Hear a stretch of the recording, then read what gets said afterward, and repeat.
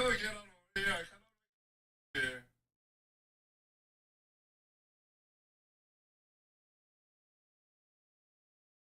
Isaac, can you stop jinxing me, man? Smoke what happened. The Matrix is a thing. Good attack. Good attack.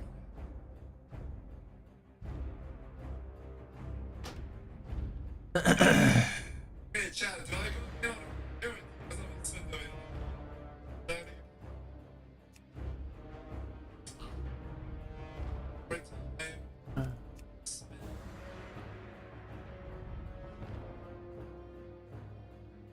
Send.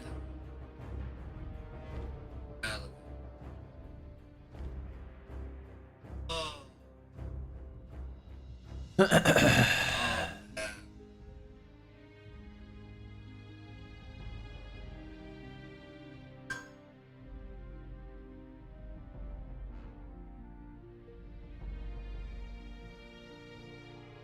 True.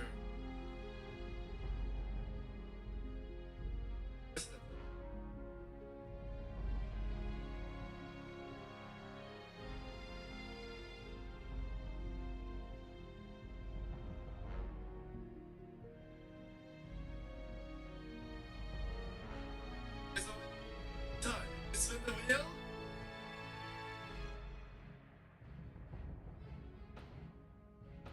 I'm gonna go with the book chat.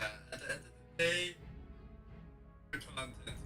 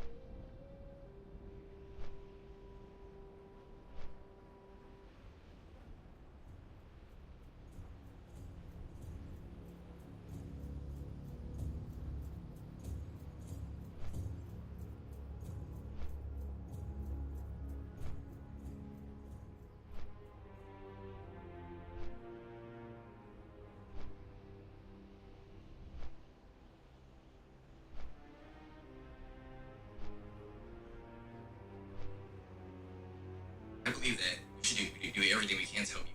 Why is it our responsibility to help them when 2 million people cross into our country via an invasion, and yet we're sending arms and missiles and training and equipment and troops and money to a country that most people can't find on a map 5,000 miles away that's not a U.S. state? Why is that our concern? Does Eastern Ukraine want to be part of Ukraine or Russia? Inhabitants of Eastern Ukraine was more originally Russian inhabitants. Yeah, they speak Russian. They love Putin. So why should we tell them to be part of Ukraine when they want to be part of Russia? Why are we telling them they have to be part of Ukraine? Who are we to say that? Why is that our concern? And if we get this wrong, we can slip and fall and end in a nuclear war. This is a very murky situation. Zelensky was not democratically elected. He was displaced in a color revolution by our Central Intelligence Agency. And he's not very well liked in Ukraine.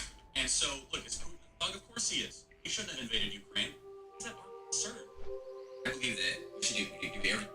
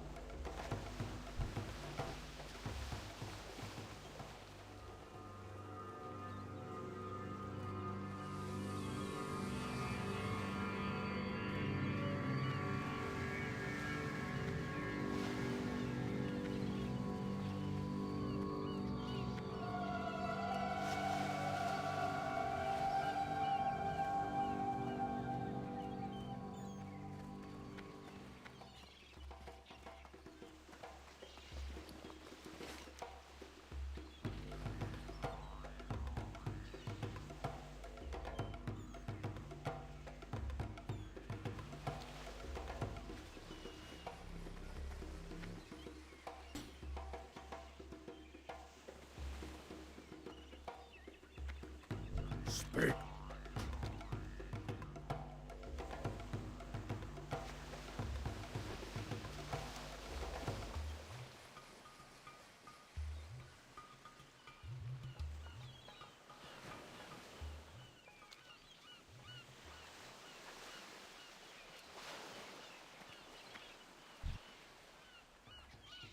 Farewell.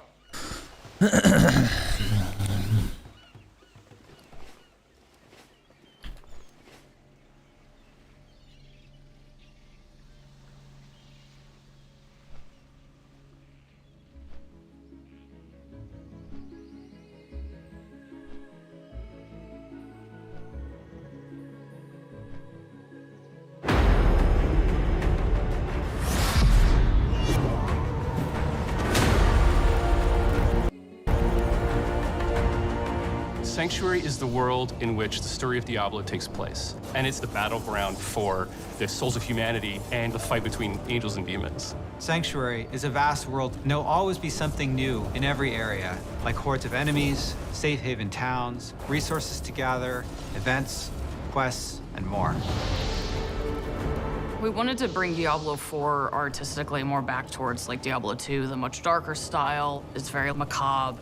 The artists and designers have had so much fun working on it, and it's just been a joy to create for us.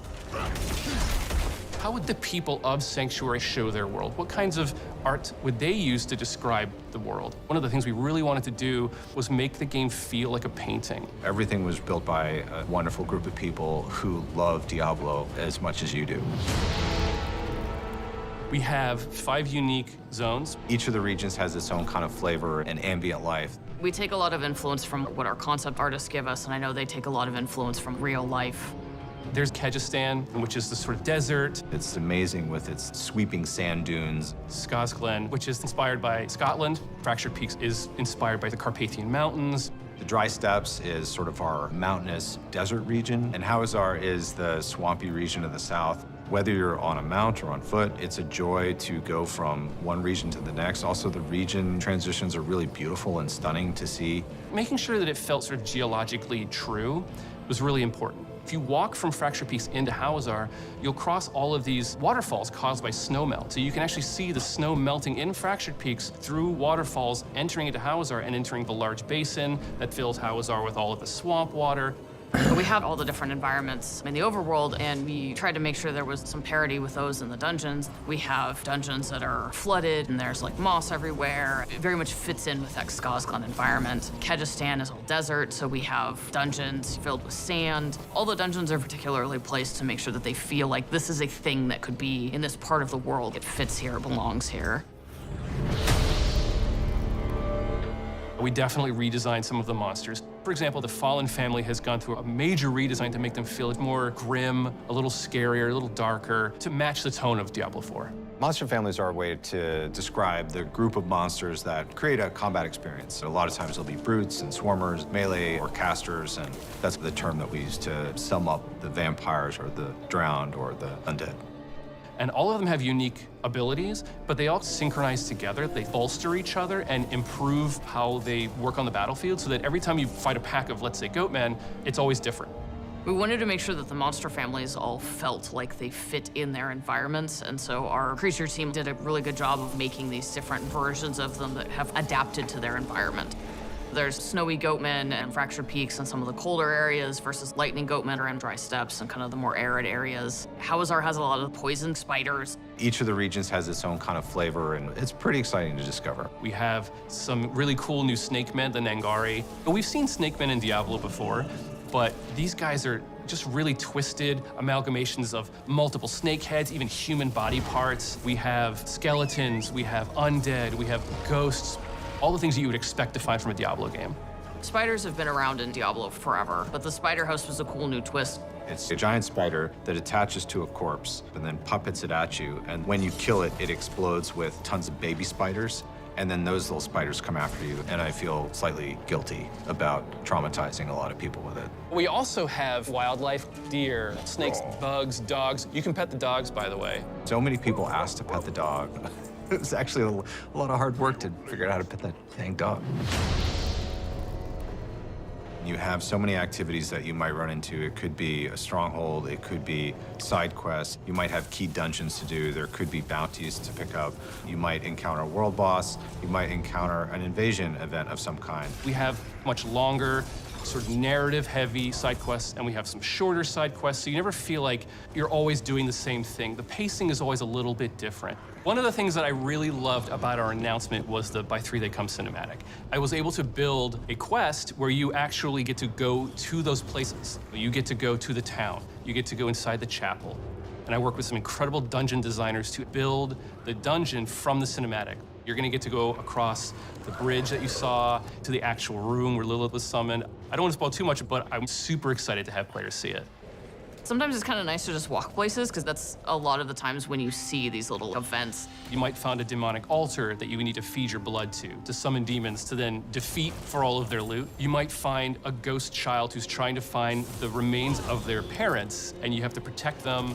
We have strongholds, which are a sort of large area that you can enter, and it has its own story, its own setup, its own sort of art that sort of tells a very specific story about this location, and those stay unlocked permanently once you've beaten back the darkness. We did a lot of figuring out the balance between like how much space do we need for players to play through these dungeons versus how much space do we need to make them look cool. My favorite is this one called Endless Gates. It's got these teleporters, and these teleporters actually take you to other dungeons. So you'll end up in a cave, a crypt, or one of the ancients. And every time you go in, it's designed to change. And there's dozens of villages and towns that you will run into. The cities and towns are designed to be hubs. They're havens. They're places where you can find other players. They're good places to do all of your usual inventory management. Each region has its main city that you can get lots of side quests and lots of activities. We've really crafted the world to feel like there's always something just around the corner to find. In Diablo 4, you actually get to walk Sanctuary. It's a massive place that you can seamlessly explore with no loading in between zones, which is something brand new. It's a very immersive experience. What I love about it is that you can go in a direction and you might be searching for a particular quest or an item, and you'll come across a stronghold that you haven't explored before. You'll come across dungeons that have legendary affixes, or you might discover a side quest that you didn't even know about that fills in some bit of lore that you actually were interested in. There's any number of things that can happen along the road to your destination, and that's what I love about having this vast space. There are tons of different types of events in the world. It's been created to feel full of things to encounter, full of secrets to discover, full of characters to interact with, full of stories to find. We have these altars to Lilith that if you can find them, they will give you a permanent buff to all of your characters across the game. There are tons of them hidden everywhere. We also have these massive world bosses that are so big the camera actually has to pull out even further. And you're gonna have an opportunity to fight these bosses with your friends or with strangers to take down these huge world bosses. And the team has done just an incredible job making Sanctuary a world worth exploring and a world worth investing yourself in.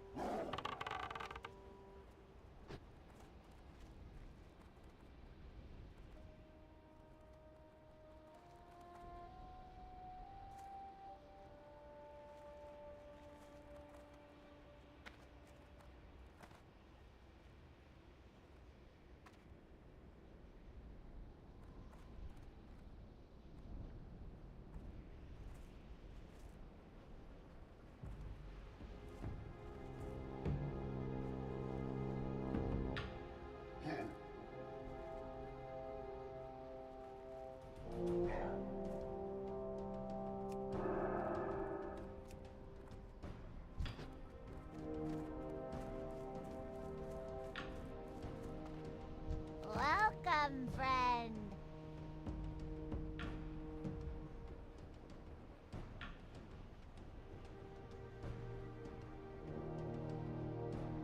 Keep it real.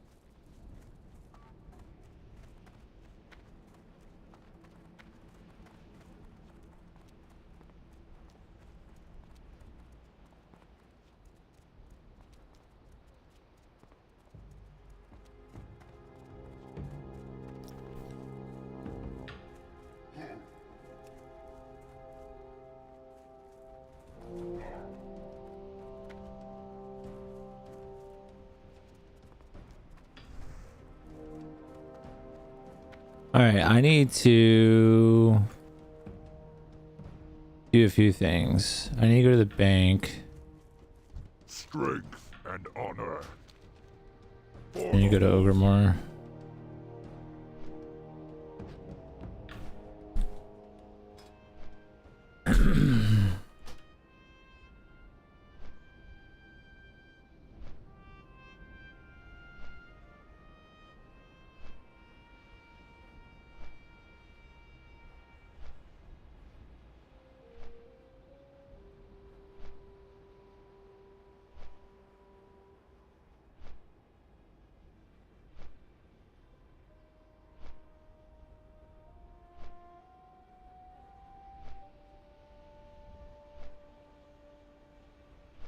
So this is a video by Platinum WoW, boys. Let's give this little video a watch, guys. Platinum WoW. I really like his videos. And he made one in regards to the Demon Hunter lore in WoW. So get your popcorn, guys, and we'll watch this. So, you want to be a demon hunter? Oh, shoot. Well, let me tell you, it's not going to be easy. Only the most insane, vengeful elves in all of Azeroth will choose to walk this path. The lore surrounding this dark art is by far the darkest lore that has ever existed in the Warcraft universe. This Yo, Doctor, thank you for the 2-1. Makes Death Knights look like they're playing Hello Kitty Island Adventure over there. A lot of the lore I'll be covering comes from the Illidan book, which is by far the darkest Warcraft. Top corner? Why? You guys prefer the top corner? You guys like this more or what? Okay. Book that has ever been released, and also one of the most well written. But first, we must ask the question, why would you even want to become a demon hunter? Yeah, I mean, for most that walk this path, the Legion has taken everything from them. The demons have broken their families and left their homes in ruin. They are an intergalactic swarm of death and destruction that knows no mercy. Maybe, yeah, I was about to say, maybe a lot of these people that want to be demon hunters in lore, they just think it's badass, man. They get to get warglaives, they have like cool bandanas over their eyes and like glowing green eyes. It's just really cool, right? They want to be edgy and sick looking. For Blood Elves, their home was wiped out by the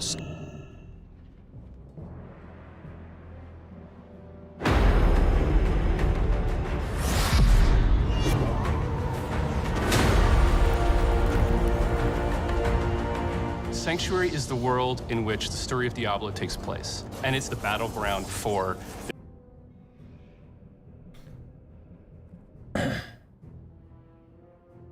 Hey guys! With Season 28 starting in only 4 days, I think it's a good time to put out a tier list so you can make a choice on what class you are going to play. I will rank classes on 4 criterias: speed farming, pushing greater rifts, group utility, and how difficult it is to play that class. Then I will also make an overall rank. Since the theme of the season is overpower, any class can make it to Greater Rift 150 much easier than any other season. If you are a casual, I will still suggest staying with the A and S classes because they are easy to play and can do everything in the game easily. Let's start with the Demon Hunter. The Demon Hunter is not as strong as the Monk in speed farming, but it still destroys tier 16 and lower Greater Rift. I think it's a solid A tier. We still don't know what the Natalia set is going to look like, but it could become the strongest build in the game. But if we rank it with the Marauder build, I think it's A tier in pushing. In group utility, the Demon Hunter is very strong and very easy to play. If you are a noob and you want to do group play, support Demon Hunter is the class for you. I give it an S. Class difficulty, this is just the easiest class in the game. Any casual player will have so much fun with this class. It is good in every category. I give it an S tier. Overall, the Demon Hunter is S tier. I would 100% recommend this class to anyone. You will have fun playing this class in Season 28. The Wizard. The Wizard speed builds are not as strong for T16 farming or lower Greater Rifts, but it gets good a little later because you can speed farm 10 Greater Rift higher than any other class, making it as good for Paragon leveling. But it doesn't feel as good to play, so I will give it a B. The Wizard is going to be the best class in the game this season for solo pushing if Natalia is not completely broken. I think Wizard could even see a day 1 150 Greater Rift. I give it an S tier in pushing. The Wizard in group utility might not be as good as the Demon Hunter or the Necromancer, but it can feel pretty laggy the more you are, so it can be better in smaller groups like 2 or 3 people. But it will still be a very valuable member for AoE damage, so I think it's a good A tier. The Wizard is not too hard to play, but it still requires your attention to keep the shields and the cooldown up to not get one-shotted, so I'll give it a B. Overall, the Wizard is a A tier. If you never completed a Greater Rift 150 and you want to do it this season, you should definitely pick this class. It is still very easy to do it with every other class because of how OP everyone will be, but Wizard will be the best for this. The Monk. The Monk has the best speed build of the game, no questions asked. It is strong, it is fast, easy to play, S tier. Wave of Light is one of the best pushing build in the entire game, but it can be very hard to play and to gear. Because of this, I'll give it a B, but this is definitely one of the strongest build in the game. Group utility, Monk is just not as strong in group play than the other classes, but it can still get a spot in more off-meta comp with Wave of Light and Z-Monk. Because of that, I'll give it a C. Class difficulty, this one is hard to rank because everything about it is easy, but the pushing build, Wave of Light, is very hard to play. So for this reason, I think it's just going to stay a B tier. Overall, the Monk is a good A tier. I would recommend this class for people that have a little more time to play because in the end you will become very strong, but if you are more casual, I will probably stay away from this class. The Barbarian. The Barbarian has very decent speed build for T16 with the Whirlwind build, very easy build to play. To speed farm Greater Rift, Frenzy and Raykor are very strong choice and I think it's a good A tier. For pushing, Barb is very strong with Raykor, but this build can be very hard to play. With the Season 28 buff to defense, it should still make this build more accessible to some people, and for this reason, I'll give it an A. Group utility. Z-Barb is just one of the best group build in the game right now and will stay top tier for Season 28, so it's S tier. Class difficulty, almost every build on the Barb is difficult to play, but the Whirlwind build for T16 farming. For this reason, I'll give it a C in difficulty. Overall, the Barb is a B tier. The Barb is a very strong class, but I think the class is very hard to play and I would not recommend it to everyone. Witch Doctor. The Witch Doctor speed builds are not just as good as the other class with farm become one of the best build in the game. It will absolutely build. It's just the best build in the game to kill bosses, so it will definitely get invited in the more AoE intense group that needs someone to kill the bosses. But it can do a lot of us, and I don't think it feels that good. Build is the greatest AoE. I'll give it as good as Necromancer. This class speed builds are not as good as the other ones, but they can feel a bit squishy. I'll give it a B. Pushing Greater Rifts. The Nova build is the greatest AoE build of the game, and I think it will destroy Greater Rift 150. The Necromancer and the Wizard are going to be the best class for pushing this season, in my opinion. For pushing, it's an S. Group Utility. This class has just everything in Group Utility. Nova is a very strong S tier build to clear the huge packs of monsters, and for this reason it's also an S. Class difficulty. While the class is relatively easy to play, it still requires a bit of positioning and has some defense issues while gearing it up, so I think it's a B in difficulty. Overall, the Necromancer is a S tier class because it's just that good in completing high-end content. The last one is the Crusader. The LOD bomb build is a pretty good speed farming build, so I'll give it an A. This class is the only one not getting a single buff this season. It will still be able to complete Greater Rift 150, but it will need to work more than the other classes to achieve it. The builds just don't feel as good. I'll give it a C in pushing. Group Utility. If you invite this class in your group, you're just trolling, to be honest. F tier. Class difficulty. This class is just the worst class in the game. They don't feel good to play, they're kinda squishy, they have big cooldowns, it's a D. Overall, the Crusader is a D tier. If the season team was not that powerful, this class would be an F tier. Overall, if you are looking to complete a Greater Rift 150 this season, I recommend you play Wizard or Necromancer. If you are a more casual player and you just want to chill and have a lot of fun, Demon Hunter is the class for you. I would stay away from the Witch Doctor and the Crusader, at least if you are casual. Other than that, I hope this tier list helped you choosing your main class for Season 28. Subscribe for more Diablo content. See ya!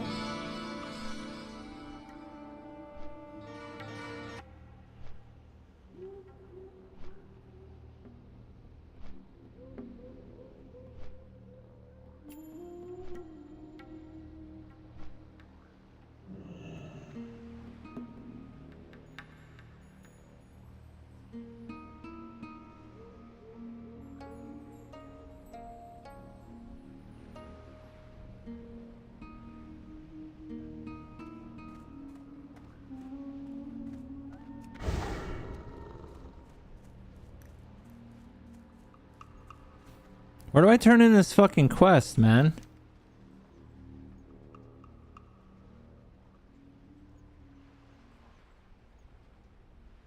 The sepulcher? Oh my god.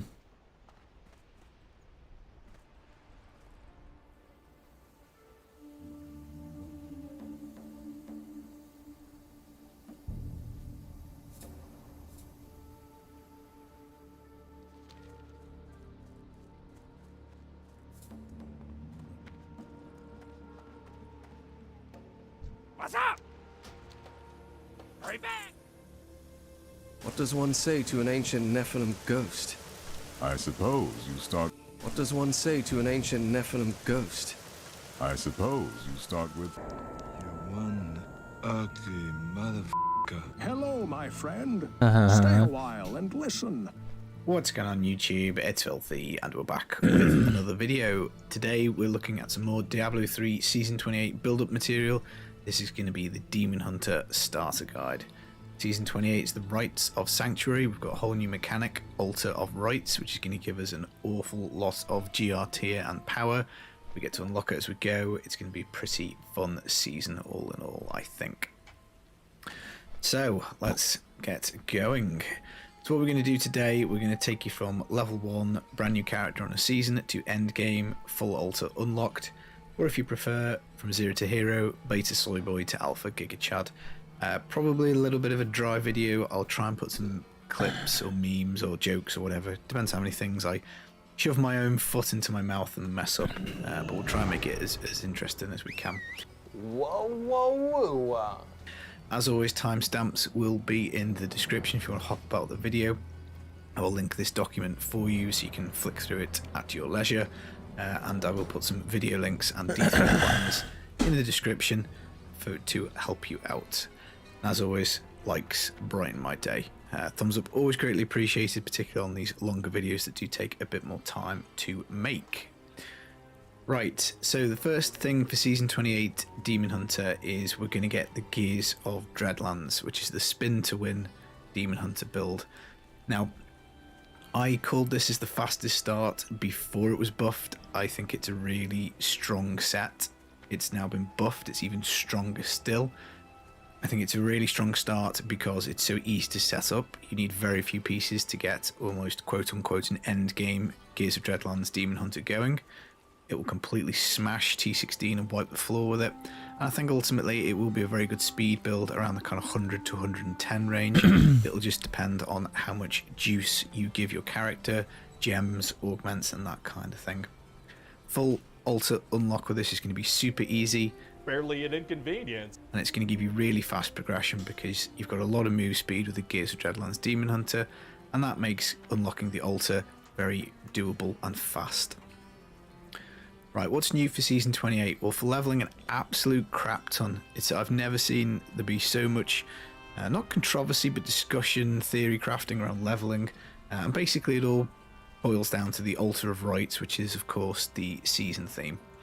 So there are a couple of things that can impact leveling. Double kill streaks and double XP bonus. So basically when you do massacre bonus leveling, you have to do this outside rifts, but as you chain kill streaks together, you get a bonus XP at the end. The kill streaks are going to last twice as long, so you've got twice as long to get them done, and you also get double XP when you do pop them. So if you're good at massacre bonus leveling, you're just going to find leveling this season even easier. Items potentially have no level requirement. You will either have to use your challenge rift bag or do some very uncasual friendly stuff. But you can basically equip level 70 items on your character, which will allow you to blast to 70 very quickly. There is also pools of reflection being a permanent mechanic, so they stay after you die and never run out. Somebody did point out after the Necro video that this probably sounds better than it is because of the way the XP scaling in the game is. Like the vast majority of your XP on your 1 to 70 is very much between 68 and 70, so the pool's not really doing much in terms of heavy lifting, but it is a little bit faster for you there. So this is the season theme. This is the Altar of Rights. It is located in Tristram, and we're going to basically fill in the left hand side here with the cost. So this is the cost to unlock each node, and these are the nodes that we can go down. So node number 1, 10 reusable parts. You can just nick some gear off the follower, salvage it, and you've got 10 reusable parts, and you can get the double kill streak bonus. Then next you're going to need 2 flawless diamonds. They will open up at 18 because you can craft 2 diamonds into a flawless, and that will allow you to do node 2, which most people I think are going to go for this no item level requirement. And that's regardless of whether you take the challenge rift bag and use it to level or not. But yeah, obviously I'm sure you can see level 70 stuff is going to be really powerful early on in the game. Now this is the early part of the altar kind of zoomed in, and as you can see we're going to get stuck here at unlock 3 because you need 1 greater rift key to open up the 3rd node. So you would go down here for move speed, but you can't do it until you get to 70. But the other 2 are open.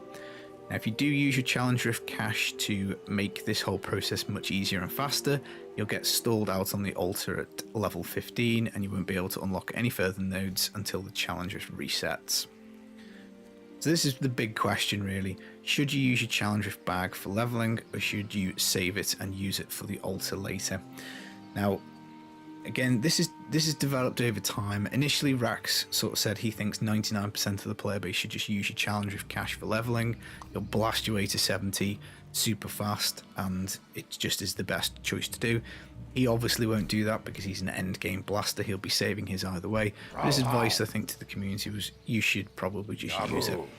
Wadijo, on the other hand, made a video around about the same time saying, look, you really want to save this because it's going to actually be not too bad to level without it, and you don't want people blasting past you. You want to get this unlocked ASAP, the whole altar, because you want the season power, and you don't want to be living the weekend without it.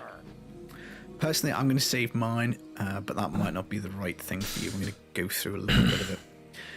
So if you do use it, so if you get your challenge rift bag as normal, you pop it and you gobble up all the goodies.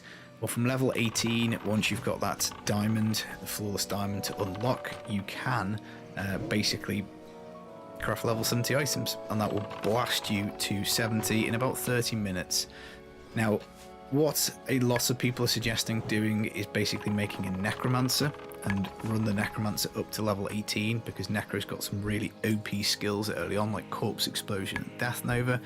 And once you get to 18, once you've got your diamond, you then swap to your main class, make your level 70 items, and then blast to 70, because from 1 to 18 on Torment 6 is going to be only a few kills. You'll be there in like a couple of minutes.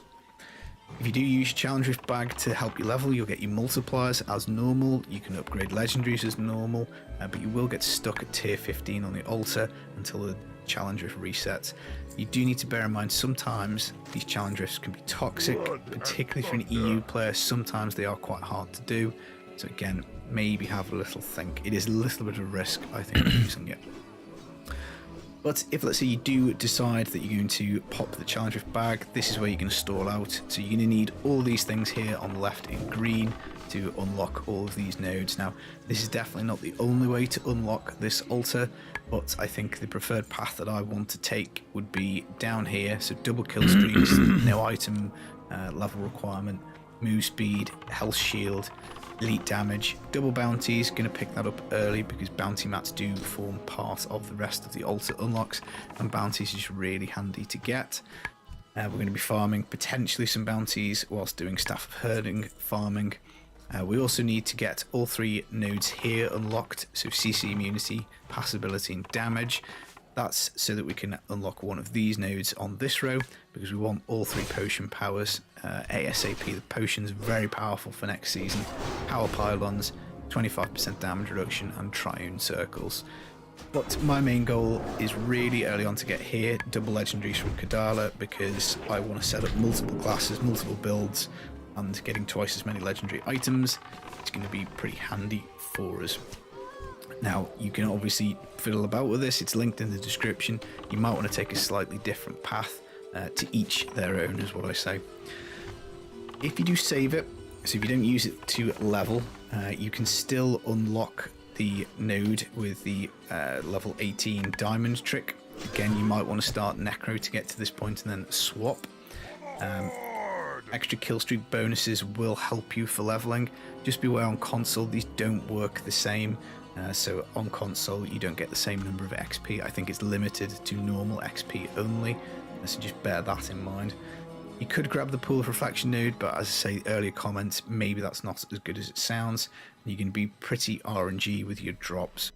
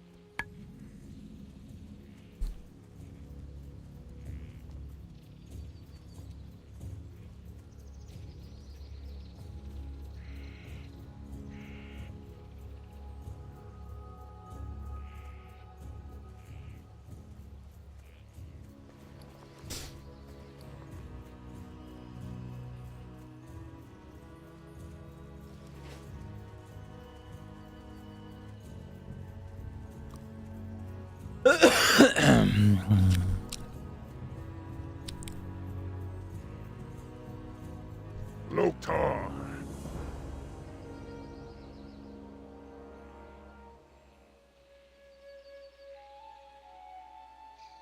Go with honor.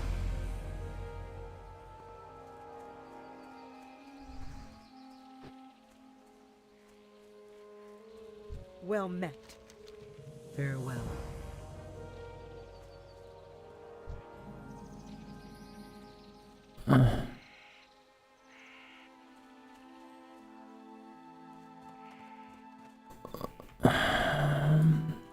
Glory to the Horde. Farewell.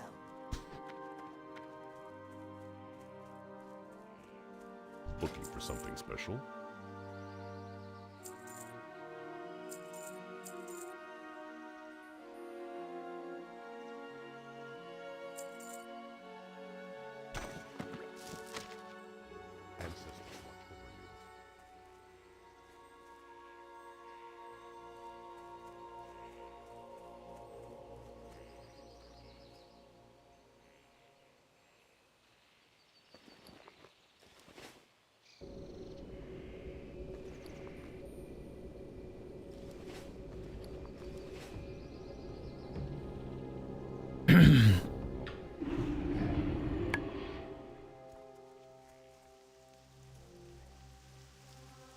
How may I aid you?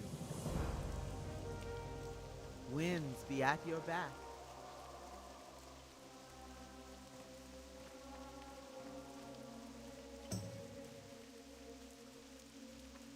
What is it? Watch.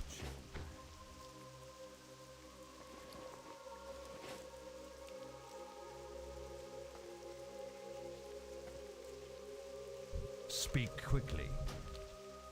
Victory.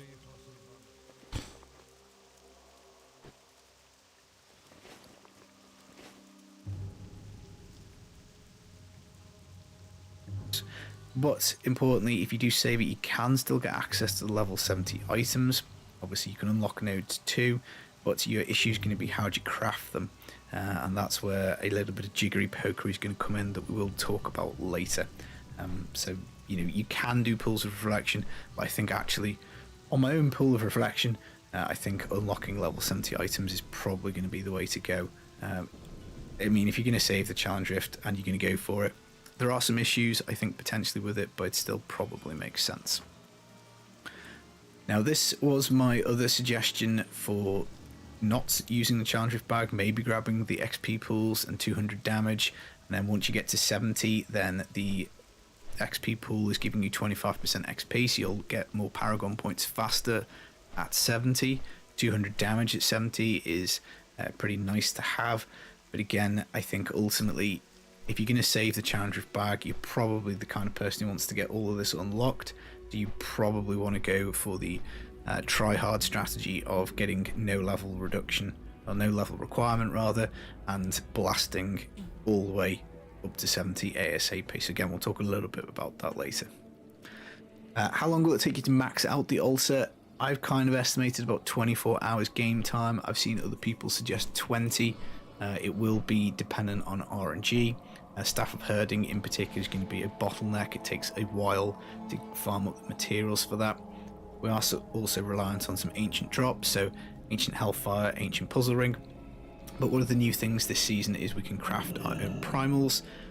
So maybe we can use the primal salvage material to make a primal puzzle ring, slap it in the altar and skip this one. I'm not sure on Hellfire. I don't think you can reforge them in the cube, so whether you'll be able to use the recipe or not, I do not know. And I think it's probably more like 8 or 9 hours game time until level 15 on the altar. So if you know you're going to play casually across the course of the weekend, maybe 10 or 11 hours, then I think that's a much stronger argument to use your challenge rift bag. If you know you want to go super ham and you're going to be doing, 5-6 hours Friday night, 10 hours Saturday, 10 hours Sunday, you're definitely going to be much more in the saving challenge rift category. So should you save it? Should you use it? Well, look, I always say the most important thing here is having fun. Having fun while you're playing the game. Slow leveling, if it annoys you, use the challenge rift bag. You can also pre-farm the rest of the materials for the altar and have them ready, good to go once the challenge rift resets. But if you want to be as strong as possible and play with as much power early on, you want to save it. So I kind of think 90% of the player base should use it, but again, we'll talk a little bit about what to do if you're going to save it. Bit of a try-hard strategy. What else is new for Season 28? Well, the altar is going to give you some pretty nutty buffs once you've got the nodes unlocked. Notably, double bounties, always really handy for reforging, making more builds, just generally helpful for us. Double DBs, this is something we've had in the game for a while with the Sages set, so we don't necessarily get too excited about this, but if you get that node unlocked, then you don't have to worry about Sages on the follower. Double legendaries at Kadala, which, as I say, I think early on is very impactful for making builds. And then once you get everything unlocked, you're going to get double primals, and that to me is just fantastic. I love primals, so I'm really excited for this. In terms of the power level, I've seen some people say 4 to 5 GR tiers of power. That was kind of how I felt about it on PTR, but I know Rax is kind of pushing, maybe it's more of a 10 tier power increase. I'm not sure, it might be somewhere in between. Again, it probably depends on builds, it depends on how much they benefit from certain nodes, things like that, but it's certainly going to be a lot of power for everything, and it affects pretty much most things equally. We've also got some nice quality of life changes, auto pickup and salvage, so auto pickup of DBs, auto pickup of really low level items, so like yellow items, and auto salvaging and that kind of stuff. So quality of life wise, it's going to be a fun season. Demon Hunter specific changes for Season 28. Well, Gears of Dreadland has been buffed. UE has got an absolutely massive buff. Really fun to see multi-shot make a comeback in a good way. Natalia has also been completely reworked. This is now a spike trap build. We haven't had chance to test this because the version that was on PTR is completely different to the version that is going to live. So as of, I think, the next day or two from me recording this, we will have a patch, so we will get a chance to test it. It's highly likely it's going to be S tier. So we've got a buffed up Gears of Dreadlands, UE big buff, Natalia complete rework. There's 3 interesting newish kind of things to do. We've also got Marauders, which is pretty good. We can craft our own primal next season. When we salvage primal items, we get Primordial Ash. We can use that in the cube to upgrade an item to a primal. We can only equip 1 of these crafted primals per character, but we can make as many as we want. We can only just use 1 at a time. Perma XP buff via the Pools of Reflections we talked about earlier is going to be pretty huge. You're going to probably get the most Paragon you've ever had. Obviously, if you kept your game time roughly the same, this extra XP is just going to be particularly powerful as the season goes on. Oh dear, look at this. Nova Necro benefits from boss damage a lot. I obviously haven't edited that out from the last video. What are you? An idiot sandwich. And solo 150 achievable Necro for casuals. We'll get this changed. Solo 150 on Demon Hunter. Again, it depends where this Natalia is. I don't know how difficult it's going to be to play. I don't know how complex. I don't know how powerful it's going to be. But I would expect it to be an S tier. God 150, I don't really see. UE 150, again, maybe not. Marauders, I think, has got a shout. Always it depends on Paragon, gem levels, augments, that type of thing. But yeah, that's quite funny. Right, important dates. Season starts 24th of February. Do not, Big Red, do not do your challenge rift on the 20th of Feb when it resets. Otherwise, you're going to be quite upset because you're going to not get the altar unlocked and you're going to have a really miserable time leveling. First steps once the season is live: create or rebirth a character. I like to log in to the season, that way I know the game definitely has picked up my character. I'll then go and beat the challenge rift. Rax and Wadiju both do decent guides on this. Equip a pet for the auto pickup. Dress yourself up nice if you like. In terms of the challenge rift bag, if you are going to spend it, so you're going to use it to make leveling easier, well, you do get quite a lot of materials, so you can craft some early weapons. So you can make a 2-handed bow if you want to stay on a Demon Hunter. You can make weapons for Necro if you're going to try and get up to 18 on Necro and then switch back to the Demon Hunter, which, you know, I don't know how much time that's going to save you. Maybe 10 minutes, maybe 20. It depends on how good you are on Necro, how good you are on Demon Hunter. But importantly, you're going to be able to craft this level 70 stuff once you've opened your goodie bag, because you'll be able to fully train the artisans and get all that kind of stuff. You'll still have DBs to do an upgrade in the cube if you want to. You'll have gold for buying vendor gear early on. That'll help you blast up to 18, and you can have 475 blood shards to spend. Early steps, take the follower's weapon. You can unlock node 1 of the altar. You can buy some life per second gear from the vendor if you've opened your challenge drift bag. Again, that'll help you get to 18, so this could be on DH, it could be on Necro with a switch. Boss bounties are always nice. Magda's on cool very start of the game to help you get some materials and also to get some items.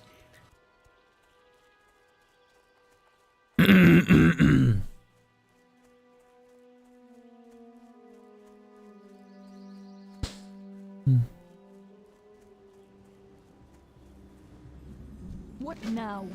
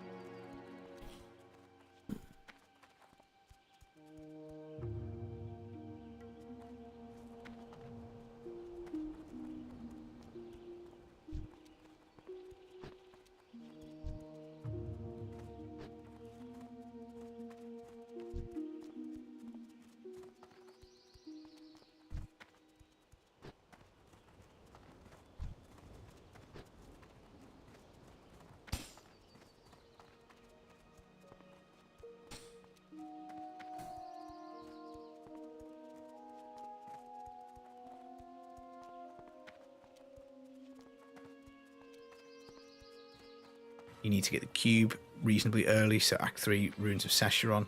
Again, Necro switch seems to be meta, so make a Necro, go and get the cube with the Necro, blast yourself up to 18, and then swap onto your Demon Hunter after that. And obviously you want to train Hadrig and the Mystic up to full. Upgrading a weapon, this is a lot less impactful this season if you're using the Challenge Rift bag, because whilst you can still do the dagger and get a guaranteed multiplier, so Carly's points buffing up Impale, Lord Greenstone's fan buffing up Fan of Knives, neither of these pair with the Gears of Dreadlands, and you might just be absolutely fine with a level 70 weapon, a level 70 satchel, and a few other level 70 items. So maybe, even though you do get the guaranteed multiplier with this, maybe it won't be needed as much. So it might be worthwhile using your upgrade on something like a bow to try and get a Yang's, or a satchel to try and get a Siri satchel to pair up with your Gears of Dreadlands when you do get to 70. In terms of blood shard spending, if you want to spend these early on, you can go for braces and get Wraps of Clarity. Pretty high chance of getting those. Damage reduction is always kind of handy once you get to 70 and you start scaling up the difficulty. It's a nice item to have. There's a few quivers that open in the pool at like 30, 31. You probably don't need to be messing about with these, particularly this season, because again, neither of them go with the Gears of Dreadlands. It could be a big brain strategy to just spend your blood shards on your Necro, get Corpse Explosion gloves, stick them in the cube, and then you've definitely got to 18 like super fast, and then jump on your Demon Hunter with its level 70 items, which you'll need nothing more. But again, that's something to think about. Leoric's Crown is always a good item to pick up at kind of like level 1, because it'll give you up to double XP, which will help you out. Poxfold, some Massacre bonus leveling. Again, this has probably dropped off this season because we've got so much power with the level 70 items. So I think honestly, if I was going to pop my Challenge Rift bag for leveling, I'd just save the blood shards, I'd craft level 70 items, and I would just get to 70 and then spend the shards then. If you do absolutely have to spend them on the Demon Hunter, I think braces is probably the way to go. Right, the level 70 items is by far the most important thing for leveling, so you need to craft as much as you can. Generally, you're going to look for main stat, so which is Dexterity for the Demon Hunter, or Vitality, because this will output you a lot of damage and also make you quite tanky to survive Torment 6. You can reroll these stats, and I wouldn't recraft looking for them because recrafting is expensive. Another stat actually that's quite important that I haven't put on is plus XP. Again, I probably wouldn't go for re-rolling it, but if you get it on any items, it's kind of nice. You'll then completely crush your way to 70 on Torment 6, and you can also consider just making a Sage set immediately at level 18 and slapping it on your character for the stats boost and double DBs once you get past level 61. But the important thing is you can still craft level 70 items even if you save your Challenge Rift bag.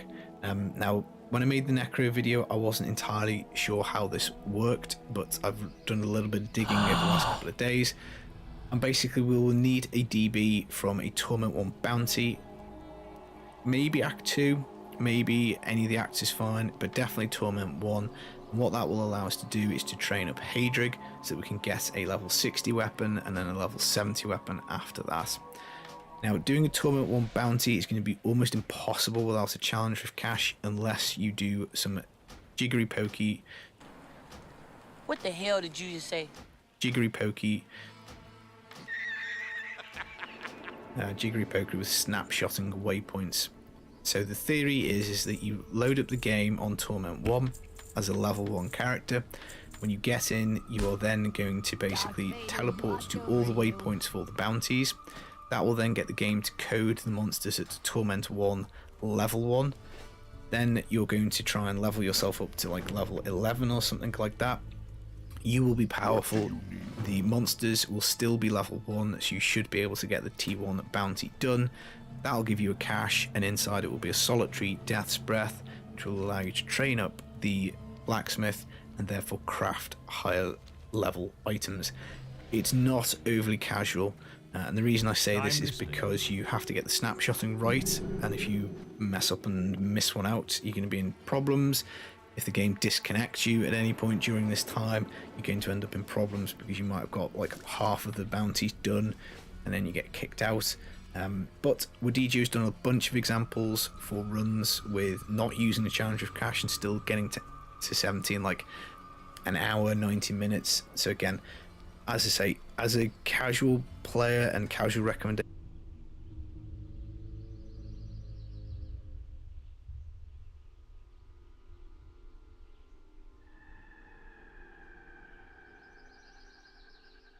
Hi everyone, and welcome to my updated Season 28 leveling guide with Challenge Rift Cache. Hi everyone, and welcome to my updated Season 28 leveling guide with Challenge Rift Cache. I will have a second video talking about the strategy without the cache. There will be similarities, but there is also some huge differences in how you approach the entire leveling process. If you don't know at all what I mean, in Season 28 there is this altar of rights and you will have to sacrifice a Challenge Rift cache at level 15. So this means that some people will save it until that step and then continue onwards, and other people will open the Challenge Rift cache to have a better start, but then you get stuck at this step. What you do is ultimately up to you, and I have another video discussing what you should do. So without blowing up this video here too much with the other details, let's get into it. So you create your first character when the season starts and create a hero, and then you can do the Challenge Rift. Make sure you do not complete the Challenge Rift before the season has officially started, or else you will not be able to claim it in the season. So go there, do this, and then you also create another character, which is going to be a Necromancer if you have Necromancer. If you don't, you do it with a Witch Doctor, but let's say you have it. So this is just for the early levels. So the reason why you want to do this is because you need to reach level 18 as fast as possible, and after that you can massively speed up your progression in Season 28. And Necromancer does this way better than anyone else. So as a Necromancer, you start the game on Master difficulty. Necromancer is simply that strong, and you will start blasting away to the cube, because you want to get the cube as early as possible. So you log in, you open your letter here and open the Challenge Rift cache. You go to the blacksmith, you craft one level 5 axe, then one level 10 dagger, and a level 12 sword. And like this, you have some items already that will get you started. And then you can also do a two-handed sword here with level 15. And if you're really fancy, you can also do like the next one, which is 19, but that should not really be needed. Make sure you don't accidentally salvage these items here, so put them somewhere where you will keep them. A little trick that you can use on the PC client is you can transmount these items so that you don't auto-salvage them when you go to the blacksmith. Then you go here and hire the Templar and take his weapon, which is a very nice starter weapon. You can also take the shield. and throw away your starting weapon. After that, you go to New Tristram here in Act 1. Behind the slotted Calf Inn, there is this altar, which right now is not here because this is Season 27. But here will be this altar structure. And you go there and unlock the first reward, which is doubled massacre streaks and doubled duration of massacre streaks. And this is one of the reasons why leveling is going to be so fast. So after this, you go to Roots of Sescheron and blast your way through to the Outer Sanctum, to the Cube, and you try to keep a really long massacre streak. Massacre streaks are usually already one of the most valuable strategies, and now they are way better than usual. So especially in the second part, in Elder Sanctum, you will be able to just blast your way through once you start equipping those high level weapons. And you get Corpse Explosion at level 4 on a Necromancer, which is just ridiculous to get started with. So you see here, you one-shot most of these enemies easily, and then you try to get to level 4. At that point you can probably drop your Massacre, and you just keep blasting with a second round, and if that runs out between levels, it's not too bad. You mostly have to make sure that you get like a, like a 300, 400 streak or something like that in the second floor, so that you get to level 18. So the skills that you want to use here is Corpse Explosion mostly. Whenever you see corpses and there's enemies nearby, just blow them up like this, boom, and it should be very easy and very smooth. And you see here that the timer is very short on a Massacre bonus, but if you keep moving forward with the double duration, it should be quite easy in the season. So I've done this on the PTR, and trust me, this is way better than usual. So once you arrive here in Elder Sanctum, you equip your weapon if you can already. You can also put the heal on your Templar, and you can also maybe select like another skill here, for example the mages, but it doesn't really matter. Corpse Explosion is the way, so you can use Bone Spear or the mages and just blast your way through. Later on though, you do want to switch to mages for a bit of extra single target damage. So once you're level 18, your setup should look like this. If you reach the cube and you do not have level 18 yet, then you should go to Temple of the Firstborn, which is like the way to level usually with Massacre bonuses, and you just go here until you have level 18. And once you're done with that, you can immediately leave because you're gonna abandon this character soon after. So now you try to do Magda or Salt and Cool bounties. So you go there on normal difficulty. We actually have a Magda here. So the reason why level 18 is so important is because at this point you can get gems. And those gems will unlock the second part in the altar, which is items have no level requirements. So you need to find 2 diamonds, which you can get earliest at level 18, and you can get them easiest from those boss bounty chests. So you go there to either Salt and Cool or Magda, just walk there, blow them up, and open a chest. And you need 2 diamonds to convert them into 1 flawless diamond, which is relatively consistent to get. I'd say the average amount of kills that you have to do to get 2 diamonds is maybe 2 boss bounties, so it's very easy and it will take like maybe a minute or 2 or 3 maximum. So you go here, you press the golem, have some corpses, you can summon some mages, command the skeletons, and then, well, maybe I should equip the high level weapon, and you blow them up. So here you go, and you can open this chest and you see now there's topaz, emerald, so we got unlucky here and you might have to do this again, maybe once or twice. So once you have those 2 normal diamonds, you go to the jeweler and upgrade them. So this is just this first recipe here. And again, you go to the altar and unlock the second seal. So we say goodbye here and we log in our main character. And now you can really start blasting. So at this point you want to do Torment 6 most likely. And you will be able to craft full level 70 gear pretty much. So you start with a weapon, so in the case of Demon Hunter, we go for bow for example, but if you're playing any other class, usually it's like a 2-handed sword or 2-handed axe or something like that. So it's kind of up to you if you want to have like a harder hitting weapon or a faster weapon. So you will be able to wear any of these items now. So you craft 1 piece of level 70 gear in every slot. You can even do the Sage set, which is a free recipe that you just have from the start, so you can do that to also get the double TBs very early. And later on you can put it on your follower. So you can craft 1 of these, and then you just go through and craft like 1 pair of boots, 1 pair of helm, gloves, etc. until you have like pretty much full level 70 gear. And if you have a little bit of materials left or so, you can item once or twice here at Miriam to try to get a bit more stats, especially main stats like in, strength, dex, and vitality are really what you're looking for. Also, don't forget that you can actually upgrade 1 item to legendary when you have the challenge with cash. So in this case, for example, on a Demon Hunter, this would be a dagger, but for other classes, usually it's like a class-specific weapon, like a two-handed mighty weapon on the barb, or a flail on the Crusader, and a ceremonial knife, etc. And those are usually those items that you're looking for to upgrade into like a really good item. But at least for leveling, this should not really be necessary, but it will make your life easier towards later levels at like 50 plus, and also to get started if you get something good at level 70. Another option is also to simply upgrade the two-handed weapon that you are going to use. For example, you can do a mace that can go into a furnace. For most classes, that's not a bad choice at least. And maybe on a Demon Hunter you can do something like the bow, just upgrade it and maybe roll yanks or something, which is really nice to start with. In this case you get a leonine bow, and you have like a bit of a stronger weapon than this yellow one that you would otherwise wear. So now if these items have no level requirement unlock, you can equip all of your items that you just crafted. I'm on the live server right now, so I can't do that. So I'm just gonna add like a bit of like paragons or so. You're gonna have something like 2,000-3,000 stats, and you're gonna be absolutely destroying Torment 6. So my suggestion here is you just do Massacre Chains and get to level 70 really fast. You can do this in as little as like 20 minutes on a good run, or even faster, depending on what you got. And you see here, okay, I'm like Gem of East now, this is a bit faster than it should be. I like to go to Halls of Agony first for like a few levels, just like a minute or something, to get like my initial setup basically like this. And then I will start blasting in Temple of the Firstborn. So this is where you really want to level.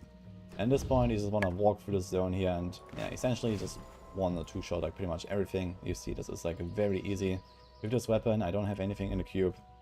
And I'm probably a bit weaker than I would otherwise be with all the items that I would wear now in Season 28. But you can also see that if you stay on Torment 6 and you play like a rather weak setup, for example multi-shot is not really a really high DPS skill, you are starting to slow down in kills at level 50 for example. So you might want to adjust the difficulty down a little bit as you go, in case it turns out to be too slow. So you see this here, like I'm taking a lot of damage. I'm not really one-shotting these bigger guys anymore. And at this point, for example, you would definitely want to go down to something like Torment 5 or Torment 4. There's also option B, which is that you can do bounties when you start out. So this will ensure that you get to level 70 in a decent amount of time, probably slower than you would otherwise do it with just Temple of the Firstborn runs. But the advantage is that if you have your bounties completed, you will be able to unlock your Hades gift much faster, and you don't have to do it again at level 70. So this is actually a strategy that I have grown to enjoy quite a lot. So once I start my second character here, the Demon Hunter, at level 1 I would straight up just go and start bounties on like Torment 6 or Torment 5 or something like that. For example, you can start in Act 1, maybe get lucky and get a Ring of Royal Grandeur. And you just go like through the acts, and again maybe potentially reduce the difficulty as you go. Makes it a bit slower than the Temple of the Firstborn runs. But for Chapter 3 of the Season Journey you have to complete all 5 acts to get your Hades gift. So instead of delaying this until level 70, I would rather do it early. And I think that overall ends up a bit faster, and you can still level with Massacre Chains on your way to the bounty objectives. The only thing to note here is that you have to turn in at least one of the bounty acts at level 70, because otherwise you don't get Jeweler clans, and you also need 5 of those. So you can already complete the bounty run before level 70, but you have to turn it in at 70. I buy and so you get one plant from that, and then you buy the 2 million gold Hellfire Ring recipe, which is actually 4 recipes. So this gives you those 5 that you need for the season journey. If you somehow don't end up at level 70 after doing those 4 or 5 acts of bounties, then you can just go back to the Temple of the Firstborn and complete the last few levels. Farewell. And you have already done the most important objectives for the season journey. And then it's just about getting to GR20, killing those key wardens, and you have your full Hades gift set. And you can easily blast like at least Torment 6, Torment 8 or so on pretty much any class. Now let's talk about gambling items real quick. So when you open a challenge with cash, you also have blood shards. You get 475 blood shards. So you have the option to either spend it at level 1 or use it at level 70, or potentially also make like a second character again to gamble for specific items at a certain level. So depending on which class you're playing, this might be a really good strategy. So the items that you could gamble that are really good at level 1 are usually some of the multipliers. In the case of barbarians, for example, they have good braces there, or the monks as well. On the Demon Hunter there's not very much. I have a full list of what I suggest to gamble for different classes down in the description. But one thing that always works is the helm, so you can try to get the Lurk's Crown, for example. You got that here. Or you can also try to get the ring with Loric's Signet. So this is quite helpful. Or something like Pox Vaults even, which is like a nice early game item. But realistically, you're gonna be so strong that you don't really need any of this stuff. And instead, for example, on Demon Hunter, I will just make another Demon Hunter, level up to 34, which will take like 2 minutes maximum. And at level 34, you would gamble, for example, the 9th series Satchel, which you can relatively reliably get with a few hundred blood shards, as you can see here. Also, in the later levels, after level 61 in particular, your leveling speed might slow down a little bit, depending on how lucky you got with your upgrades and stuff. And you can speed up again a little bit by getting some jewelry. So you go to these defense vendors, they're in every act, and you can check for items like this here, with Vitality or with Main Stat, to get a bit of extra power on your last levels to level 70. And this also covers pretty much everything there is to know for Season 28 leveling with the cash. At this point, it should be level 70 in no time. So as I mentioned, it's going to be really fast this time around with the doubled massacres and these whole level 70 items that allow you to just like blast through Torment 6 almost all the way on almost any class. As I mentioned, I will have some more details for which items to gamble and craft, etc. for all of the classes, which skills to use in the description, and also in the updated leveling guide on Maxwell that I'm working on right now, so that you can be best prepared for the season start. Hope you enjoyed this video here. I wish you good luck in Season 28 and see you guys next time.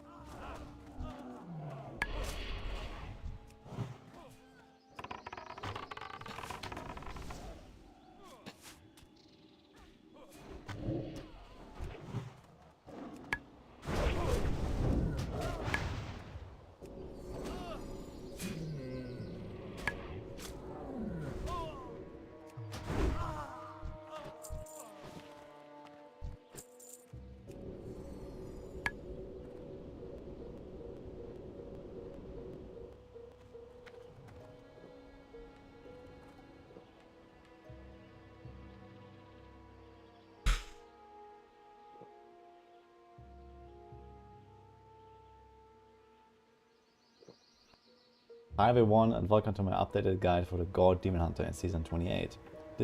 Hi everyone and welcome to my updated guide for the God Demon Hunter in Season 28. This build just got a massive surprise buff in the final patch notes and is one of the best speed farming builds in the game now, including for foreman speed farming as well. So this was done as a result of the big rework that Natalia has received with the spike traps.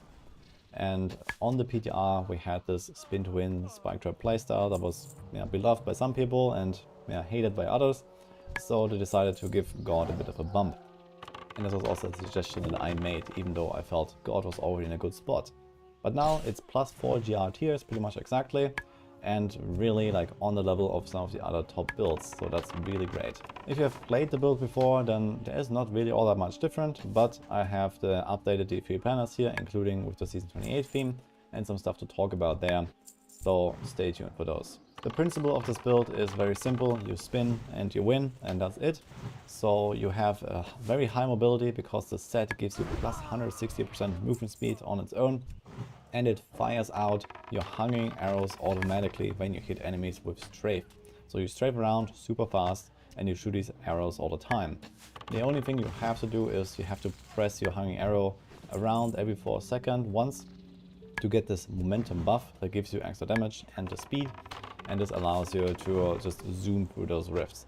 And other than that, you don't really have to press many buttons and just keep up your buffs. You can do more damage with the so-called hanging arrow weaving.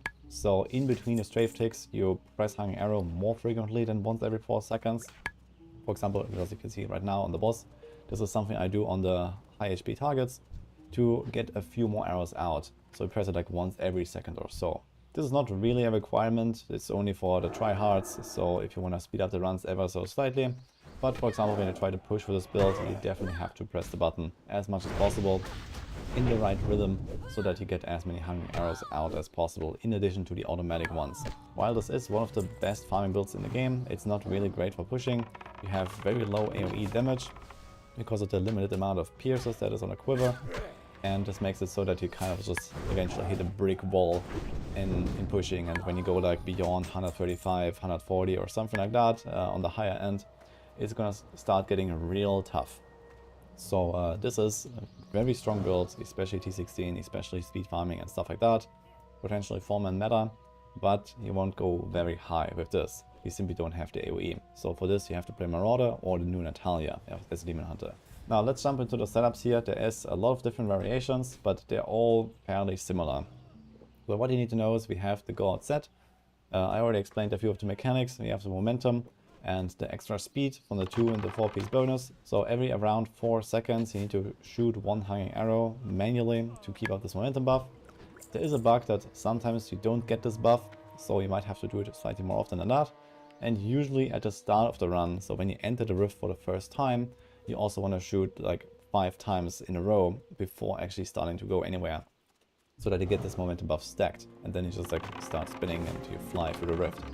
These runs are usually very fast, so you're aiming for something like 2 minutes or faster in most cases. So that's kind of the pace that you want to farm at with this set. Then we have some other like pretty strong items, especially the quiver. The Knife Slavery Satchel, this is a hanging arrow quiver. So this is the item for this build basically. Gives you a 600% increased damage, gives you guaranteed pierces up to 4. So this item alone gives you like a 10 tier buff or 15 tier buff or something like that. It's crazy. And then there is a few like smaller things. So Hunter's Wrath, another relatively strong item here, plus 200% damage. Also makes the clicking a bit smoother. And obviously stuff like Dawn, we have Perma Vengeance with this, Wraps of Clarity for the toughness. And usually have Focus and Restrain for 2 times 50% extra damage, and the Squirt's Necklace again for more extra damage. And finally the Death Diggers. This is a generator build, so this is another really strong item here, and we also combine this for example with Simplicity Strength, which is a very powerful legendary gem. And usually you have Trapped and Taeguk. Since you're spinning all the time, you have Taeguk up all the time. In some scenarios you will replace, for example, the Trapped here with Boom to Hoarder in T16. So when you do T16 rifts, you can just get a bit more speed, better gold, etc. Or for example in groups you also replace the Taeguk with a Zaze. So usually you're not really that far away from enemies, but in groups in particular, or for example when you solo push with the Odyssey setup that I'm going to go into in a second, you also have the Zays, because Tagok is an additive damage buff, and in groups in particular you have a lot of these buffs, and the Tagok has a very low value, so that's why you switch out the gem there. But in general, those items that I just mentioned are the same in all the different variations, and then there's a few little tweaks, like the gem or like the second weapon. So you see here, for example, in the speed setup we have a Fortress Ballista. This one gives you a shield up to 30% of your life, which actually is up pretty much all the time. So as long as you don't take a lot of burst damage at once, you can quite easily protect your Squirt's Necklace with that and have this permanent 100% damage buff, which is very helpful. But maybe when you're starting out and you get hit too often and you have low toughness, this might drop more easily, but it will get better and better as you go. So something to keep in mind. In pushing, there's also people that like the Vala's Bequest. This is an item that gives the strafe projectiles a pierce. This does not actually directly improve the damage of the build, so while strafe is the trigger for those hanging arrow procs, you actually do not get more pierces with your hanging arrows. You just get pierces with strafe that allow you to get slightly more hanging arrow procs. So it's getting quite far into the details of how the set works, but there is a 9 frames cooldown on this 4-piece bonus that produces those automatic hanging arrows. So what happens with Vala's Bequest is that your strafe projectiles more often hit an enemy exactly when the cooldown is ready, instead of, for example, after 10 frames or 11 frames, etc. And you get a bit more hanging arrows, but you don't actually do more damage or more pierces. So what this means in practice is that for pushing scenarios with large pulls, this is something of a 20% DPS buff or so, and it goes lower and lower up to 0 when you fight the Rift Guardian with fewer targets basically. What you can do on the higher end of pushing is again swap in the Fortress Ballista to protect your Squirt's Necklace, because otherwise you don't have any shield and you have to protect the Squirt's Necklace with only your smoke screen, which can be pretty difficult to do depending on the rift that you're running and what you're fighting against. And finally, here's the Odyssey's end version. So this is the best setup to push with if you want to try as high as possible. This is definitely like a tier or 2 better than the other versions, and you have to play with 2 different generators. So a little bit like the support Demon Hunter, you have to use Entangling Shot to apply this Odyssey's end buff. So you can switch between the 2 generators, entangle for a little while, and then switch back to Hanging Arrow to do damage. So especially on the conventional element cycle, you can do like massive bursts like this. And then you have to make sure that at least once every 3 or so seconds, you shoot 1 more Entangling Shot to keep up the debuff on all the monsters around you.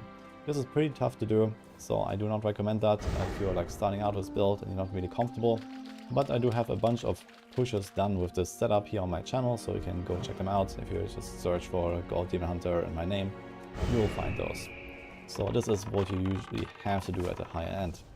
In Season 28 in particular, there's also this shrine version, so we're gonna get the empowered shrines from the potion buff. So a lot of builds have these kind of setups where you drop a lot of cooldown reduction. In this case, you can push without Dawn and actually have permanent vengeance. So you get both Odyssey and Fortress Ballista, but keep in mind that this is quite fishy. If you're just starting out the season, I also want to mention this Guardians setup here. So if you're like very low Paragon, it might be worth running with this set instead. So you can go with a Ring of Royal Grandeur instead of the Convention, which makes it also easier and more smooth to play. You have the Guardian, Belt and Bracer, and then you equip the Death Diggers and cube the Hunter's Wrath. So this is a pretty good setup if you're like really low Paragon. There are also some people that instead of this Guardian set on the higher end run with Orgulls. So you have Orgull, Bracer and Shoulder, for example, and you have the typical Hunter's Wrath equipped, Death Diggers in the cube, and you drop the COE for the Ring of Royal Grandeur. But at this point you also drop the Rest of Clarity that give you a lot of toughness, and the Orgull set doesn't make up for it. So usually I'm not a fan of that because, well, you have the Fortress Ballista for a reason, and you're not exactly super tanky on this build. So losing a Squirt's Necklace buff is very easy in squishy setups of this. And usually it doesn't really matter if you have COE or not, it's just like an extra damage buff that comes around while speed farming. And I definitely prefer that setup, but in the end they produce pretty similar results, and if you really don't like this ring, you can swap to the Guardian or the Orgulls. Lastly, I want to highlight the form and speed variants. There's not really that much to change here, but a few things to be aware about. I did talk about the Tagok versus Zays already, but there's also other things like the Wolf Companion. Usually you have a support Demon Hunter in the party, and they will provide the Wolf Companion permanently. The buff doesn't stack, so you can drop it, for example for Caltrops. So caltrops, 10% extra crit chance is really neat. You can just slot that in, and then whenever you have like an elite fight, you just drop a caltrop, maybe in an Oculus ring even, and you just spin around on top of that.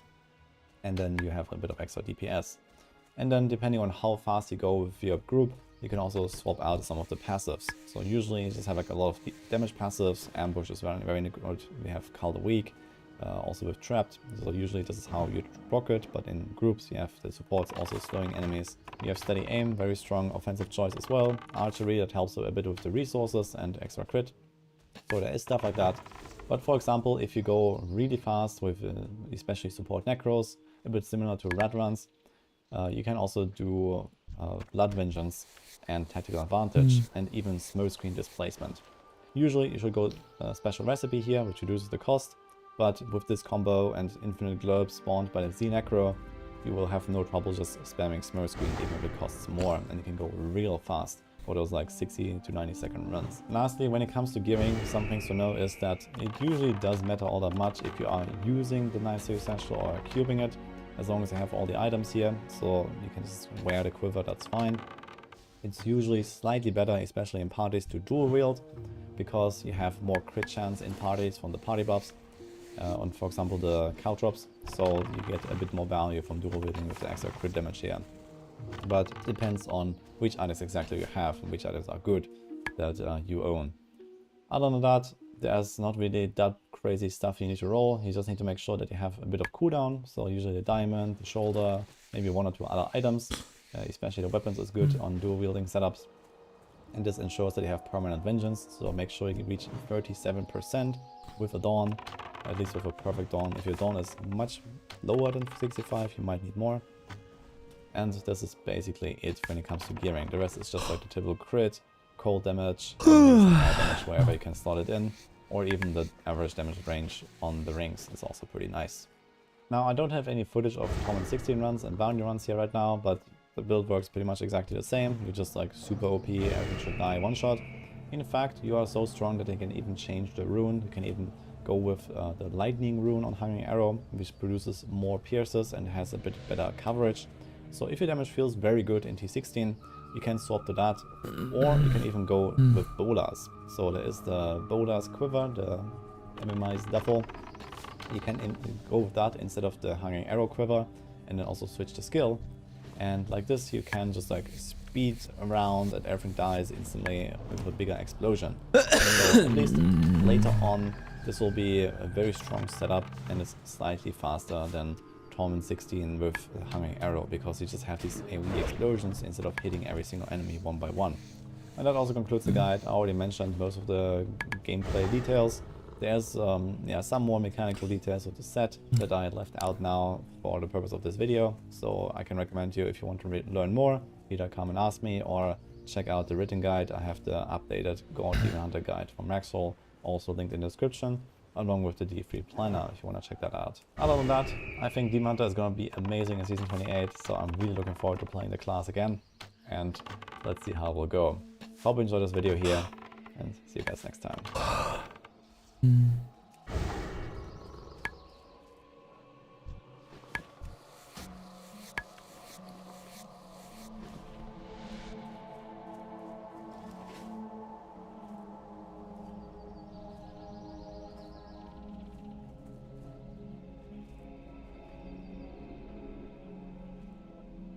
There's a very interesting thing that I've noticed on Pearl's show versus, like, for example, Myron's, where people are very willing on her show to interrupt her, whereas people are pretty hesitant on Myron's show to interrupt him. And in most live debates that I see, people are pretty hesitant to overstep the moderator too much. I have my own thoughts about that, but I'd be curious if you had any thoughts as to like why. And I don't think it's as simple as just like, well, she's a woman. I want a day where you and Kethels are friends, and I'm just kidding. I'm just kidding.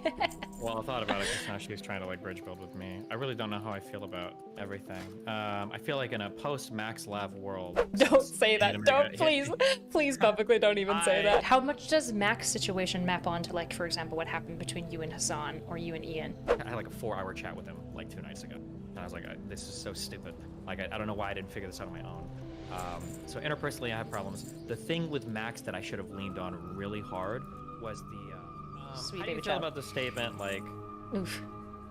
men and women's roles have kind of like changed throughout history, and like the gender norms and all of that are assigned like socially, et cetera. I think it's an extremely unsophisticated look at history, is how I kind of feel about it. I've been harping about this. My stream is gonna kill me because I've said this like 16 times today. I think gender roles emerged out of like some level of like necessity and some element of like biological proclivity. The issue is that like the whole point of the gender roles traditionally and historically, not that they always played out because people are stupid and we're very rigid, but the purpose of them was to maximize what people are good at and minimize what they're bad at, right? And so like, am I answering your question? Yeah, I think so. I feel like I just don't like the statement because I don't think it's very true at all, and I feel like it misses a lot of what's going on. You don't like the statement because you think it's completely like gender roles are just not socially constructed at all? I think they're socially constructed. Yeah. But they like that construction probably maps out into something kind of real, right? Yes. Yes. Like for instance, like the idea of like a construction worker.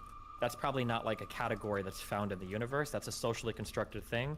But if you've got a dimorphic species and one tends to like be physically stronger than the other, then that's probably going to be the one that occupies that socially constructed class, right? Yeah, for sure. I mean, even when you look at things like construction workers, there's going to be a whole bunch of biological markers that are going to like predilect certain types of individuals to select construction work even as their primary mode of like work versus something else. Like there's a reason, not always, but there's a oftentimes strongly like personality types, right? Like men who are going to be less educated and interested in education are going to be much more interested in pursuing things like labor trades because they just don't have it. And that's somewhat going to be driven by their, for example, like openness to experience, which seems to be decently biologically driven. Sure. Yeah. Okay. All right. Just curious. I just got the end of that panel. I don't know last time I heard somebody say that again. Society, changes our social blah blah blah, or some bullshit. You know what I mean? Well, there's this.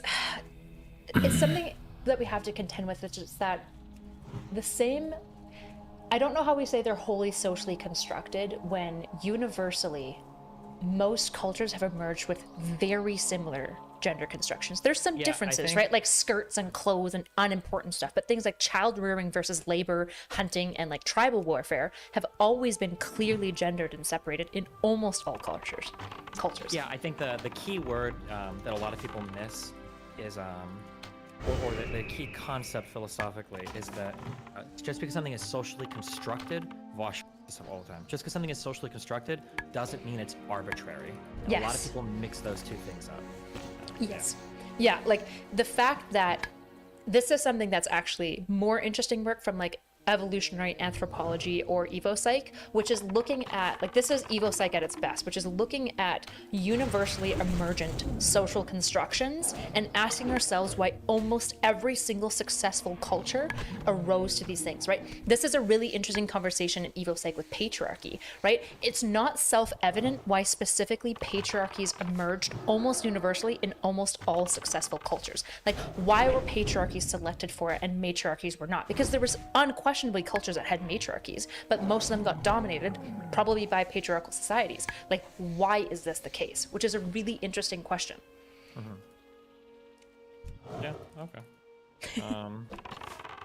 That's all. What else? How do you feel it went? Which one? Your chat with Pearl? What? Your chat with Pearl? Oh no. Why, did you watch that today? Yeah, I watched it today. Bro, I can't figure this girl out. Is she just dumb or is she grifting really hard? No, I guess you probably don't want to say. Why would I not want to say? I don't know if you want to burn the bridge. I don't know if you want to burn the bridge. Oh, that is true. I do have a reputation for being like very cordial and not. I thought you were on a new arcstony of leaving Nebraska Steve behind. That was last year. This year is supposed to be being a little bit more brutal than normal, I think. Oh, really? 2023 is the year of blood rage? Not blood rage, just standing up for what I believe in. Fuck me. I should have waited until I finished this game. I'm so sorry. Are you playing League right now? No. I'm sorry. Oh, yeah, people were so excited. you want me to just entertain chat for like 2 seconds? I can just take questions. Relevant things to say. I'm trying to remember what they were. He's on 3 bases. He's on Mac. This is so fucking stupid. I hate these fucking players. Wait, what? That's not feedback. That's not even real. So what was your overall? Yeah. Okay, I've noticed. Okay, a couple of interesting psych things. So not even psych things, just behavioral stuff. So I've noticed that when she's feeling backed into a corner, specifically by you, she does like this consistent like Oh yeah, that's stupid fucking. But I had a thought while I was listening to this, which is when I think about different panel shows that I've seen that are live, right? Like Myron and Pearl and a couple of other people that do it. There's a very interesting thing that I've noticed on Pearl's show versus like, for example, Myron's, where people are very willing on her show to interrupt her.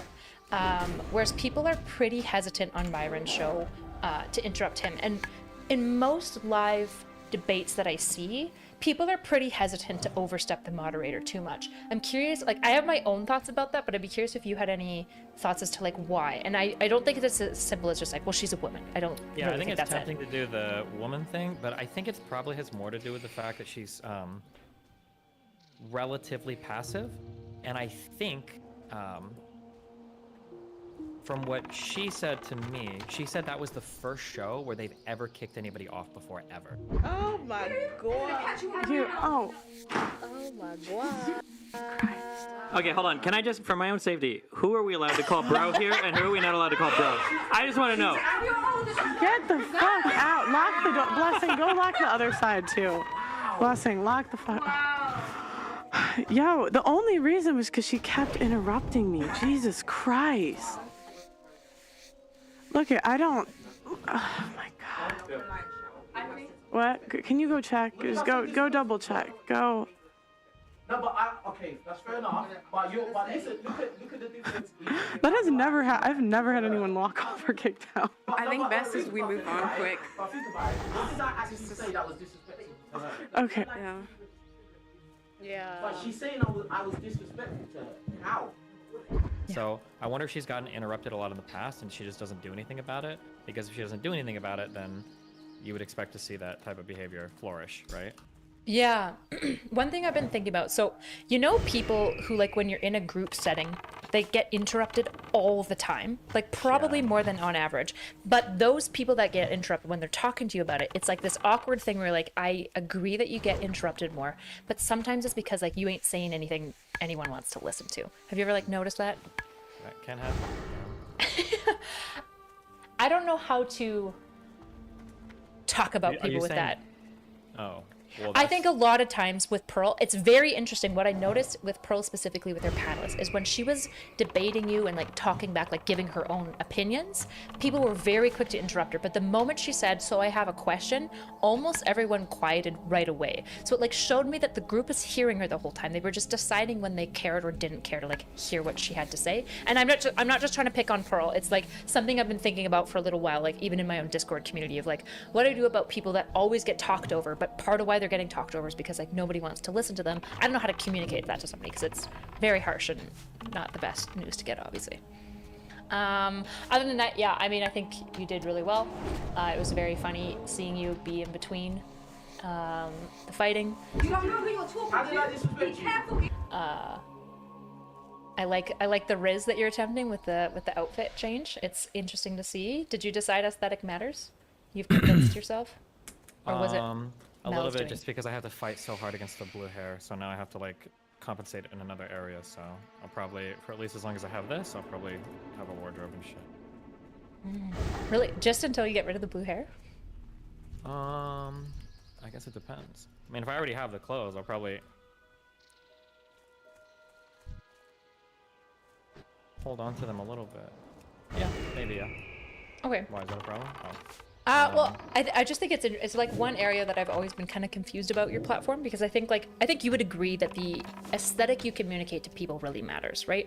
And that aesthetic is communicated in a ton of ways, which is the way you talk, your body language, all that sort of thing. But it's obviously visual as well, right? Like the clothing you're wearing, the hairstyle you have, all that sort of stuff. And I know you don't it's just a matter care of, about like, it. how far you want to go, or like what kind of values I'm trying to reinforce it. Because I do like the idea of being relatively unassuming, and then exceeding those expectations. Like that's a fun. Yeah, other than that, no, I thought your performance on Pearl was good, but the lawyer debate was mind-boggling to me. Oh my gosh. The last thing I expected from the Tate defense corner would be systemic racial oppression. That was wild. Yeah, people definitely pay attention to those systems when they're on the receiving end of getting by them, so. Yeah, I mean, I don't know how you watch that as a viewer. Like, that alone to me would be enough to be like, okay, I don't know if I can, like, buy into this worldview. Because that's been in the past. Like, inconsistencies like this is what's, like, led me out of, like, being, like, a fundy Christian, for example. Or, like, other shit. Like, when I was, like, 18, I was, like, a young earther and stuff like that. And it's just, like, then you come across just, like, evidence that makes no sense. And it's like, oh, okay, well, that's ridiculous. I can't understand. I've been trying to figure out, like, why people think the way that they do in such a, like, partisan way. And do you think that as a society there's because we taught critical thinking in school for a really long time. But did we? Yeah, well, we named it critical thinking. What did we actually teach in critical? Well, it would be like things like, what does this essay say? Like, read this piece of thing, and like, what is it arguing for? And, you know, like, we were trying to teach kids like how to formulate arguments back, but it feels like it was just an abysmal failure. I feel like I did that in English. Yeah, and social studies. At least I did it in social. Yeah, there's a lot of questions I have when Ooh, I'm talking diamond, to people. diamond hands. Shut the fuck up. There's a lot of questions I have when I'm arguing with people, and I argue, like, if you had to write an essay to argue for something in school, like, this wouldn't cut it. You know that, right? Like, I don't understand sometimes when I'm talking to people. I think I went to a way better high school than I thought, or people just forget everything out of high school, or they just never learn critical thinking at all. Like, yeah, I have no idea. Yeah. Yeah, I'm just trying to figure out if there's a way that, to some extent, a society could systematize not just teaching people like what to think. Like, it felt like a lot of critical thinking came down to just like teaching kids to have a certain opinion, which is like graded on, but like instead teaching people how to think. And I think I gotta take a break. The lawyer debate was a really good example of this to me, because it was so unequivocally clear that you won the debate, even just like even at a rhetorical level, right? Even if you disagreed with what you said, like, it was demonstrably clear. And yet in the like comment section, you'll see people just like coping. Like, eventually I think TGG took over the comment section and it like changed. But originally it was like comments like, well, winners and losers in debates don't really matter. It's about like the truer argument. And, you know, the lawyer had the truer argument and stuff like this, where it's just like, I can't fathom the cope required to watch that. But most people, when they watch debates, they go, person saying things I like, they must be right. Yeah, I'm not sure. When you talk about like the critical thinking thing, I don't know. It feels like such a stupid conversation to have because everybody thinks they do it, right? No, actually, I'm walking back from that statement. I don't believe that anymore.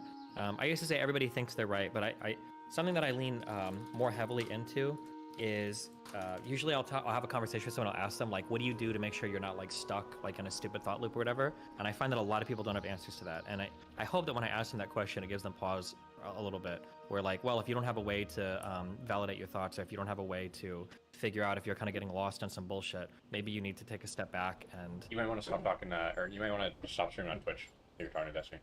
I was thinking that it would probably be fine if it was just his voice. Maybe. Don't want to skip me, probably knows better. Don't stream voice on Twitch with Destiny. I feel like nobody's gotten clapped for even talking to you ever. Do they care about you anymore? In order to stop streaming to Twitch, I have to end the entire stream. Yeah. Oh yeah. I'm not super worried about it because I don't have your face on. Yeah, this is my name is Fate. Fate. Stupid fucking name. I wonder if one thing I wonder is so I feel like your personality traits are pretty rigid. People get mad when I say that, but I feel that. I wonder if people's like. Do you think they're always rigid, or they're rigid by a certain age? By a certain age, and that age is like 14 or 15, and then you kind of like Really? slowly morph from there, but without like a lot of effort. I think it's very, very, very hard to change. I mean, you can, but it's like a transformation. Like it would have to be like a metamorphosis. Okay. Like, but you believe like if you put in work, you could shift personality stuff. A lot of work. Yeah. Yeah. Like you'd have to change your environment to prime different habits and stuff like that. Yeah. And I feel like all the stuff in psychology is pointing more and more and more in the direction of early development in childhood. Is like these are the most formative years of your life, and even like health outcomes can be related to psychological stuff that's happening early on. So it seems like those early formative years are super important. Well, they're especially important in large part because, like, I mean, the more we're getting into things like nature and nurture, specifically in like neuroscience, where we're getting like more like geneticists involved. Sorry, take my dog's water bottle. Is like the interaction of epigenetics and environmental exposures is like something really critical, particularly when we're talking about like neuroplasticity and neuroscience, right? Like the genes that can be switched on, like, do you know about major depressive disorder, MDD, like much about it? I maybe it depends on what you're about to ask me. Okay. Do you know about the epigenetic relationship between MDD and episodes of depression and like the genes that are related to cyclic major depressive disorder? I don't, but I feel like by asking the question, you're implying that there are probably inventories or tests you can give to parents, and you can find epigenetic factors that are predictive for children having major depressive disorder. That's my guess. Okay, we're actually going in that direction right now. Okay. There's a study like out of Calgary right now that's looking at like predictive factors using like MRIs and some like blood testing to try to predict who will have a depressive episode. But what I was actually hinting at, Robert Sapolsky talks about this. This is where like a lot of people will be familiar with this concept from. There's a study that was done, I believe, in like 2018 that found that essentially there was a number of people that had basically like, I won't say the name of it, but basically this gene for serotonin. And if people had 4 to 5 major stress episodes, because most depression is caused by stress, right? You have a stressful event in your life kind of sucks, and your system kind of goes into like catastrophic failure, and you develop a form of depression. However, for people that have this genetic sensitivity, if they get 4 to 5 of those, specifically 4 to 5, not 3, not 2, 4 to 5, it can trigger basically a genetic switch to turn it on, and these people will develop major depressive disorder, which is a cyclic form of depression that comes back. And these are the people, right? When you ask, why are you sad? People with a stress episode could be like, well, like my mom just died and I got fired from work and like my marriage is on the rocks, right? That's why I'm sad. Whereas people who have major depressive disorder, a lot of times they'll say, well, why are you so sad? And they'll say, I don't know. I have no good reason for it. Which is like unveiling to us like the epigenetic relationship between mental illness and environmental exposures. Because if those people have that marker, but they don't have these major like depressive episodes, they're never going to develop MDD, even though they have the genetic propensity, and their children might, because they might inherit that genetic propensity. So when we're talking about things like personality and stuff like that, this is where like I think studies into like psychedelics are really, really interesting, because major things that we know that cause like major personality shifts post like 25 is typically some sort of like religious conversion experience, right? So studies on like people who are in jail, one of the major factors that are going to predict the likelihood of them never ever offending again is experiencing like a conversion experience, like a religious conversion experience. But we know that a lot of the areas of the brain that light up when people are having religious experiences sometimes also light up when people are having psychedelic experiences.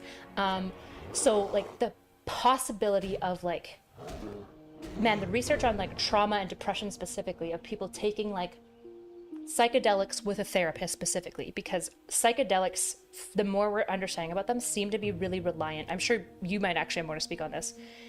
The environment you're in when you're taking the drug really, really matters. Probably more, almost more than the drug itself, or like equally, yeah. Yeah, which obviously I had no idea, but if you take the drug in like a therapeutic setting, it's more likely to have obviously a therapeutic benefit. Effect.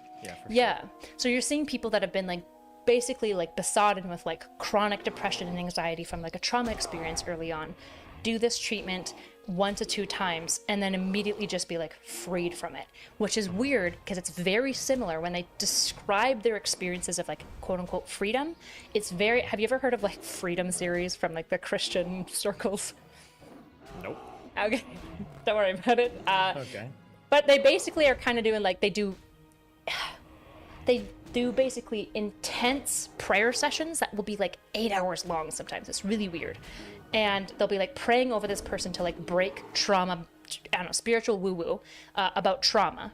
And a lot of people, when they do come out of it for the better, which to be fair, not everyone comes out for the better in those situations, because 8 hours of like intensive prayer can be extremely distressing for certain people's bodies. But some people who come out and do experience that betterment are reflecting and like using the same type of language that people who've done like psychedelics are using to describe like their trauma shift, which is super, super interesting. Yeah. I think for the religious thing too, something we've been arguing about getting raped and all that recently, because fun conversation.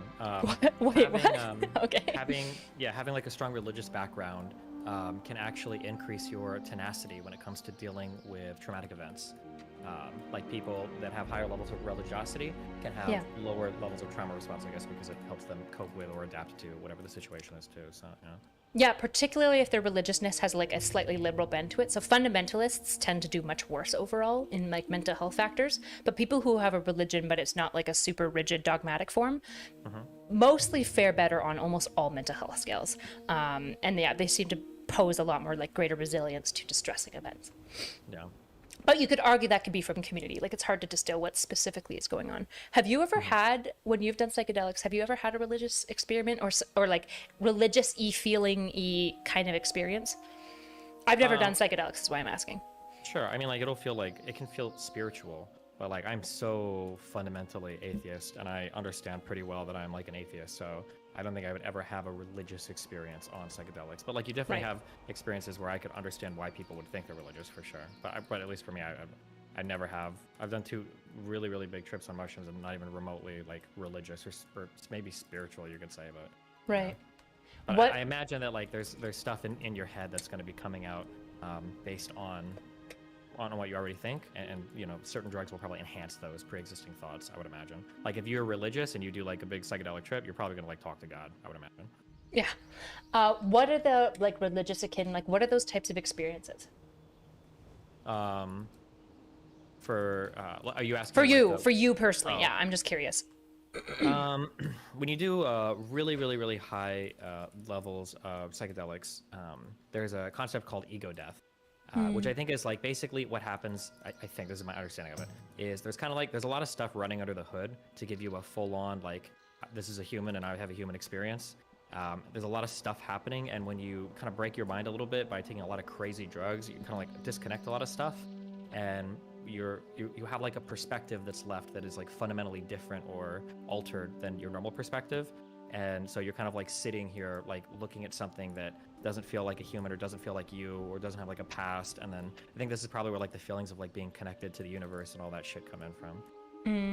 It's very have you ever watched the TED Talk by the neuroscientist who had a stroke on her, like basically her entire, I think, left hemisphere just like shut down? Nope. Is it good? It's very akin to what you're describing, of this sense of like connectiveness and like all things like almost like Wheel of Time, like time is a circle. It's not really like linear or straight, and there's no beginning or clear end. And I am we. It's very interesting. I'd be curious on your thoughts on it. It's super well done too. Yeah, no, I haven't seen it before, so I can't really comment. But yeah, Brianna Wu. I like Brianna. I'm really appreciating the like bridge building arc that's occurring amongst like non-rabid insane people across like the political spectrum. And I think Brianna was a great example of that. I appreciate that she was able to like talk with you.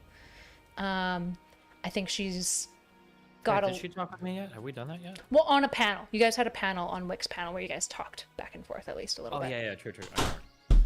And I think she's really seeking like nuance and like reorienting particularly the left towards like topics that actually matter. I think she's sick and tired of people quibbling over like a 1% difference. She's more interested in like greater good. Like she in many ways like sees you as somebody where she's like, I think he's kind of an asshole. Like I don't want to put words in his mouth, but I imagine like you guys have had your issues in the past, and yet fucking hate each other.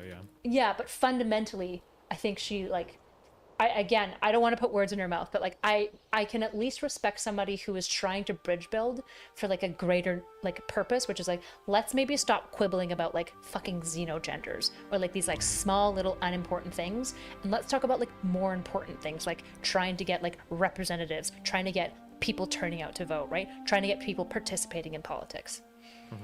Yeah, which I can appreciate. Why? What do you think? I truly don't know. The person that's on the panels and everything is really, really, really, really, really cool. She's doing a lot of research, background stuff, coming into conversations. She seems to be doing that virtual thing. But on Twitter, she's just like she's always been like the, well, not just on Twitter, just in the past, she's been like that person that I hate that's like so divisive and quibbling. So I wonder if she like turned a new leaf, if something like actually genuinely changed recently. Or maybe she did it a while ago and I've just seen like her Twitter presence and that doesn't communicate the best type of change or something else. Or yeah, I'm really curious like what happened. Because I think most people would know her as somebody that was like contributing to that super toxic environment that she's now suddenly very against, which is cool. I mean, I used to. So I like, I'm just curious about that, I guess. Yeah, I can't speak for her. Obviously, I don't know if there's been a shift for her, but I remember, did you ever watch my humanizing that I did with her? Nope. She talked a fair bit about like reflecting on Gamergate now, like how many years has it been? Almost a decade. Not quite a decade since it's occurred. And she felt I remember saying like, I feel really disappointed because I think we got so caught up in like unimportant things that we missed the point of like what actually mattered in Gamergate, which was like fair treatment and good treatment of workers, particularly female workers in gaming industries. Which I thought was a very interesting reflection of hers. Yeah, I don't know. So I don't know if there's been growth. I don't know if she's changed position or if she's like, I've always had this position. I don't know. I try to be careful about how I view people on Twitter because, I know how you are on Twitter and I know how everyone is on Twitter. Sure, I would say it wasn't just that she was like unhinged on Twitter. It's just like the stated set of beliefs seemed to be fundamentally different than what they are now. Where like I remember her siding with Keffels on like a bunch of things and like even like a while ago calling like the anybody that plays that Hogwarts Legacy game, it's like a test of character or whatever, and that was like pretty recent. So yeah, I was just curious, I guess, where she's at in her mind. Yeah, I think if nothing else, in my experience with her, she's like always willing to be challenged and talk about opposing ideas, at least now. Like that has been my experience with her. Obviously, I've only known her for like less than a year, so that's been my experience with her exclusively, is like she's been always pretty open to me disagreeing with her on, because I disagreed with her on the Hogwarts Legacy stuff, obviously. So yeah, I mean that seems to be the case. So yeah, whatever it is, I guess hopefully it keeps up. I mean, I think it's a good bridge to build. I think there's so much potential right now for bridge building. Like increasingly, like even in the Sunday situation, seeing how many people of like all sorts of political leanings. I mean, people might be like, oh, well, it's so like decisively in your favor, but it's like people are so partisan that like sometimes facts and like reality doesn't matter, right? They'll just like side with their tribe. And I was shocked to see how many people were like willing to hate President Sunday. Willing to hate President Sunday, or if nothing else, willing to hear me out, despite having every motivation to dislike me. Right, like I think like poly people especially, like Polly doesn't have any reason to be like even slightly warm towards me, but just like was able to watch it. And like you might be like, well, Polly also hates Sunday, so like maybe that's what was driving it, but I don't know. I just want more bridge building, and I don't know if it's possible, but I would like to see it. I want a day where you and Keffels are friends, and I'm just kidding. Well, I thought about it because now she's trying to like bridge build with me. I really don't know how I feel about everything. I feel like in a post Max Lav world, my intuition is always to like just forgive and welcome back, because it's easy to like make content and do like fun stuff again. And like me and Keffels like doing streams and like arguing and debating stuff would be funny. It would be fun content, and it might even be like fruitful, right? There might be like good conversations and stuff that come out of that. But I wonder sometimes I let people like take advantage of me way too much. I think I'm like way too into like I'm like a giver type person, and I have a really hard time setting boundaries. And I don't know if I should like enforce some type of like apology or something first, right? I think like Keffels has done more harm to me than probably any other person alive. I mean, if I'm pinning my my Twitch ban on the outcome of our fights, right? Which I don't know is completely fair enough, but Has she ever released that like apology or redaction or anything like that? No, but she stopped talking negatively about me, so rather than like push her into the limelight again by going through the court thing and risking anti-slap and all sorts of other shit, I just like let it be. Because there was a lot of conversations that she was having about me on, or that was kind of coming up on Dylan's show, and she seemed like, I'll say respectful, in not like reopening those wounds. So, I mean, technically, I guess like, if that's the case, it's probably okay. Yeah. Yeah, I mean, it's interesting. It's hard to know because I suspect like center, which is ironic to even call like you or I in any way center in Normie land. But I would say, I'm not sure if you'd agree. At least on the internet, I've just conceded. I'll be like, sure, I'm center left, I'm moderate left, whatever. Because on the internet, reasonably, I kind of am, because I'm just not like insanely far left. I feel like there's a growing interest in that. And so sometimes when people like who I know are like ideologically different than me, sometimes I like wonder in the back of my head of like, is this just like a grip to like where the viewers are now? Like, is there just like this sense of like a growing viewership and growing popularity of like more moderated politics and more like nuanced politics? And I'm not really sure. I mean, in your situation, it's so tricky because I would say like you're this interesting dynamic where I'm gonna risk mind reading you, and you can tell me if I'm wrong. Okay. You can also ask how I felt too. Like I'm pretty forthcoming, but go for it. Mind read me. Okay. My suspicion, I guess I'm mind reading everyone around you more than I'm mind reading you specifically. Okay. I think you're somebody easy to misread because you kind of do this interesting thing where the aesthetic that you communicate to people is actually Sorry, God. Yeah, I think you're getting it's way different than kind of how you treat people, right? Like Or you're way more hostile, yeah, for sure. not even hostile. You're not really hostile anymore. I think you've tempered that a lot, to the point that like I suspect DGD is like begging for you to like chew into somebody at some point. No, it's not, a lot of my new fans. The reason why I say hostile is because I have a lot of new fans that will come on and they'll be like, bro, you're like so mean and blah, blah, blah, blah, blah. And I like asked people like, how long have you been watching me? I think the last guy did that too. He said he started watching me in 2022 or 2020, or not 20, I think it was 2021. Yeah. But yeah, I picked up a lot of new people that have no idea like where I've come from in terms of like hostility. So even today, I think I still communicate. I think the problem is when I'm communicating an idea to somebody, I'm like my way of speaking, it's like very dynamic and very passionate. So if I think you did something wrong, I'm like, God, you're so dumb. Like, why the f do you do that? But I think people associate that type of like tone when speaking to a friend is like, okay, I hate you and it's over forever now. Yeah, I feel like I'm gonna pull a Brittany here and appeal to my my minority upbringing. But unironically, like the Cuban half of my family, like my aunt especially and my uncle, they're like, it was just so, the communication form was so f***ing violent in terms of like screaming at each other, like, you idiot, what the fuck? God, I wish I recorded some of those arguments with my aunt early on. But like afterwards, like we give each other hugs, like, okay, let's go get some coffee or like whatever. And like that was it. It was always that, like nothing. And these are like she would almost be crying in terms of how passionate she was in some of these arguments. Same things with my aunt Sarah and my grandma Cecilia too. They're like, oh, well, go on, like screaming at each other. That's just how they communicate. Yeah. But that doesn't like translate it all into. Yeah, it doesn't translate at all into like the online stuff. Everybody is like very like, it's like a white middle class demeanor. Yeah, I was gonna say white middle class people are very scared of raised voices. Okay. Yeah. Yeah, I mean, I obviously haven't seen like 2016 Nebraska Steve, so I haven't like. I mean, I've seen like clips of it, obviously, but clips are not like the best representation of like how you generally operated. Sure. One thing that I think is specifically interesting about you when I'm talking about like that aesthetic piece. Sorry, Nick's just trying to get me to see something. What do I want you to say? Was it worth it? It was worth it. What was it? It's about the dog. So the aesthetic that I'm really thinking of is, okay, this is my experience of you, and I'm curious to know what you think about my experience of you. I do my best to try to see people complexly, and I try to give people large margins of error. And the whole time I'm interacting with people, especially in person, is I'm trying to read who they are and somewhat predict what I think their needs are going to be, particularly needs that they're not going to be comfortable asking for or even like necessarily know how to ask for. Because I'm always thinking about how I can like love on my friends and treat them really well, right? That's my proclivity. There are strengths and weaknesses to that. Okay. Your aesthetic that you communicate, it's not just an asshole anymore.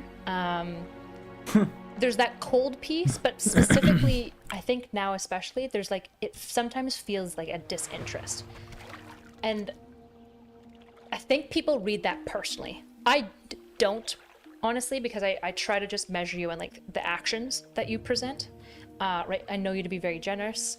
You've always treated me kindly. If I like even with the Sunday situation when I like you and I like chatted and stuff, like you were extremely like considerate of like kind of where I was landing, even though you're like, I don't know anything about the situation. I can't weigh in any way because I need to see it, right? So you're fair without like abandoning your principles.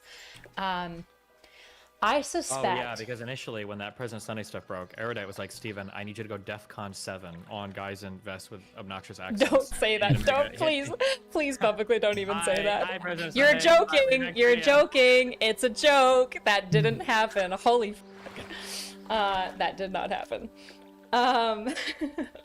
But I think, like, especially when you first meet people, I think you get very interested in them because they're not people a fair bit. Not as much as Nick does. I think Nick is better at navigating this more naturally because I'm pretty keen. My new players aren't playing WoW PvP. This is boring.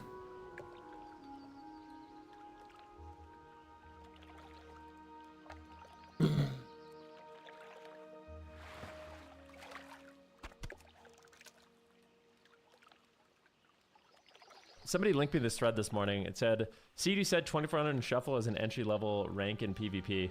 Careful, that Hunter is a troll. This guy's a troll? Zanzu? Oh, really? Alright, so I find the statement to be offensive for the vast majority of the community who find that 2400 Shuffle is just as hard, if not harder, than 2400 in any other PvP bracket. Okay, so the one thing I'll say about that is there's a huge inconsistency in 2400, right? I think we can all agree on that. Like, 2400 doesn't mean anything. It has no meaning in a lot of ways. Like, so at least in rated 3s.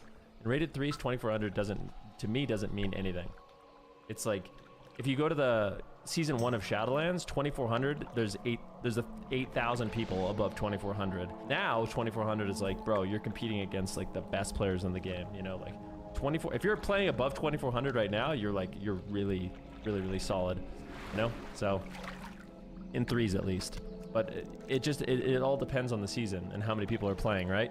That's how rating inflation works.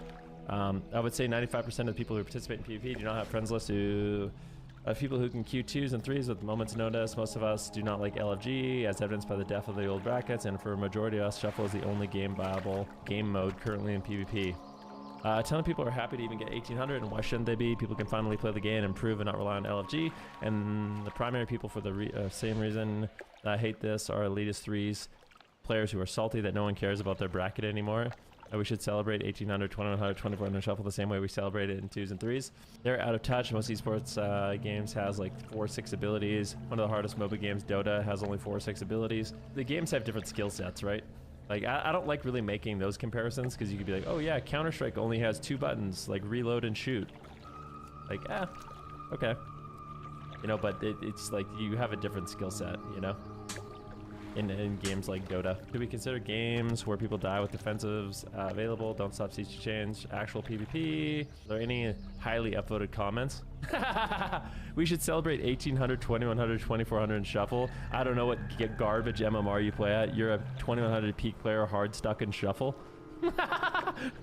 So I don't know if this guy's just like trolling or a huge hypocrite or what, but I think that's kind of hilarious. Someone was also bashing you. Remember when Nuki said Elite Set should be moved back to 2250? His chat redoed. The older WoW players are so disconnected and just want to make the new players and casuals suffer for some reason. So for clarification on what this guy is saying, I never said that. What I said, and I still think this to this day, what I said and what I still think to this day is that it makes no sense, and I feel like it's almost, I don't know how you could possibly disagree with me.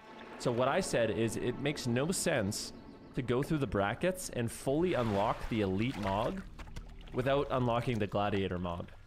Makes no sense at all. The Gladiator Mog, by almost every definition, is more prestigious than the Elite Mog. Like, that makes no sense. Any way you slice it, it makes no sense.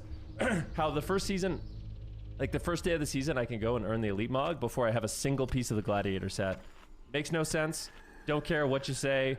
I don't know if they need to like reorder it or what, but it's completely ridiculous. It's like you have this whole transmog that is being underused as a reward. So that's what I'm saying. I don't know if I ever said 2250. That I maybe just threw random numbers, but yeah. Soul Shuffle or 6,000 people or 2,400 already is definitely equivalent to 3s. Where it's 400 people, sure. You just proved my point. Being top rated. It's just like I just think people need to realize. So there's a lot going on. Rated Soul Shuffle is a joke. Says Mud. So here's the thing, okay? The whole like bracket shaming thing is really, really weird. People don't realize that people that love 3s, and I love 3s, but 3s and 2s, they're not gonna be as exciting and as prestigious if people aren't playing them. So we need to figure out a way.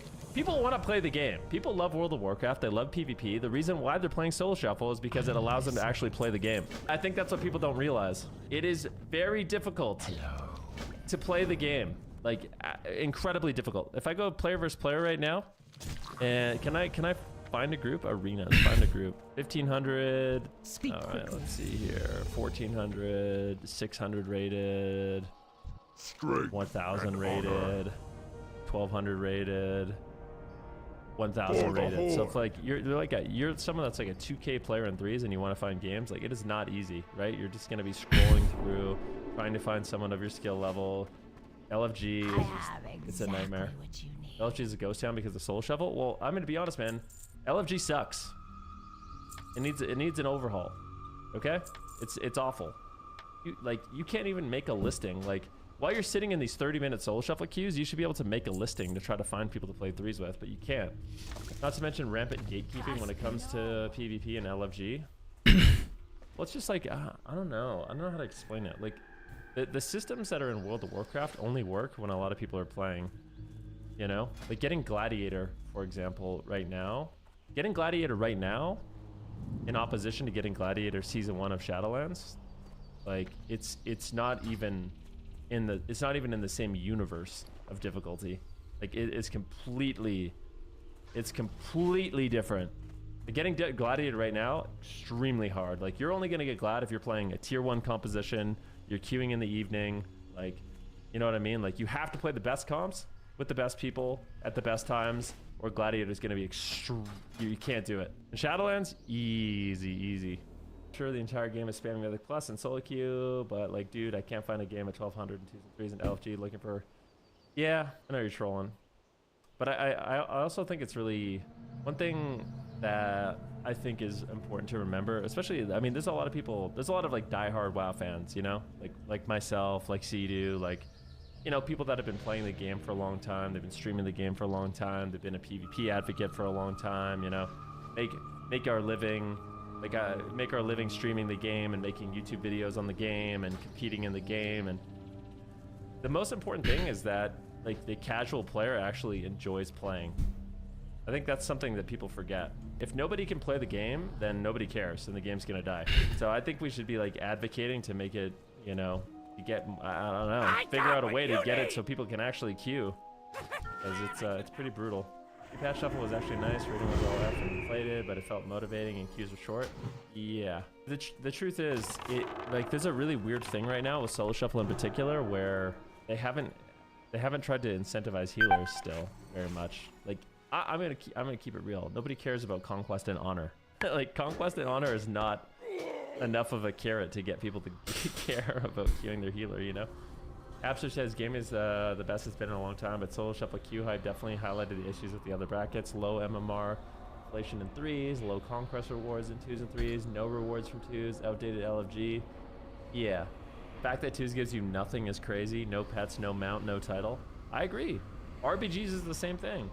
Rated Battlegrounds, 2s, you get nothing. RBGs give a rank 1 title. The rank 1 title in RBGs are a complete joke. They need to do like a named title in RBGs, you know? Like this season should be Crimson Warlord, Crimson Warlord or Crimson Marshal, something like that. They need to do name titles in RPGs. Getting the same title over and over and over is the most boring thing ever. Nobody cares. I hate to say it, nobody cares. RPGs have had the same title for 11 years. Exactly.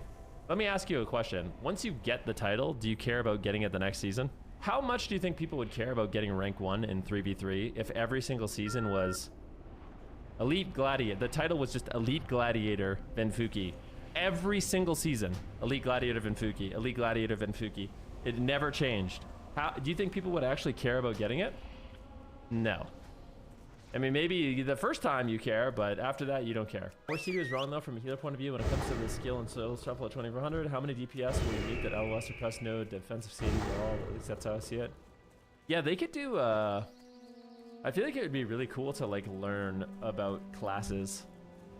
Like, this is something I've thought about that would be really... You know how, like, people are like, man, I don't get it. How come, like, rank 1 players just, like, pick up a different class and get high rated so fast?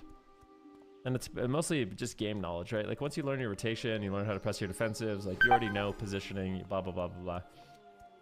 But I was thinking one thing that would be really, really cool for Blizzard to do is do, like in the PvP combat zone, you could be, like, somebody who teaches you. And it's like, I want to learn about Arcane Mage. And you do, like, a little thing, and it shows, like, what Arcane Mage does. It's like, Arcane Mage is really threatening with Arcane Surge and has a bunch of mobility, and you could do like a little like thing about the strengths and weaknesses and some of like their most important abilities to look out for. And I mean, that'd be difficult to do, but I feel like it would be like a really good source of information.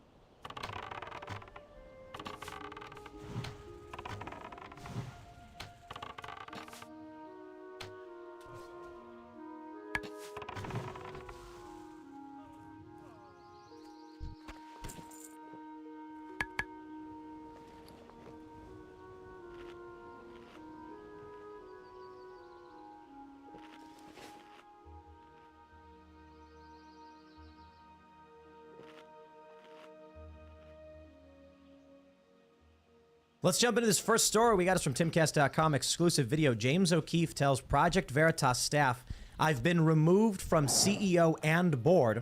I have been stripped of my authority as CEO and removed from the board, contrary to what any public statements may say.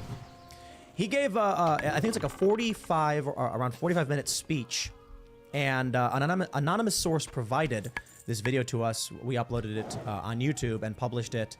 And James basically lines out, he says, throughout my 13 years here, our mission has evolved from simply being about exposing the truth, with help from some hidden cameras, to something more transcendental, giving people hope. He says, as I was going through this process, I reflected upon my appreciation for so many of you.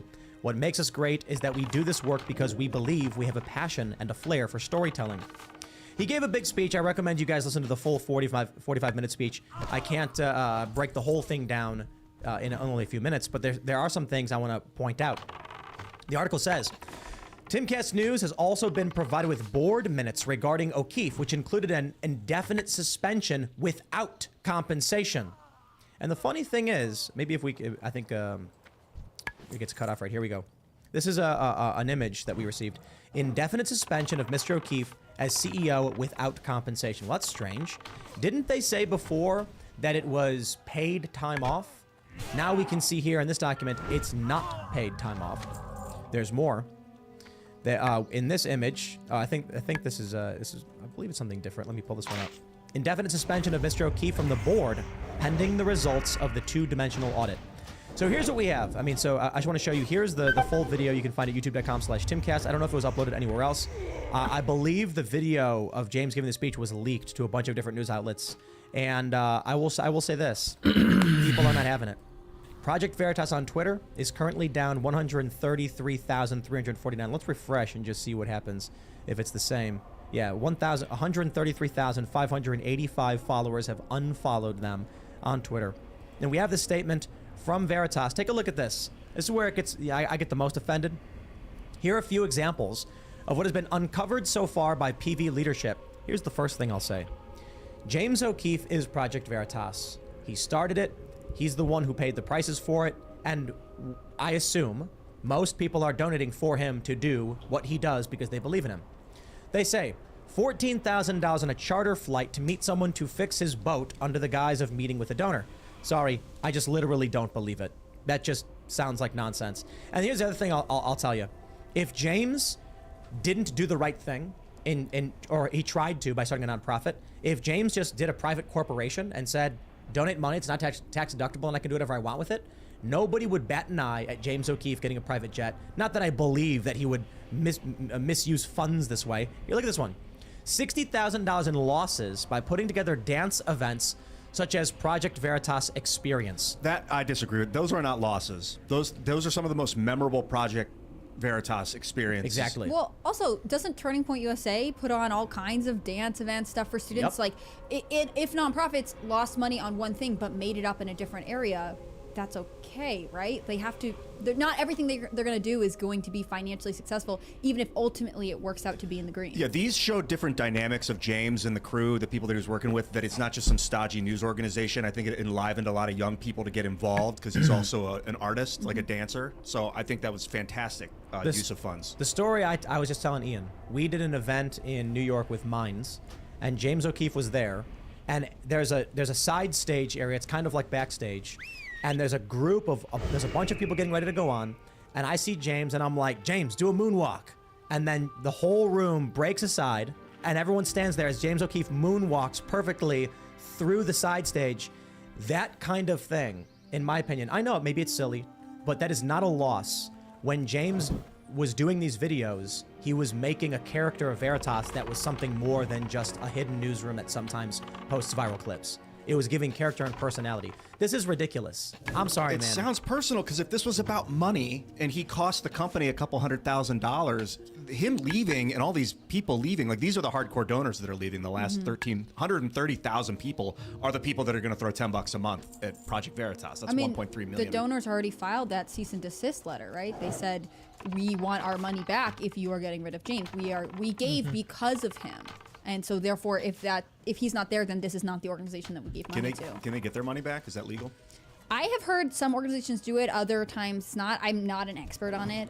It's uncommon for people to be able to donate money and then take it back. So it sounds like it would go to court, I assume. It sounds personal. It sounds like some What? people really didn't like the way James was doing it, and Alright. because if they want to, or if it was about money, then they made a really stupid fiscal error in removing James because he's a moneymaker. To me, there's two consequences of this that I think kind of even transcend what your own views are of James. And just to go on the record, I think it could be argued Project Veritas is the most, and has been under his guidance, the most important information outlet in alternative media in the country. All right.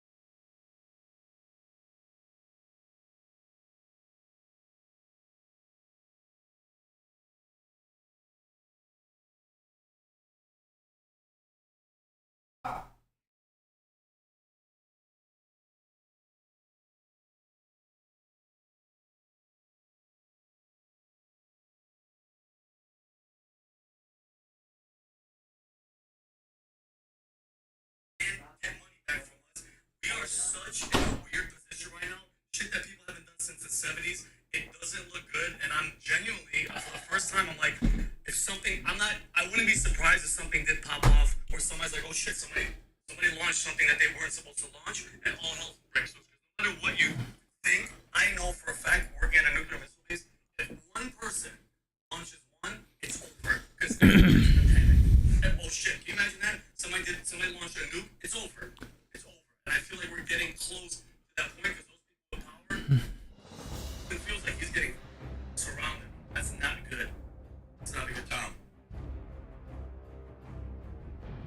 I think whatever's Kenny's right about the vacuum ship, and I think we have a weak leader in America right now. And I think that we are still the greatest country in the world, and we can solve our problems. We can come together as a diverse people and get that done.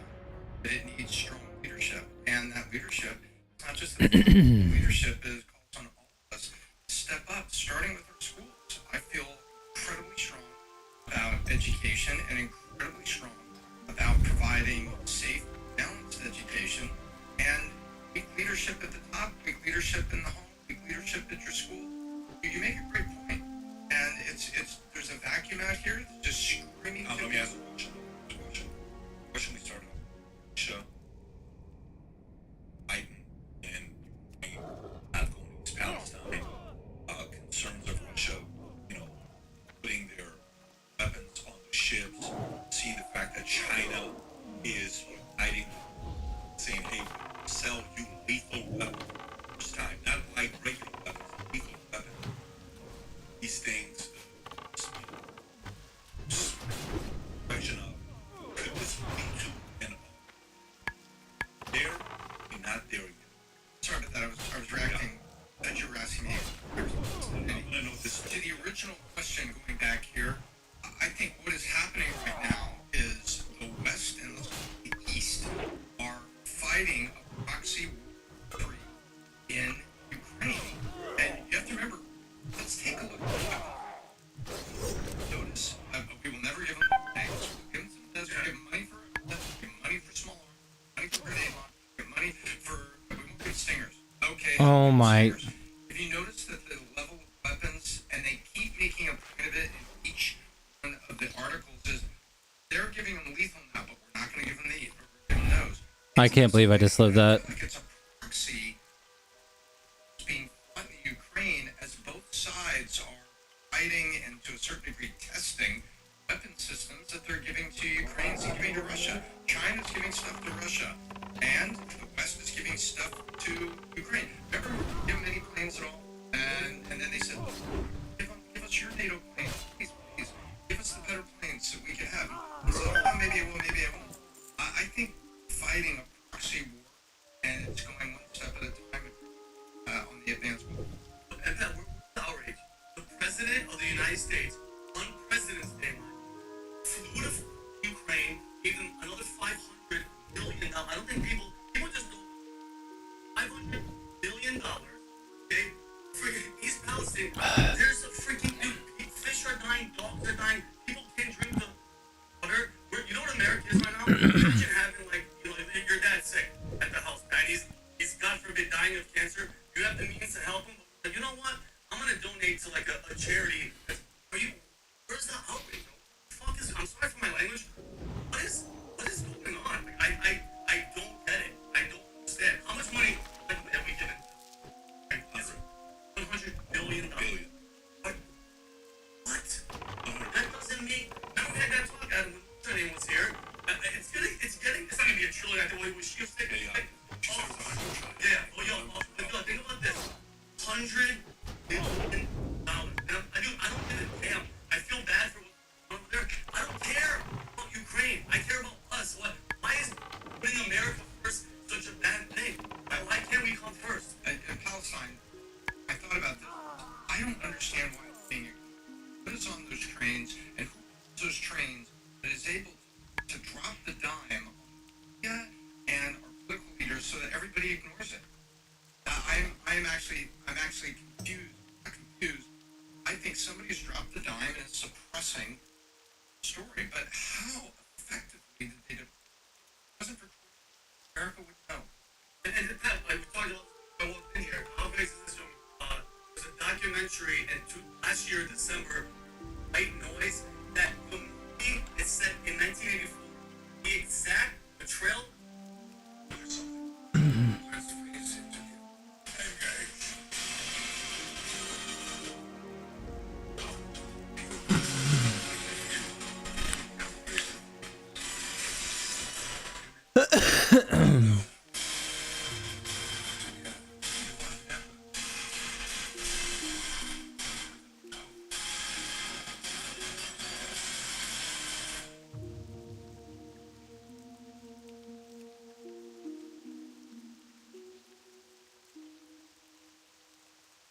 Go on a mood walk with me. At least once a week, I use my mood spectrum dummy to do my decompression walk.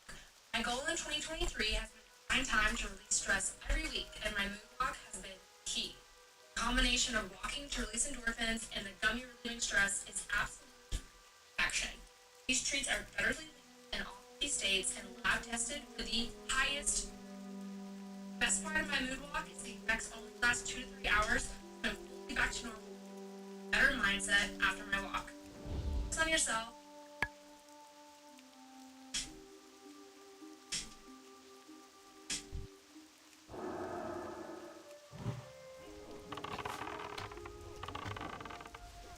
Derailment with toxic chemicals in East Palestine.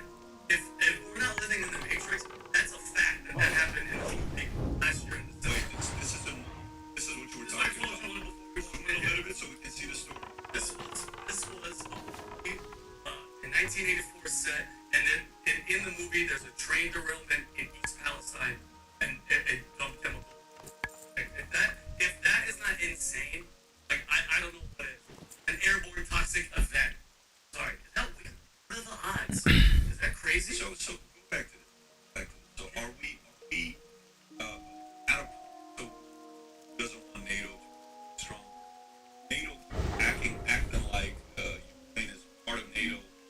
U.S. and by the way, this is not a democratic thing. Mitch McConnell said the most important thing to do right now is support Ukraine. It's not like it's a Democrat. Yeah. McConnell is supporting. There's a lot of people that are not supporting. Jimmy Dore. They had a rally this Sunday in what do you call it, D.C. And there was a bunch of people there. The Gabbards there, a bunch of how DeSantis feels about this, how Trump feels about this.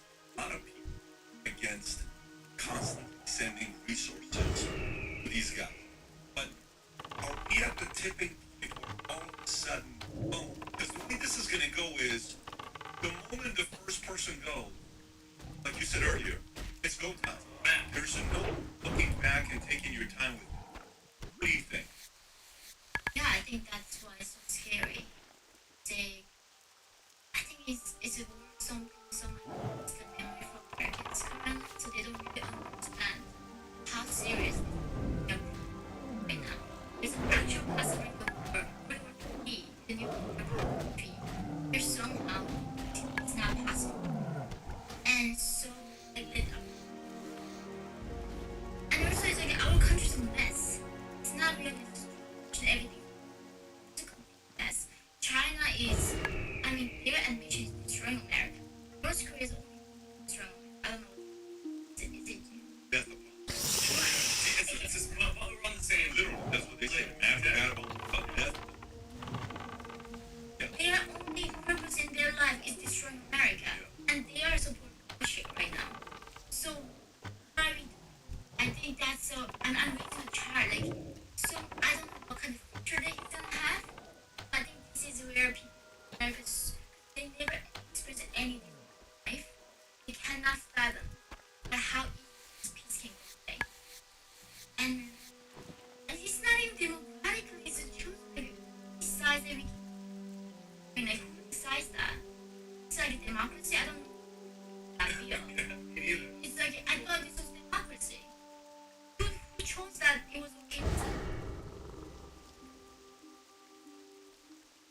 By the way, we're about to reach the 1-year anniversary.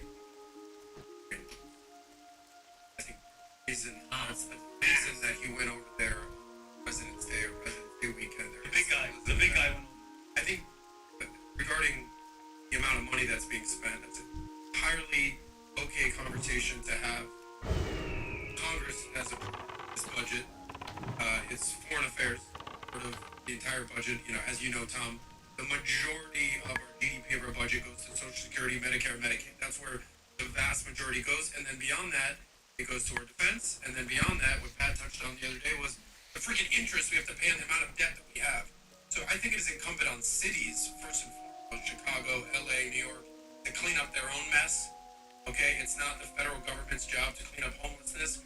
I actually don't think that homelessness is something that we can fix.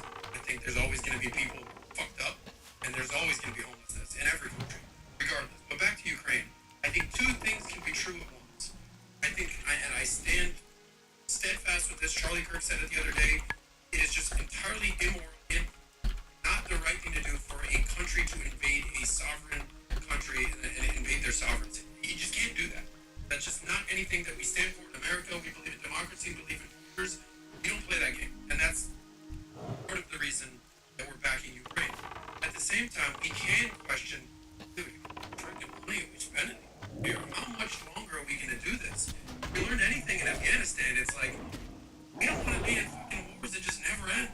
How long is this going to go? And it's the quote-unquote technical one-year anniversary of the invasion, but they've been doing this thing since 2014 in Crimea. So this is an ongoing thing. Is this going to turn into another Afghanistan? I hope not. And then just breaking news right now is in the Wall Street Journal.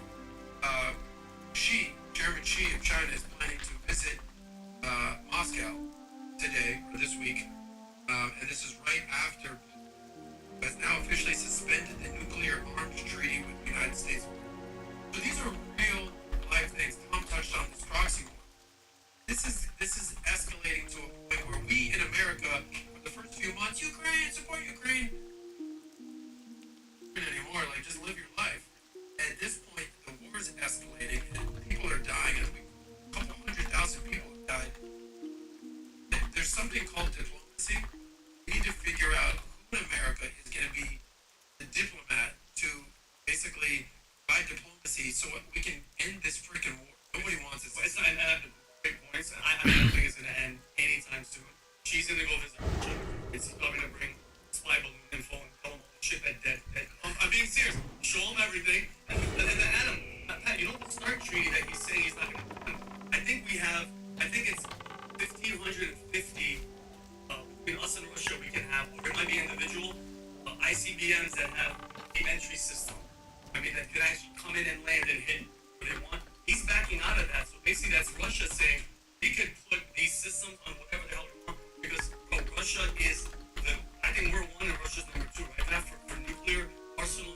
But for them to say, listen, we're backing out of this because we want to be able to put not just the warheads, the re-entry system that tells it where it can sit and land. And that's the dude that I'm telling you right now, that is not a good team to be teaming up as those two, bro. That's I'm telling you, it's not gonna be good.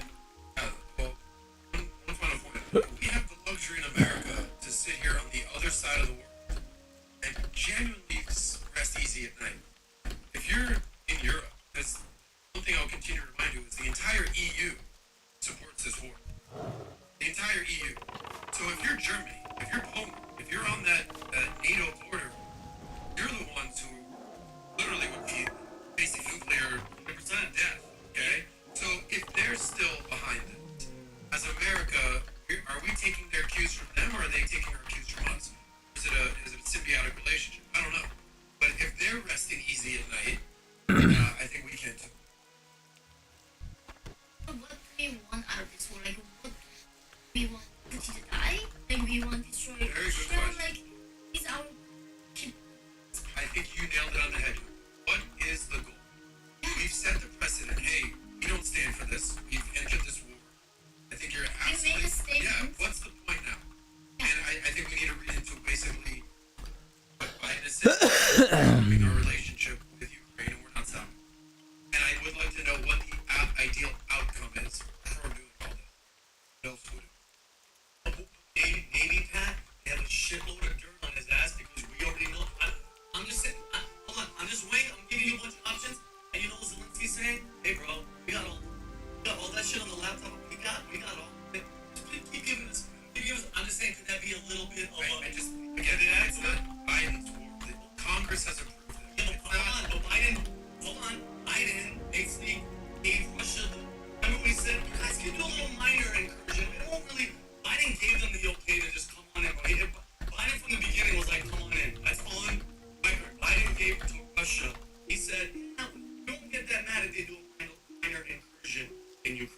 said that shit.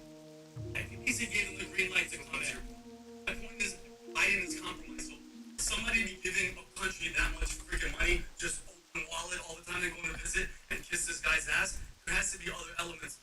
And it's not just one thing, but you made a great point. Why? Can somebody answer me why? Yeah, I think what you're going to see in Russia will be held accountable for hidden base, and it depends on what it does. If it's one thing like a minor incursion, and then we end up having to fight about it, what to do and not do. Like, dude, that's giving somebody a green light. Oh, you can jump a couple. Don't really. How do you say that? Listen, what's going to happen? The $100 billion, Tony says that's a mindset they should have happened. So that keeps happening. To me, that's a policy issue. It's the example to say, Democrats, if you claim you care about homeless people as much as you do, this is what you could have done with the money given to Ukraine. Your cause, your money could have helped America, but it went elsewhere. That was the homeless stuff that we're talking about. So if you like this clip and you want to watch another one, click right here. And if you watch the entire podcast,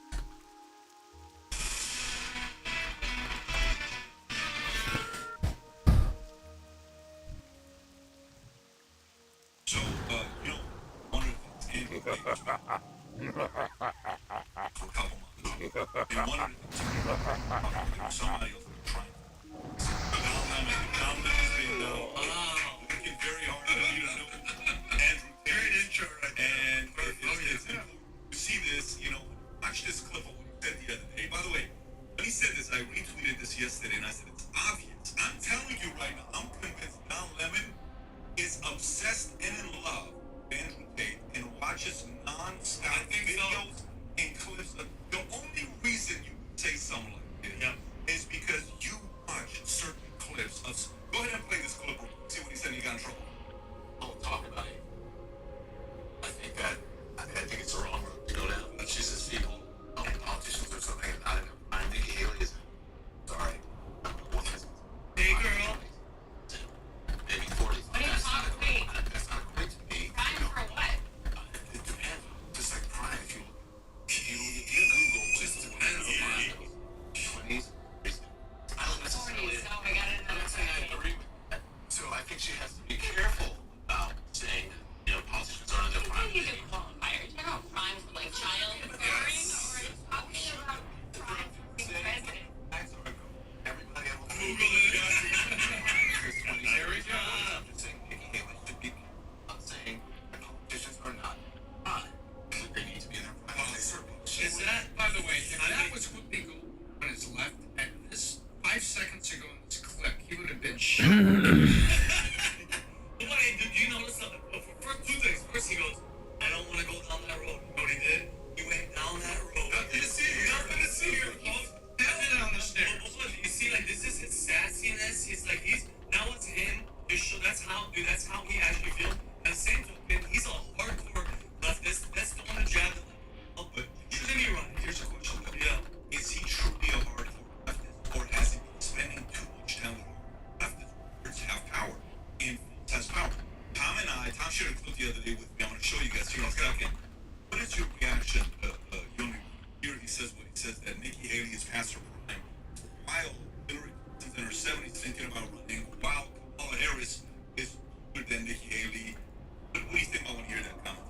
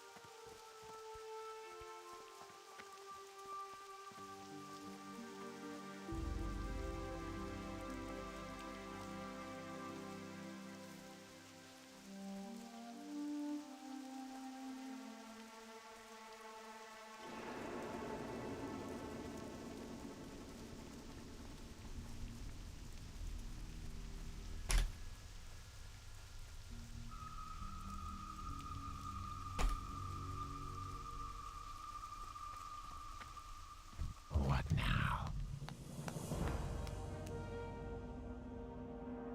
Dark Lady, watch over you.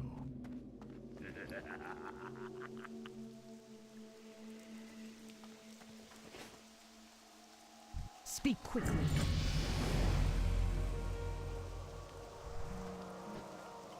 What now? Hello?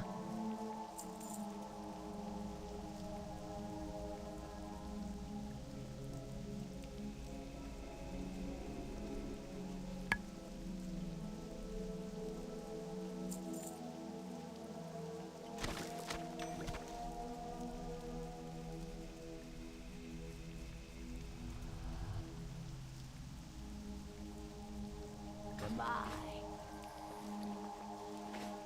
What do you require?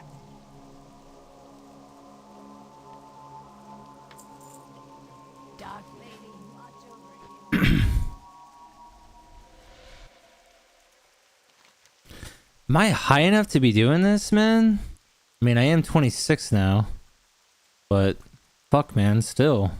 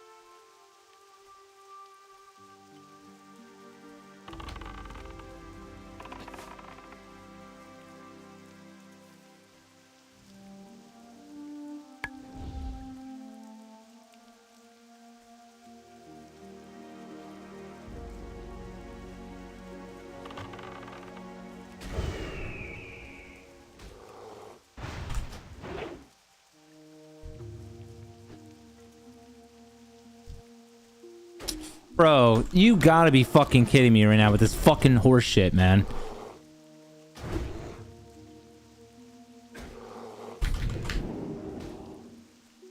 Get him.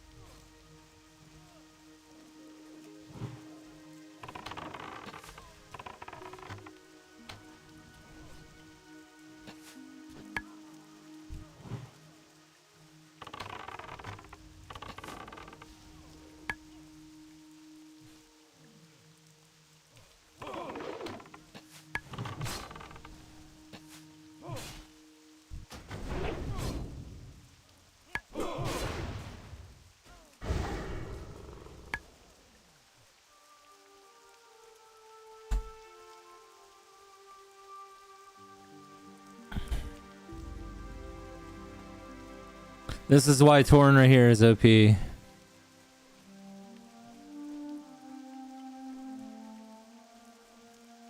Come on.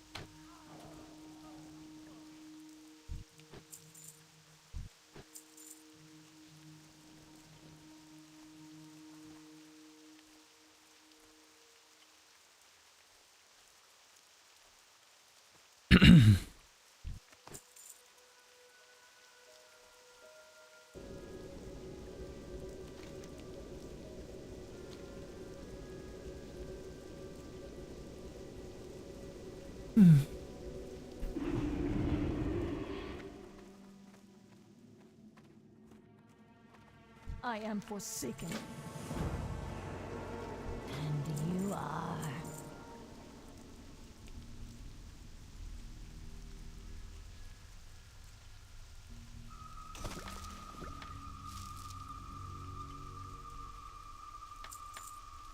Do not seek death.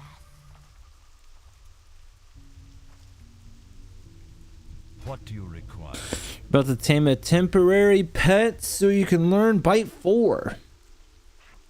Alright. Beware the living. Giant moss creeper.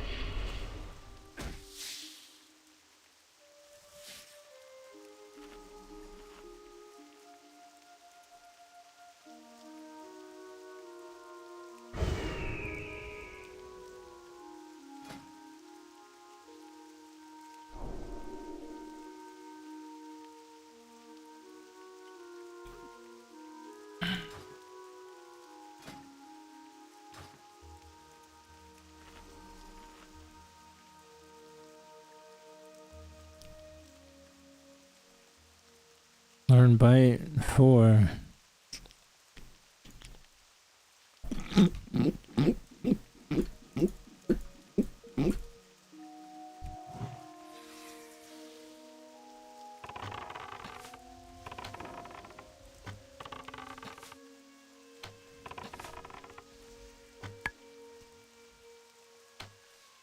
I learned a new spell, Bite rank 4. Well, that was fast.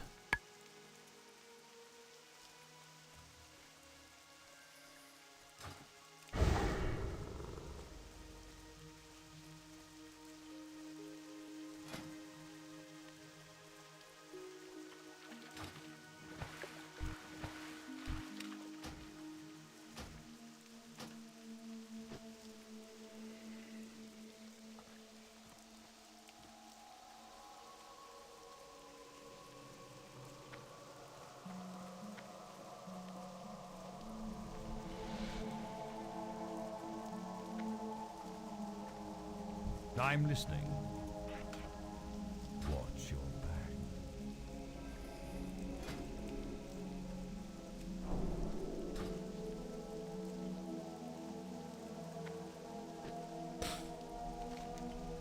Wants me to go right back there where I was. Free. All right, we're going to. Fuck, man. And you are.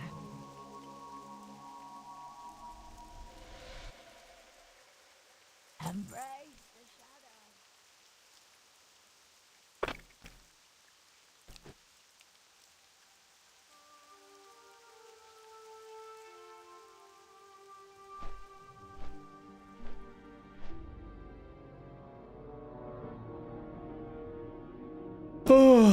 Auction house.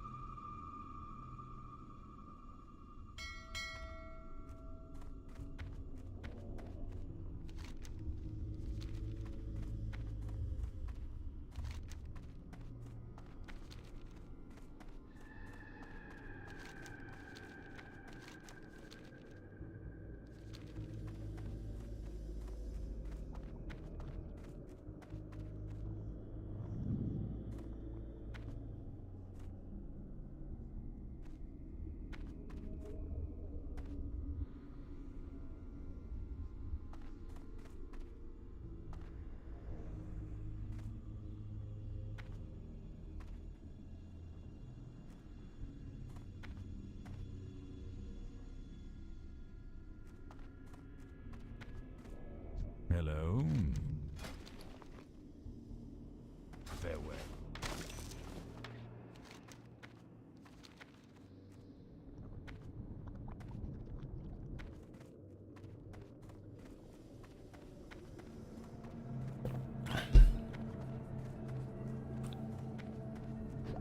Shut the fuck up.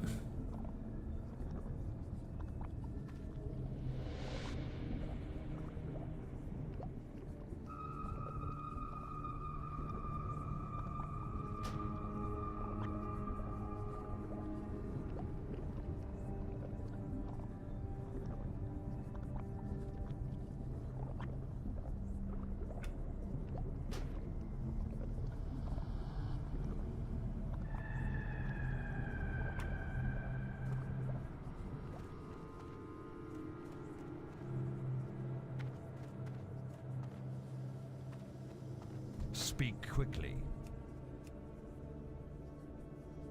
125. What am I at? I'm at 121.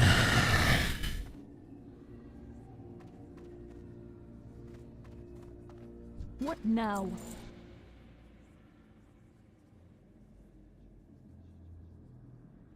Embrace the shadow. Be quick about your business.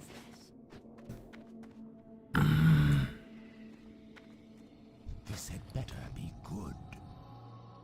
What is it?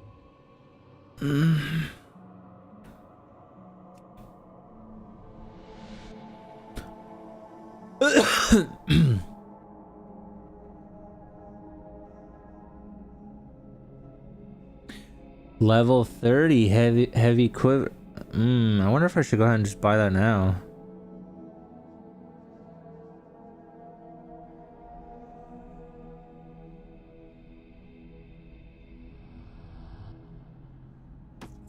I'm gonna go ahead and buy that now. Forsaken. Ooh. Does it look cool? Remember, patience. What is it? Victory for Sylvanus.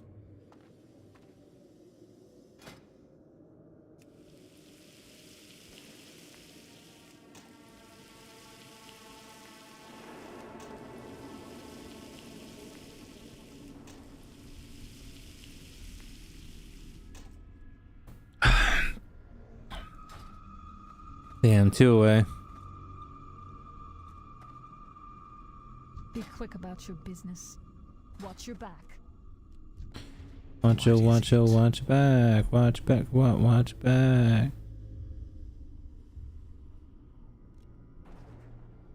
Enforcer. The same damage.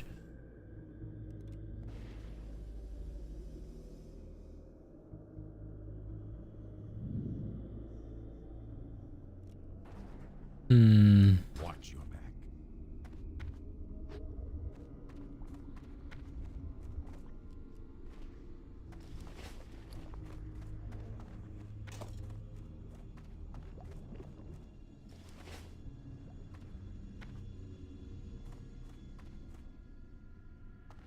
I'm listening. Victory for Sylvanus.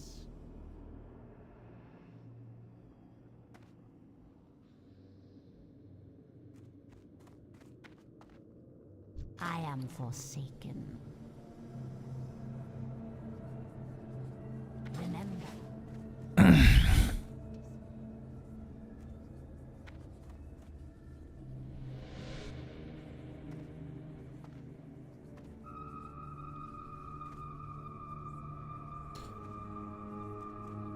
Speak quickly.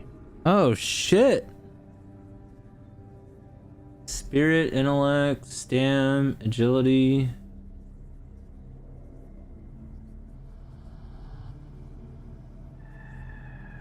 Spirit 2.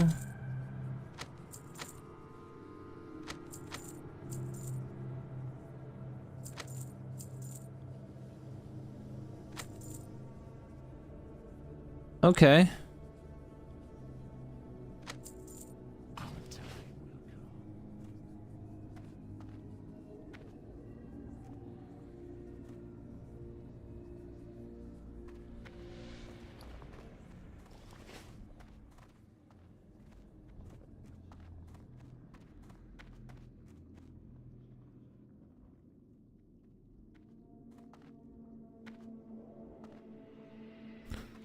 There's the first aid.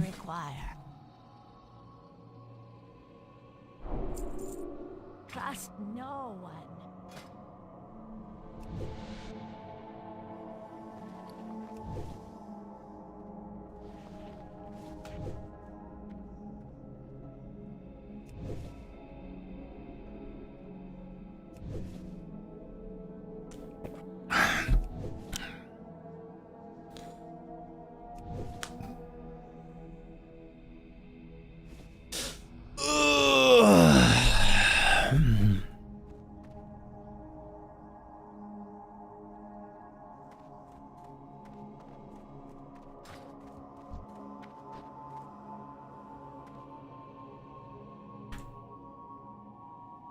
I am forsaken.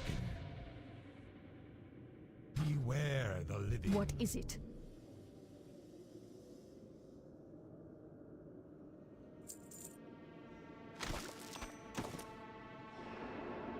Goodbye.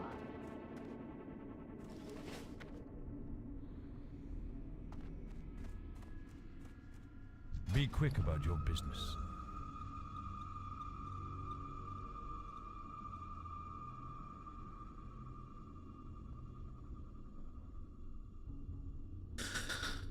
Oh man, I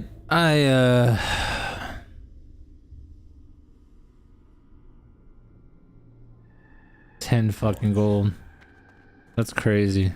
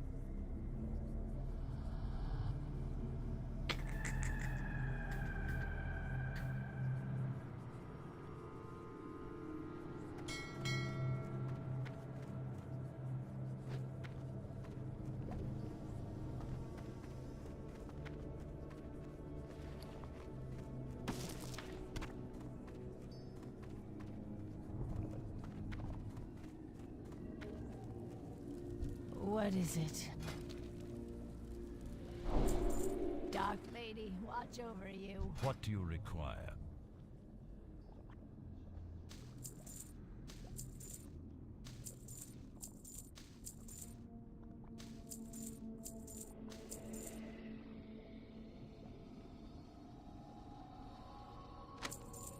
Beware the living.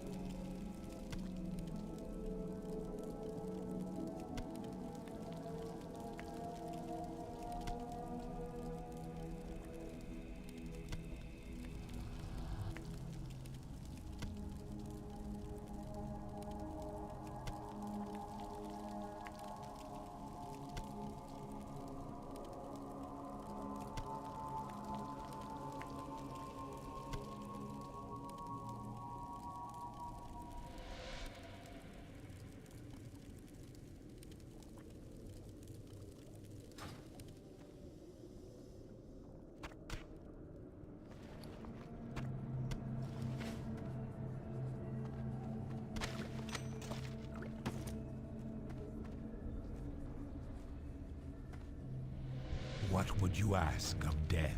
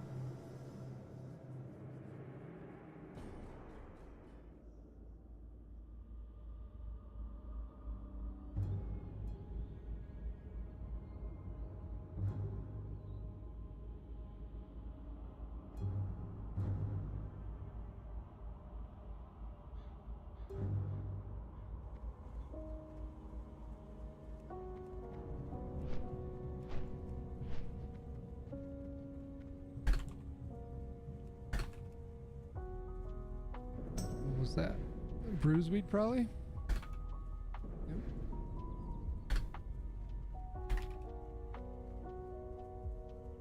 Hmm.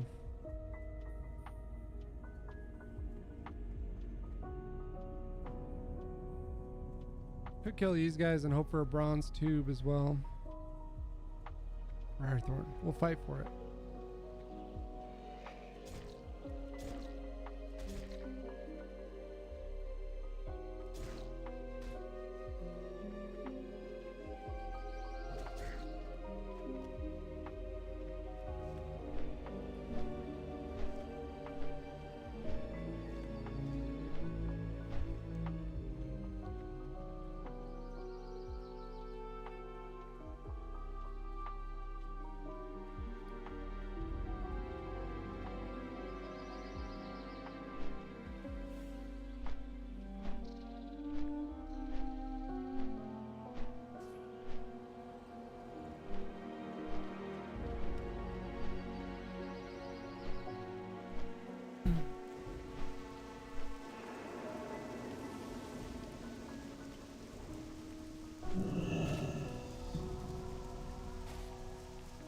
Oh, don't die. Don't die.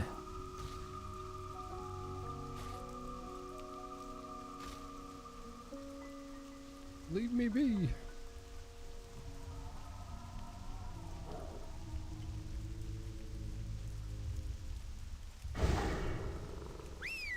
your ancestors forever guard your path. M'lady.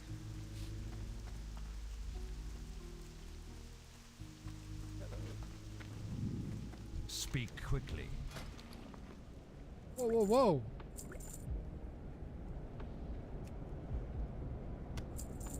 Victory for Sylvanas. Whew, it is rainy here. Holy moly. What the F? I'm gonna actually start down there and then move up to these pygmy spiders. It's the wrong one.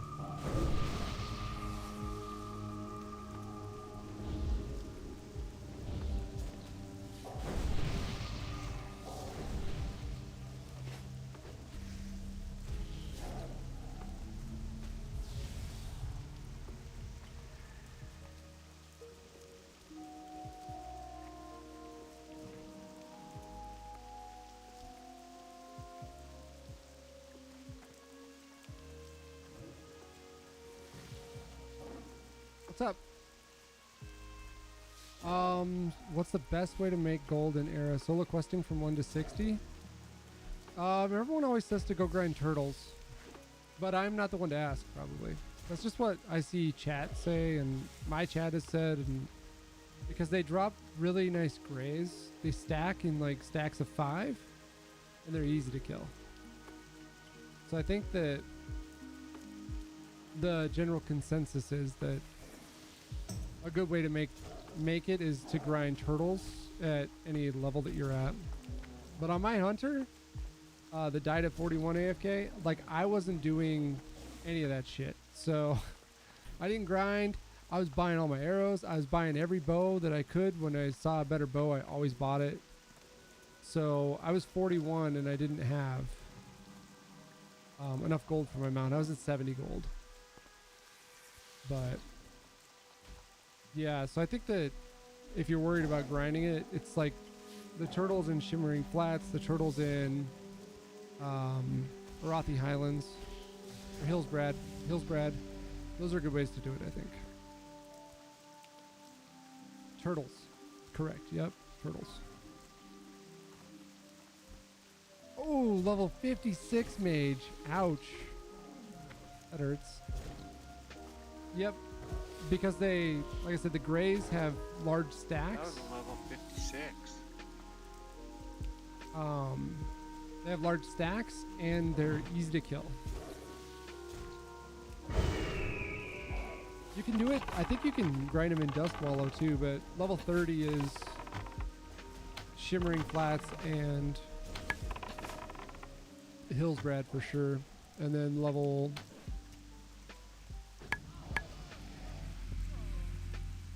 35-ish is when you could go out to one of those other areas, I think. I think I need to get the, like, the wolf meat we'll get, and we'll turn that in for the jittering whatever. But I have to go get a quest up here just north of us that'll give us, like, the quest to kill the rabid dire wolves too. Is skinning and mining worth? Mining's not, skinning probably is. If you're not worried about, like, a profession that you want for yourself, then skinning can make you good money, yeah.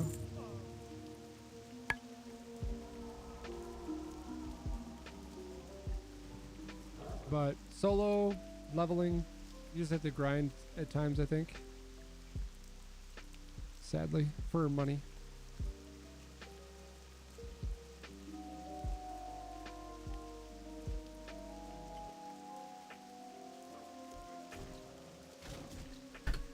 Pygmy right there too. Level 56, that hurts.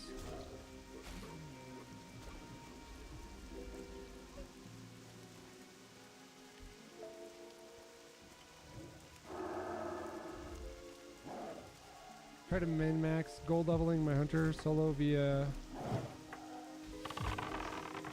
Oh, so are you playing, you're not playing hardcore then?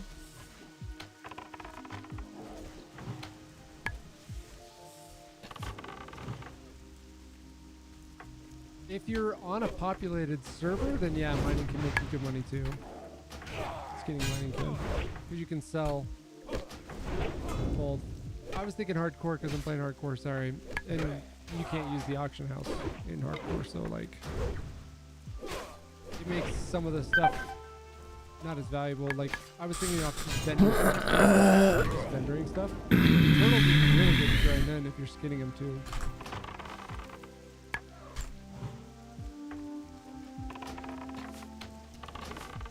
Alright.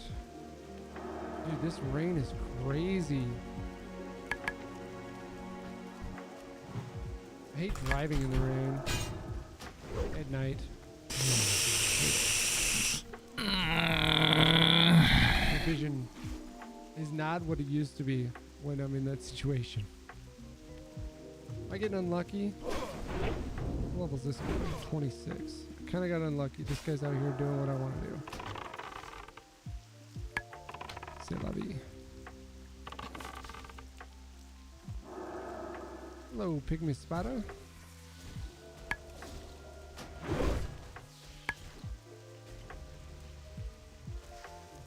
We already buffed each other, dude. I smacked it once for you.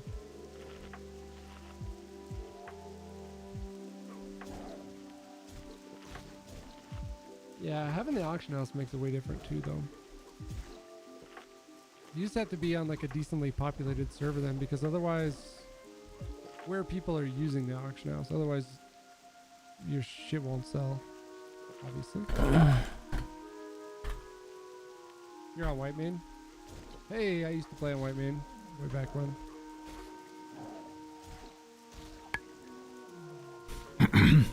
Yeah, if you I mean, just check the auction house pricing then. Check the pricing on stuff for like your staples, your ore, your leather. And then kind of go off that, because if on Whitemane everyone's skinning, then you don't want to be a skinner, you know? If everyone's doing one thing. Skinning's always good for hunters though, because you have to farm the meat usually for your pets, and they kill fast. It's just an easy one to level with them.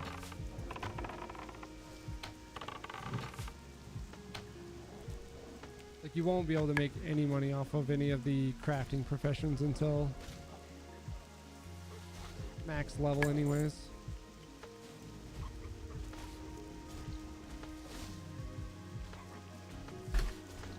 I'm actually surprised that spider saw me when it did, but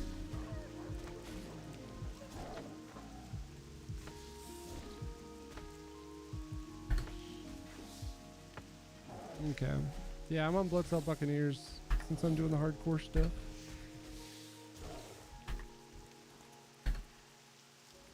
Look, where are my drops?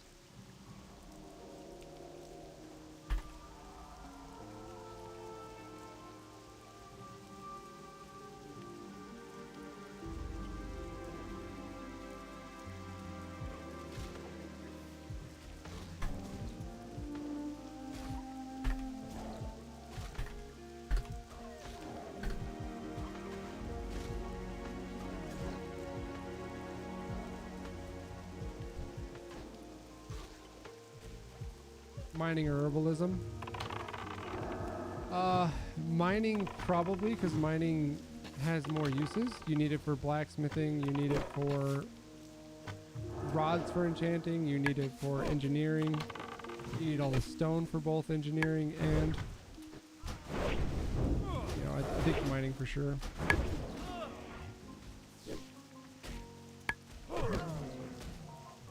Yeah, he just means leveling up though. Asset, and that wouldn't be Purple Lotus. You don't get till what, like 2 something?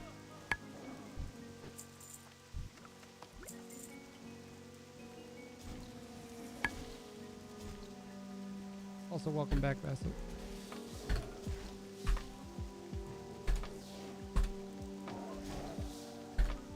For while you're leveling, I think mining's skinning. I don't know.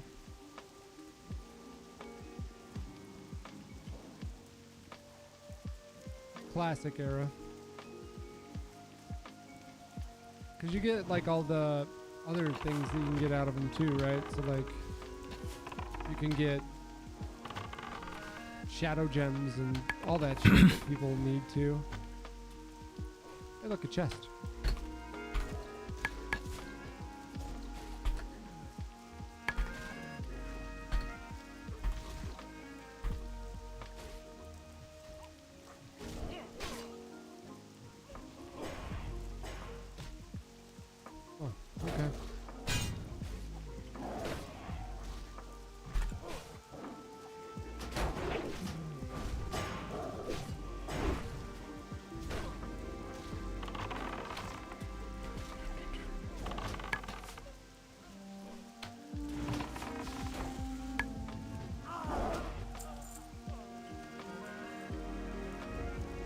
Gold bars will give me a pretty penny.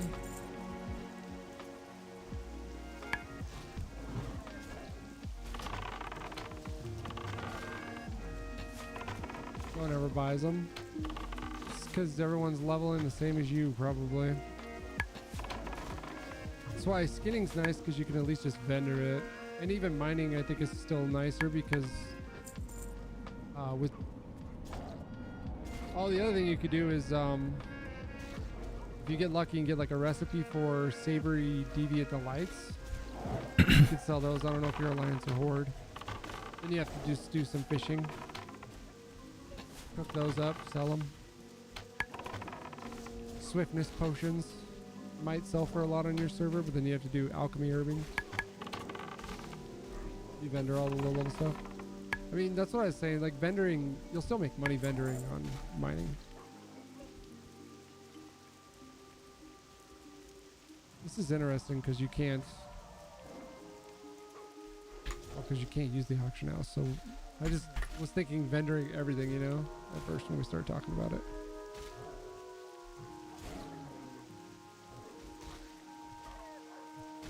Horde. So yeah, if you get lucky and get the Savory Diva Delight recipe, I'm pretty sure that drops in the Barons usually. That recipe would also make you some money.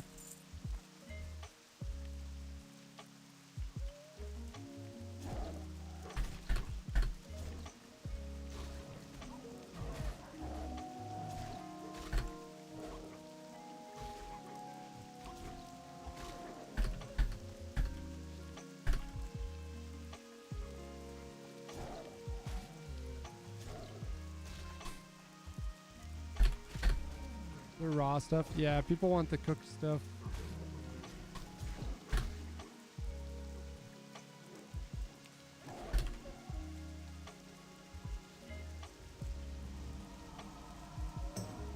Because then it, well, they want to transform into pirates and stuff. I'm trash ally. Well, that's what everyone on here is playing for the most part. I'm gonna level a horde when I decide to level a shaman.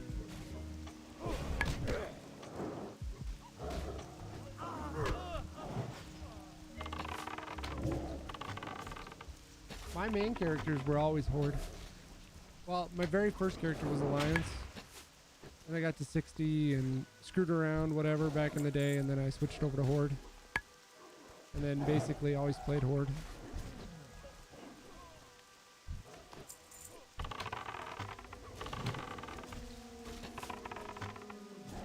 But I do like the Alliance starting zones a lot more. And like, I hate the Barons. It's just such a big freaking zone. Love so, the like, Barons. Baron. You know. Oh, the rain subsides. We can see mobs. So it's, I think Elwyn Forest and Dunmoreau are way better looking starting zones. So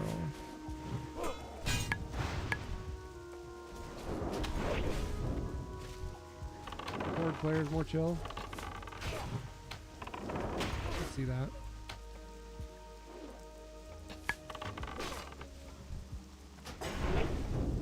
Kevin got out of range already.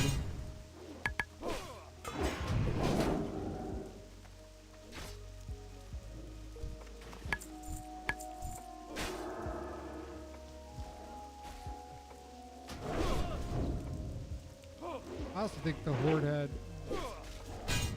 I don't know, I like the objectives for PvP. I guess the human trinket was really nice. But I always liked being able to get out of fear as undead. Oh yeah. Undead rogue.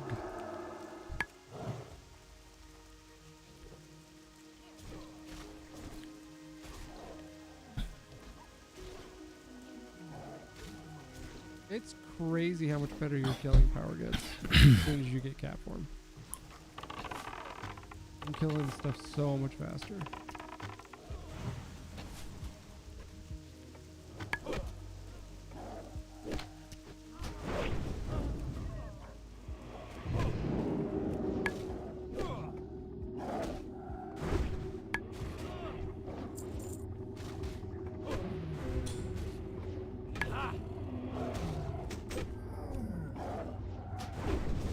Able to tank dead mines? No.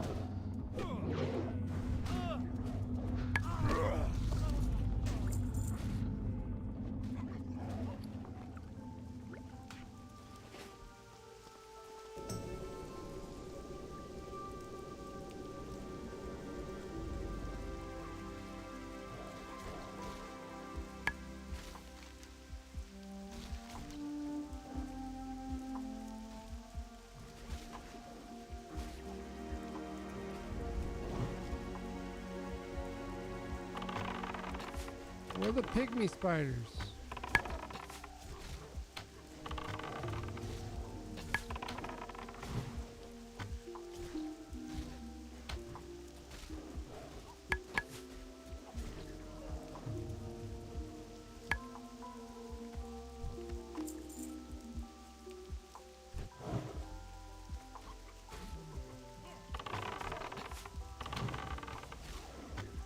forte. That sucks. It's a long time without anything, you know?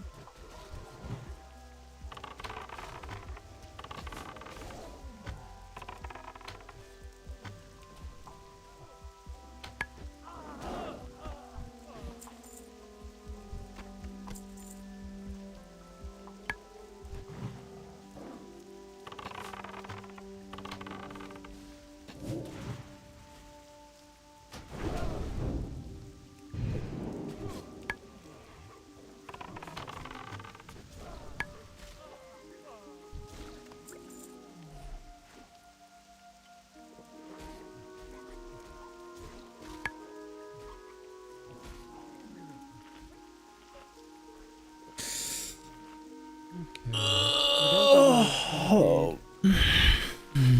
Pygmy spiders.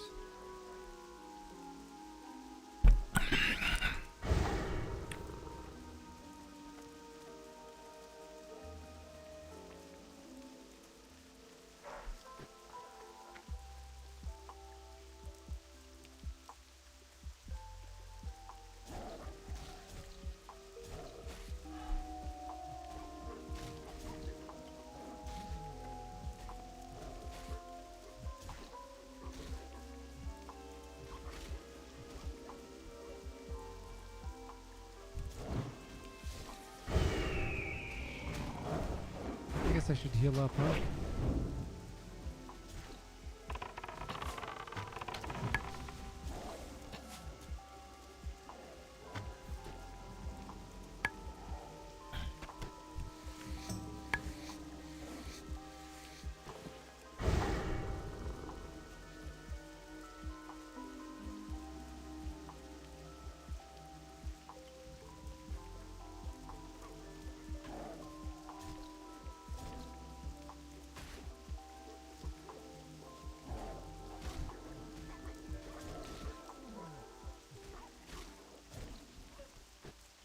Okay. I saw a spider right here too.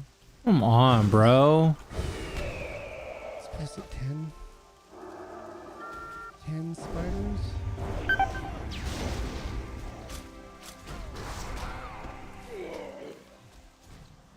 11 right there.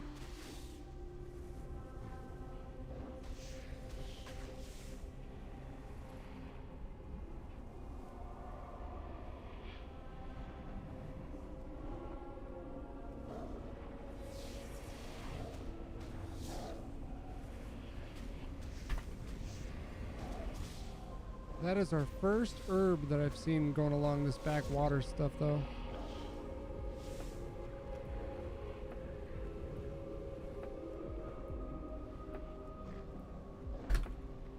And it might just be that those other people are herbing in front of me. I don't know. Probably. And they were killing the pygmy spiders, too. There's hardly enough, though. That's why I went all the way down here to start killing them when I did it.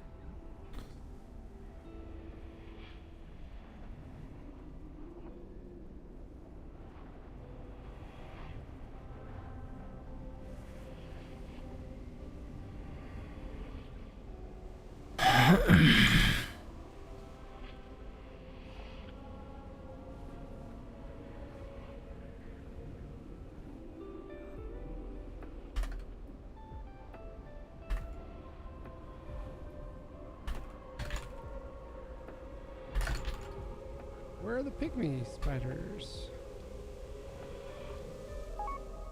There's one. You little 8-legged freak.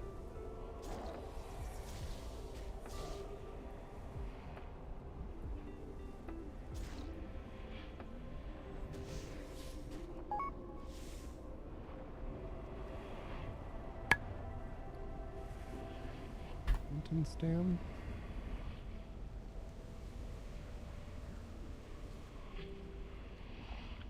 Damn, we fell just short on this quest.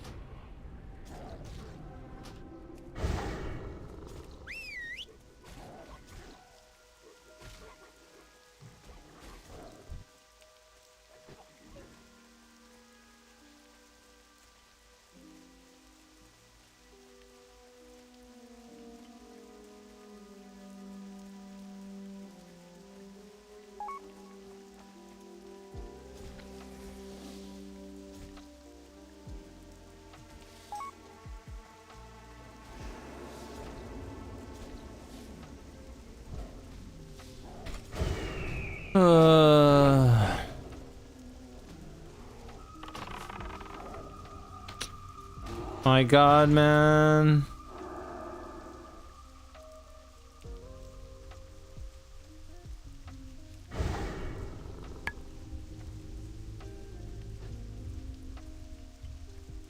Those are both pygmies? Oh, nice. We'll be done.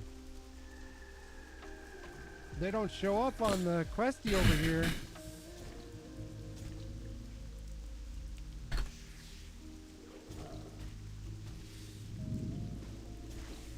One more. Who is it? Who's the one? You're the one.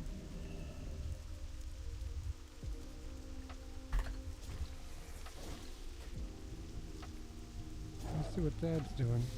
I haven't Still out in gone Westfall. all day. He's cranking it out there, probably. Alright. So we have that one, that one. A few quests to turn in now. Out here. I'm just gonna hold on to them for now, and I'm gonna go up here. Because I don't think we didn't get any drops out of any of them, so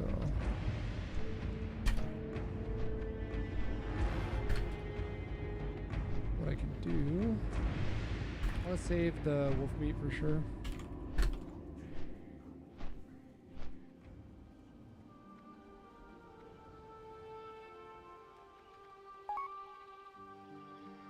High spirit for intellect.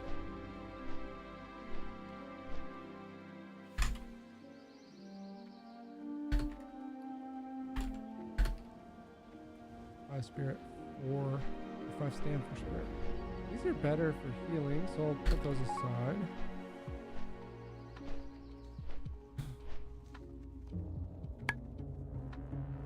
Firethorn? Yes.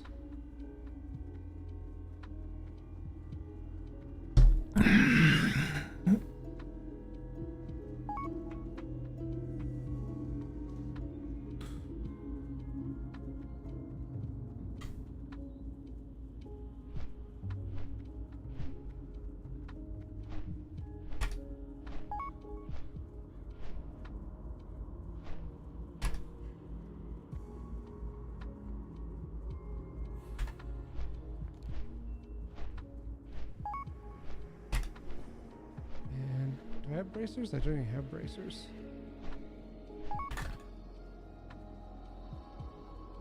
We'll save both these pieces for a healing set, just in case we end up healing like another dungeon.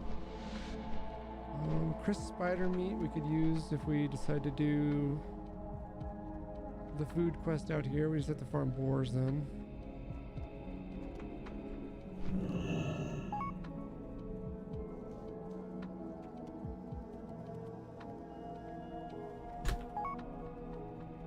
Gooey spider legs we'll get a recipe for. God, just like that, our bags are like full.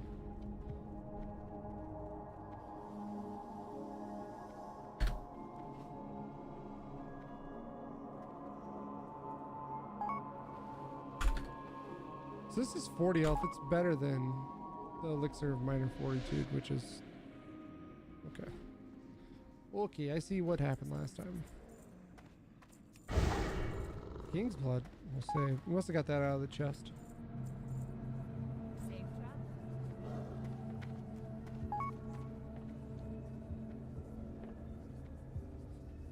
Level 21.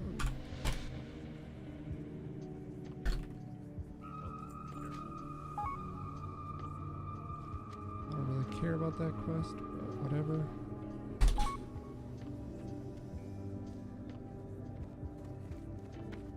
Okay, is there anything else I want to pick up here?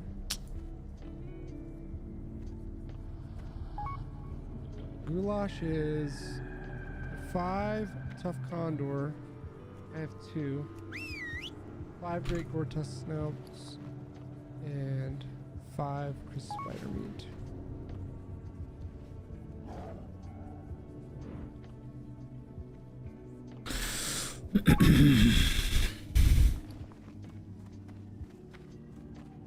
Bracers I could buy here are 5 stam. I don't know if I want them over.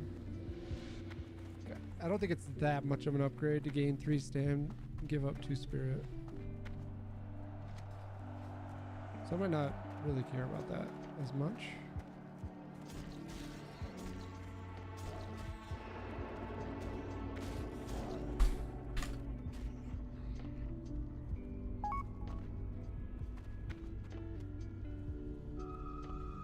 I murdered that rabbit.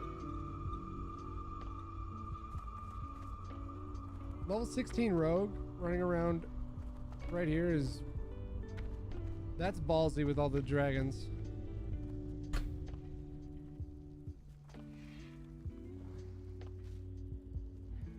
Is this Briarthorn? Yes.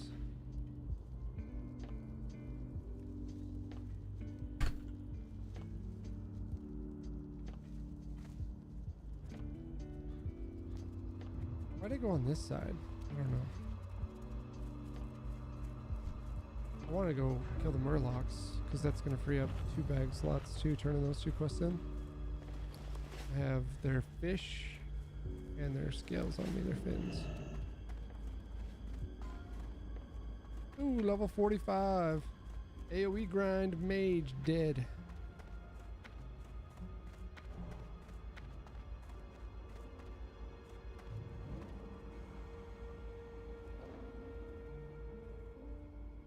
Madsen, what's up, bud?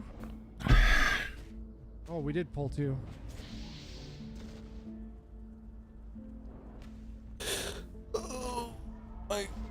Oh no!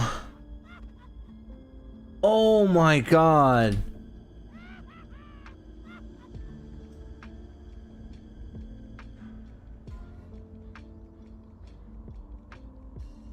Sharpish.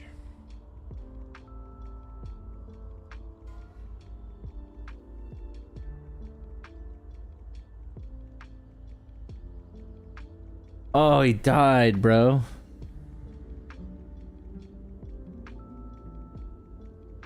Stop dying. Yo, chill, people. I get to just res for free for that, right? We go again? No, I should be able to res for free because that was a grief. I was fine.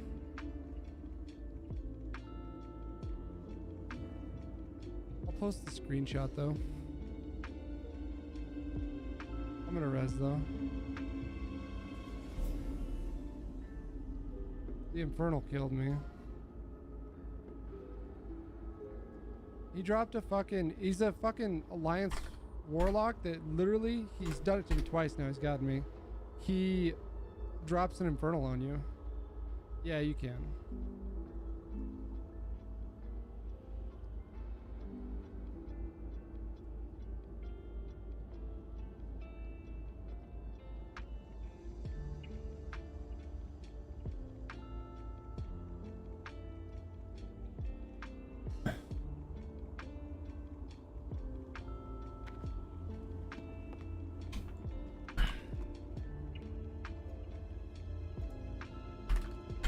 Sharpish dropped an Infernal on me. So Warlocks have a skill they get, I think, at level 50, where they can summon an Infernal, and it will attack both. It'll attack anybody that's there. It said that it didn't. It said that it was like being looked at. So I don't know what I have to do for sure yet.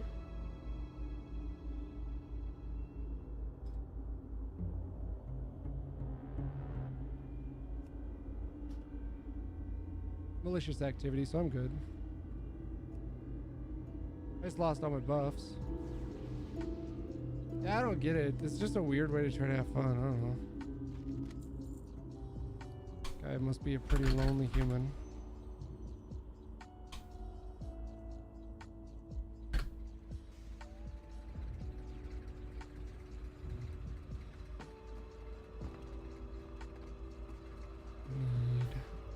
Need these? Pretty lonely human.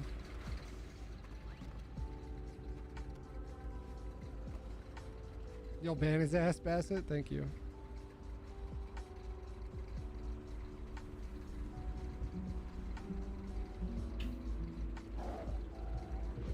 Yeah, feel free to ban him. I don't care. He's a douche.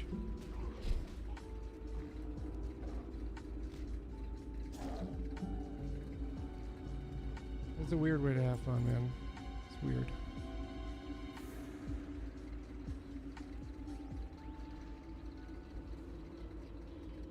Pretty sad human.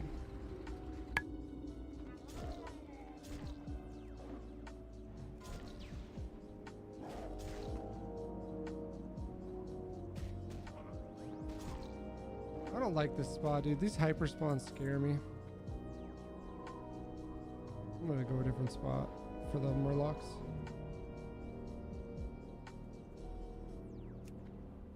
Need mod status? Oh, my bad. Weren't you a mod before, Bassett? I don't fucking know, man. There. You've been modded. You're the one that seems sad? Nah, I'm good, bro. I just rezzed, and I'm just moving on.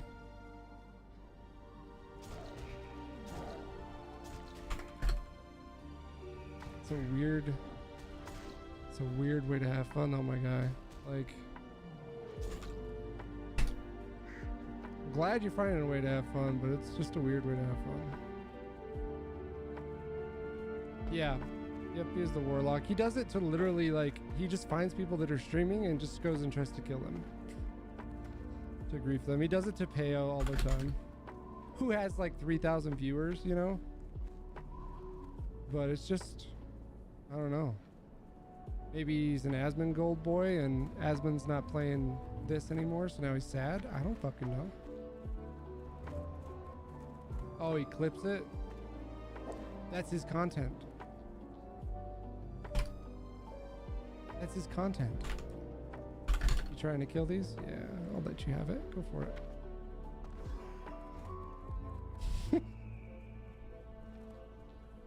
I don't know, it's just a weird... He's killed me twice, so... Both times I've just rezzed it my body and moved on, so...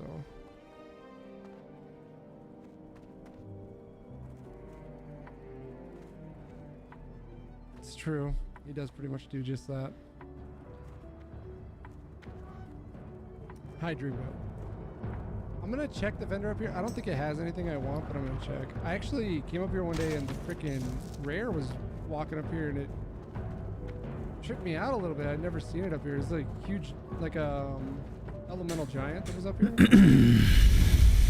See, these are what I was considering getting, but these are probably better for me, right? Yeah. Cool. I didn't know those ones were even up here. Knowing where the vendors are is huge.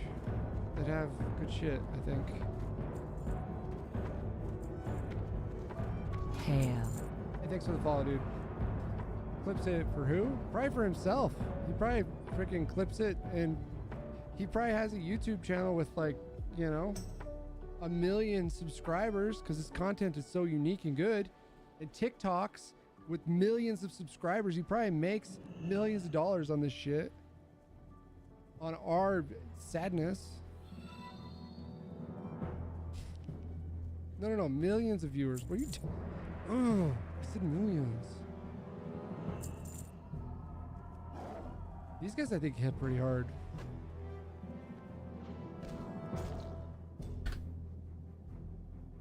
But yeah, I mean, people that spoil and stuff in video games, it's just a weird, I don't know. I feel bad for them if that's what makes them really happy. Like the people that were spoiling The Last of Us, I'll never stream another single player game on release because of it. League player. Oh shit. And Asmon fanboy. See? Asmon's not even playing the game, so now he's like out there trying to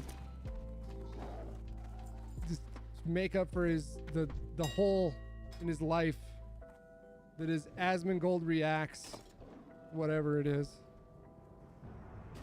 League, though, that makes sense though. That's toxic. I never played League. I literally, League was like, when I built my first computer, right, back in the day, one of the first games I downloaded was League of Legends because it was free on Steam. So I was like, oh, let's try this one out. And I just like, I literally didn't make it through the tutorial because I was like, this is dumb. The movement was dumb. I didn't like it at all. I never played it. It's no shot at people that do play it. It's obviously been a good game. No, it's not. That It's a guy boring ass game. stole one. Most toxic video game there is too. I just wanted a pre-hot so that when he came over to me, I was already healing up. I need to find. I'm glad I'm back in Aura because now I can. I don't have the right. I need to sell this. I don't have a high level Moonfire out, so there's a chest over there. I think I'm in combat still. They're Boomkin. Level 1 Boomkin.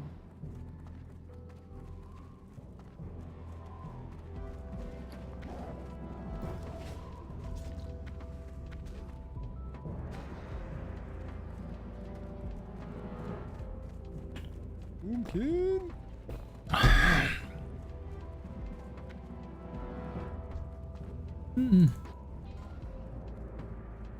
Or maybe they're doing a challenge where they can't shift or something. Alright, we'll try this again.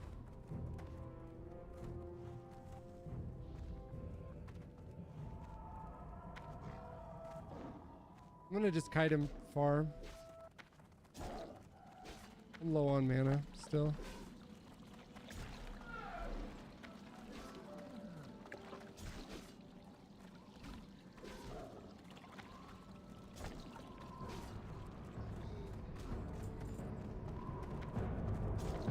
You can't really see the nets. It blends in with the ground so much out here.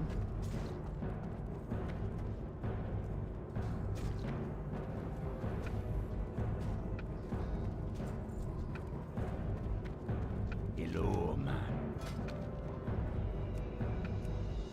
Stay away. Ooh, what was that? Blood and thunder. It's probably better for me. Nice. Yeah, kill this guy before we can loot the chest.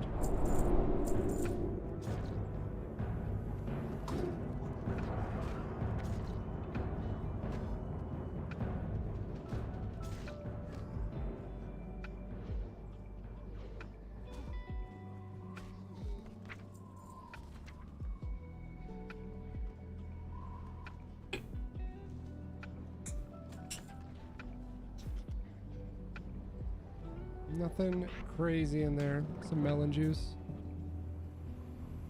Strange, but not a stranger. Thank you for the raid. Hope you had a good stream. I've actually, I don't know if I followed you do that, but I have lurked you, and I appreciate your mustache and general vibe. You're Horde, correct? I think I actually was like lurking you before, and then Tainted also raided you one time. So thanks, dude. Hope you had a good stream. What's up, Hudson? Hudson is bouncing around on my feet. Wow. Good to see you. Wow, what are you doing here? Yeah, for sure. Yeah, I've hung out in there. I don't know if I've hit follow because sometimes I just don't. Sometimes I just lurk, to be honest, because it's just like, sometimes that's what you want to do. But I have watched you multiple days, so I will hit follow one of these times.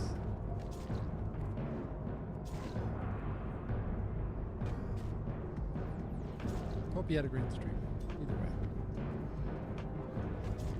You're an EU folk.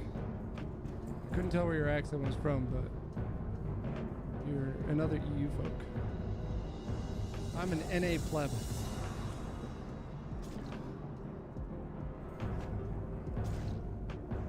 Home of the hamburger.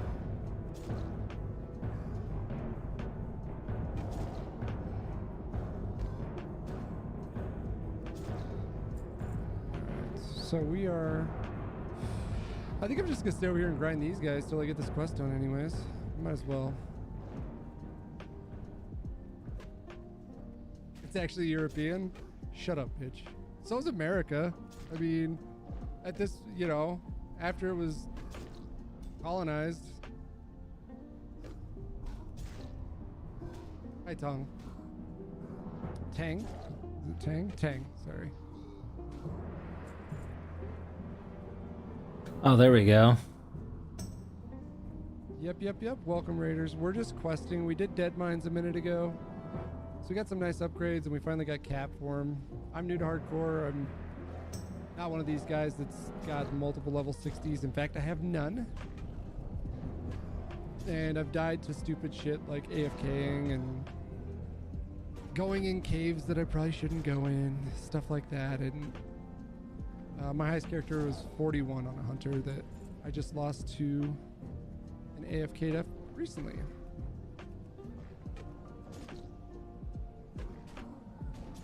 Because of Hamburg in Germany.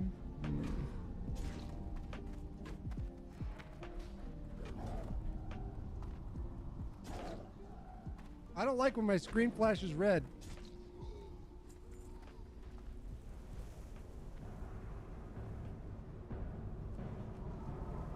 I need some more stam gear, I guess. We're stacking the DPS stats a little too much, I don't know.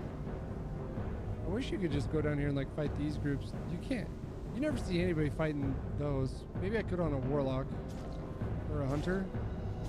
But these groups, like Murlocs, are always there because look at this grouping. Not happening on Druid. Oh, I gotta turn this back on.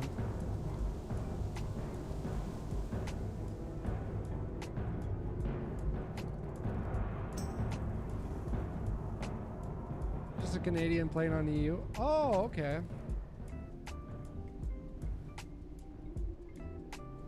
Nice. You're a Canadian. I love that about you. That's why you seem so nice, because you're Canadian. I watch a lot of Canadian streamers. The game that I streamed primarily for 2 years, you know, there's quite a few Canadian streamers that play it. So they were like similar size to me and stuff, you know. With World of Warcraft, I have no viewership because it's nothing I've streamed before, so it takes a while to build it up. But the game I was playing, you know, we all passed around our 70 viewers. It was nice. Nice is good, yeah.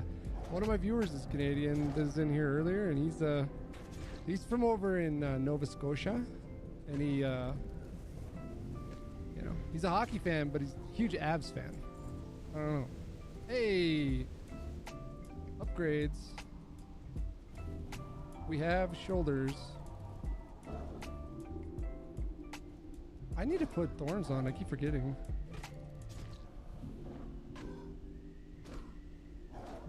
Yeah, the one thing I don't like about Feral Druid at all is that you have to shift out to pot.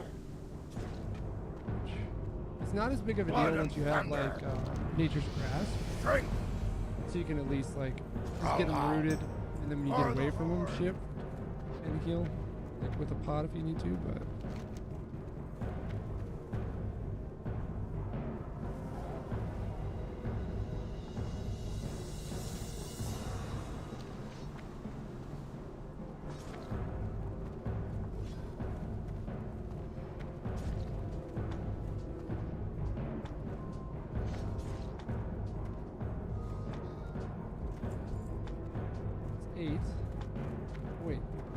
saw an herb over here.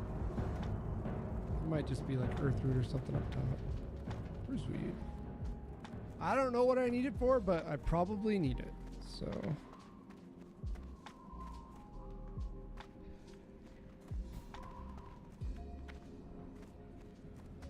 what can I help you with?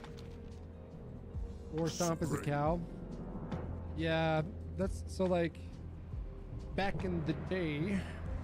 You know, back in my day when I played World of Warcraft, I was always Horde and I was always a Druid, but I always just PvP'd.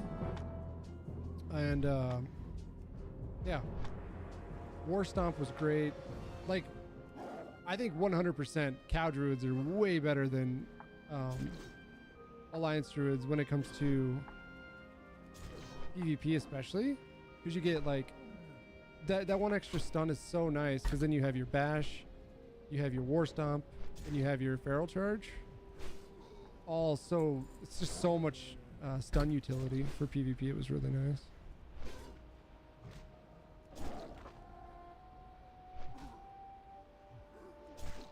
I don't know. I mean, since I'm playing this, I have no idea. If anyone else, you know, plays Era, they probably know way more than me when it comes to that. Woo! I'll let you kill that one. Go for it. I'll go kill this one.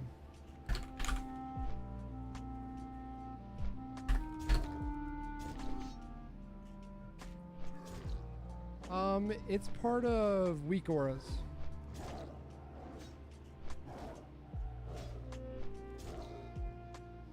I have loot frame from weak auras.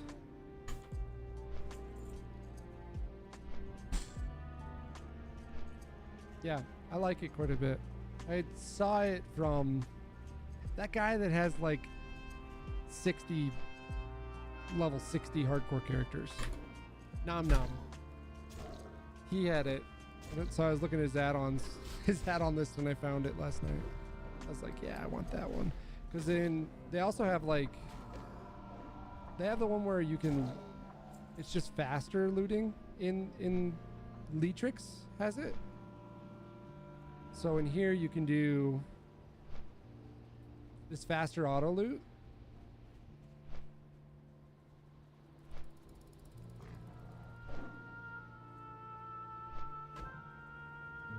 So yeah, I turned on faster auto loot, but then I was like, I can't even see what the hell I'm looting because it doesn't even pop up the window, you know. So then in his stream I saw his loot popping up the way it was, and I was like, what does he have? So here I am. Yeah, that one's Z-Pearl, right? Z-Pearl.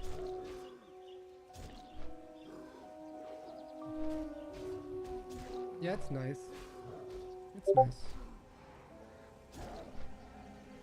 I mostly like my UI. This is really wasted for now, but it might end up being better eventually. We'll see. It might not be necessary on the Druid like it is on some of the classes.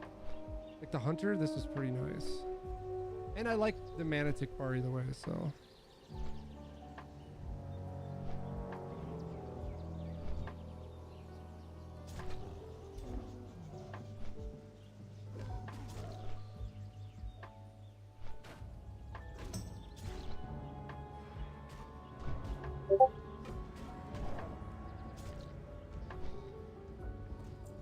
There we go. Earthroot we're not worried about. Probably go do the Murlocs. I'm just going to do them on the north side of the lake where it's a lot less congested. And then... so we can go try to kill the Mystics and the Brutes. It's about time to go to Ashenvale. I want to stick with my rep on this character. Tainted and I were talking about it in his stream. I was like, do you get... I think you get a discount for every tier of your rep that you get to. And my Hunter, I was like 400 rep from Revered. Is it? Yeah, it's Revered next. I was like 400 rep from it, but I died. So we'll never know because I didn't quite have enough gold either. I was at like 71 gold. Hi, Baba. Well met. I might honestly, chat, what I'm probably gonna do is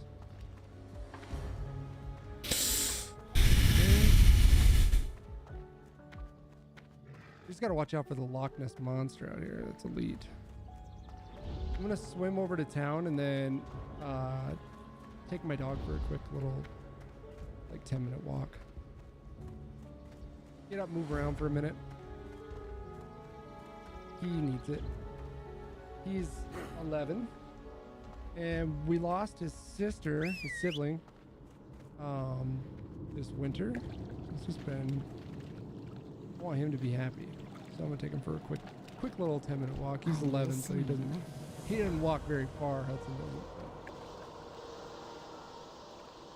doesn't. What will you require? Sorry to get a raid and then go AFK, but you know.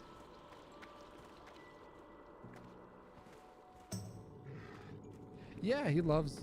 I mean, he still loves walks and stuff. He's an Old English Bulldog, so he's huge. He used to be huge. He also has what's called Cushing's disease, which is really weird for pets. You can get it, like, pretty much, I think any mammal can get it. I don't know. But basically he has a tumor on his pituitary gland. Shadow magic I don't want to do. And it causes him to always be hungry and thirsty. And it caused him to have like these calcium deposit sores on his back. It was weird. So I just try to keep Hudson, you know, happy as he can be.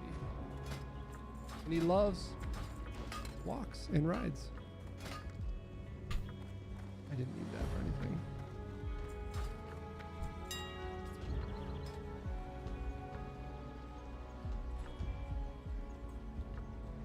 So I'll be AFK for a few and then I'll come back. And if you're still here, great. If not, everybody that's popped in today and stuff, thank you. I appreciate it. I know you all have lives and you have things that you're doing too, so never feel like you have to stick around, but you're always welcome to.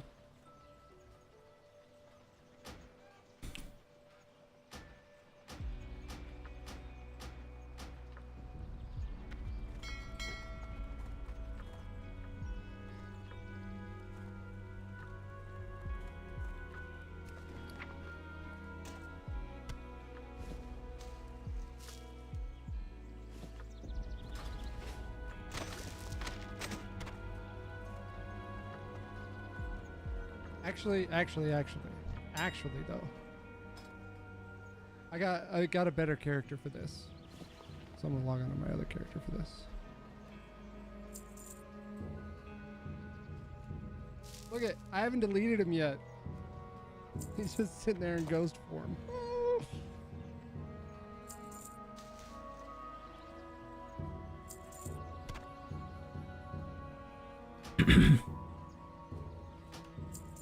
You can't see his name. I wish my own nameplate was up. I want my own nameplate up.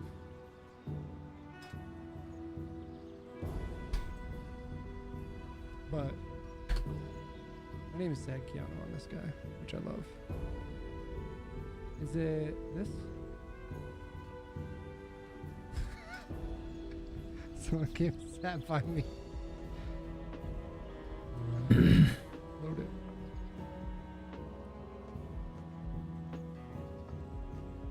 You can set it up. I can make it to where it shows up all the time? What's wrong, man? Oh, ice cream.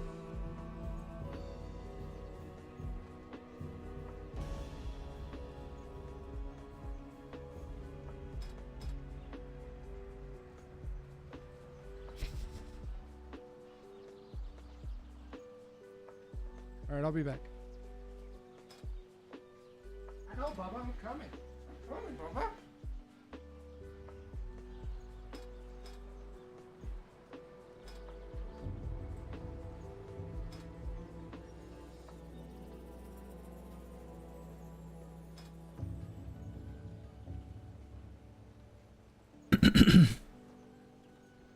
$2,327 items.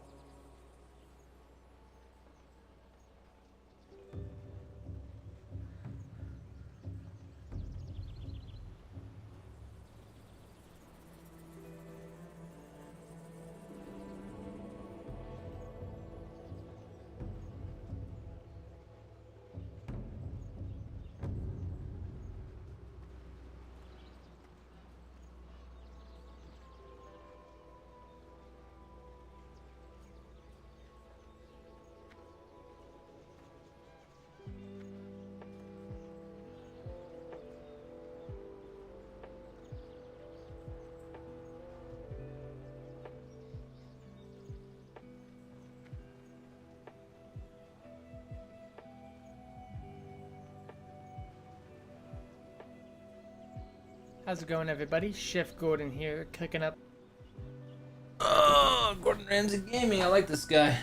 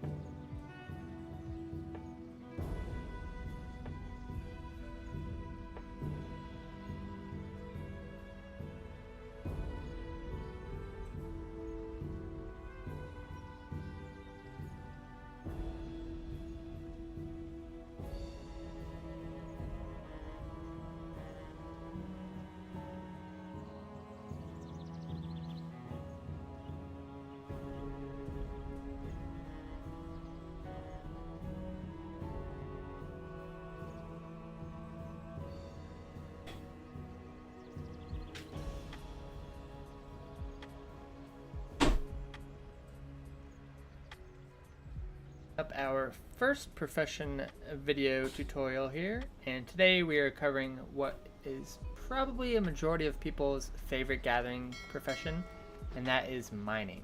In case some of you are stumbling across this video and you're already halfway through mining, I'm going to have a bunch of timestamps for everything you need to know in the info box down below. So mining is one of 3 gathering professions that you can go in the game at the moment. You have mining, skinning, as well as herbalism. All 3 of these are required for their counterpart professions as well. So most people combine mining with something like engineering as well as blacksmithing, because you can use those materials you gather from mining to turn them into either gear, gadgets, grenades, whatnot. So mining is probably the second easiest profession to get up all the way to 300. I think most people are in agreement here where they say skinning is just the easiest profession in the game to level up. Mining, however, very, very close second, because a lot of your early levels you can actually get straight off the auction house. If you decide to go that route, you can just purchase the ore and smelt it for your skills. But this guide is actually going to be kind of a 2-part guide within one video. I'm going to be showing you how you can power level your mining super efficiently if you're level 60 and you just want to get started and bang out 1 to 300. I'm going to show you the best routes as well as the gold per hour for those routes for each type of ore, and then I'm also going to be providing you how you're able to actually level up 1 to 300 mining as well as level up your character, which is what I was able to do on my druid when servers initially came out. I was actually the first person on Horde side Faralina to be able to mine thorium, and that was because I was dungeon power leveling and I was actually able to keep my mining up with this strategy as well. So we'll go over both those. So to begin, you're going to want to pick up the profession mining from any of the trainers. Best way to start off, in my opinion, is you want to pick up mining in Razor Hill or Orgrimmar, because that's where you're going to be starting mining copper, because Durotar is the best place to mine copper. You have crazy routing, it's super condensed, and it's, obviously by the Horde capital, the major capital of Orgrimmar. But what's really cool about it is Razor Hill, the second zone for trolls or orcs, is the only secondary city for the Horde that allows the learning capabilities of mining. Everywhere else, Taurens have to go to Thunderbluff, and Undeads have to go all the way to Undercity. So Orcs and Trolls have a little bit of a head start to pick up mining, which is nice. So once you've learned mining, it is one of the 2 major professions that you can have. So again, definitely recommend either going engineering or blacksmithing with this. But the main thing that you need to do is put the spells that you learn once you acquire mining on your taskbar. So you need to put find materials as well as smelting on your taskbar to make sure you're able to, 1, track the nodes on the map to acquire the ore, and then 2, turn those ores into bars, allowing you to either sell them or utilize them in the other profession. And don't forget to pick up your mining pick, because without this, even if you see it, you can't mine it. Here is a list complimentary of icyveins.com of every single mining trainer in Classic Vanilla for both Alliance, Horde, as well as the neutral mining trainers. Don't forget, as you level up, you will occasionally have to go back to one of those trainers to allow yourself to carry your profession further as far as the skill cap ceiling goes. So you'll eventually have to go learn your way to 150, 225. This guy is a little bit Horde biased at the start. However, I will include, in my opinion, the best options for Alliance to start and get their mining underway. However, once you reach a certain threshold, which is around the iron level, that's when the guide comes online for both Horde and Alliance, because you're going to be sharing those zones for the most part. So just wanted to preface really quick that you can actually smelt your way all the way up to 177 mining skill, which basically takes out half of the the workload that you have to do. So for those of you who are just trying to get to that end game goal of thorium as soon as possible, definitely make sure you're making use and taking advantage of smelting to get your mining skill up, whether that be you have someone mine it for you and you smelt it yourself, or you just buy it, smelt it, and then resell it. That's definitely a viable option as well. There is a little bit of a gray area though. So for example, to get to 125 to be able to smelt iron and mine iron, you can smelt all the way up to 112 with silver, but then you're still gonna have to get those points while mining yourself to actually physically get those levels up. But this is just a nice way to definitely pretty much have the workload that you're going to have to do. So again, like I just mentioned, once you do acquire the mining skill, you're going to want to be starting off in Durotar for mining copper ore. And you're going to take this all the way to 65, and at that point, that's when 10 comes online, and we'll get more on that later. But like I said, Durotar is very, very nice to start off. So you're going to be starting off in Durotar no matter if you are leveling or you are just doing the 1 to 300 grind as a 60 already. Durotar is the spot to be. And what's really nice is you can actually take breaks halfway through the loop that I will show you at Razor Hill, and you can actually smelt that initial copper that you get for skill points as well. For Alliance, you're going to want to gather your copper in Dunmurrow. This is the starting zone for gnomes as well as dwarves. It has the best locations for copper early on, and for humans it's not terrible to mine in Elwyn Forest, but a lot of the nodes are deep in the Kobold Caves, which can be a very big hassle early on to acquire. And sadly for Night Elves, we don't get much love. There are 0 copper nodes in the starting Night Elf zone of Teldrassil, and you will not be able to acquire any copper until you make your way towards Dark Shore, and at that point you're level 10 to 12, so you really feel behind the pack. Once you hit a level of 65 mining, you can begin to obtain tin, and in my opinion this is where the guide gets sporadic, because it seems like tin is either everywhere and at the same time it is nowhere. So for Horde doing the power farming dungeon guide as well as leveling mining, you're going to want to go to Wailing Caverns. There's a minimum of 2 tin nodes per run, but I believe it can get up to 4. And then for Alliance, you'll be entering Dead Mines at around level 15 or so, and there should be a couple of tin nodes per run there as well. So it's very nice to just get guaranteed tin while leveling up doing these dungeon power farming groups. And if you're level 60 already and you're avoiding going into the dungeons, both Horde and Alliance are going to want to head to Hillspread Foothills. There's a very nice tin route that has a lot of silver in it as well, which you can begin to acquire at level 75 mining. When you've reached a total level of 125 mining, for those who are doing the dungeon power farm strat, you're going to want to head to Southern Barrens and enter Razorfen Crawl and do boar runs. There's a minimum of 2 iron nodes per run, and every now and then there's some gold woven into there, and I think you can get up to 3 or 4 iron deposits if you are lucky. And that's just a very, very nice way to hit a level of 65 mining. You can begin to obtain tin, and in my opinion, this is where the guide gets sporadic, because it seems like tin is either everywhere and at the same time it is nowhere. So for Horde doing the power farming dungeon guide as well as leveling mining, you're going to want to go to Wailing Caverns.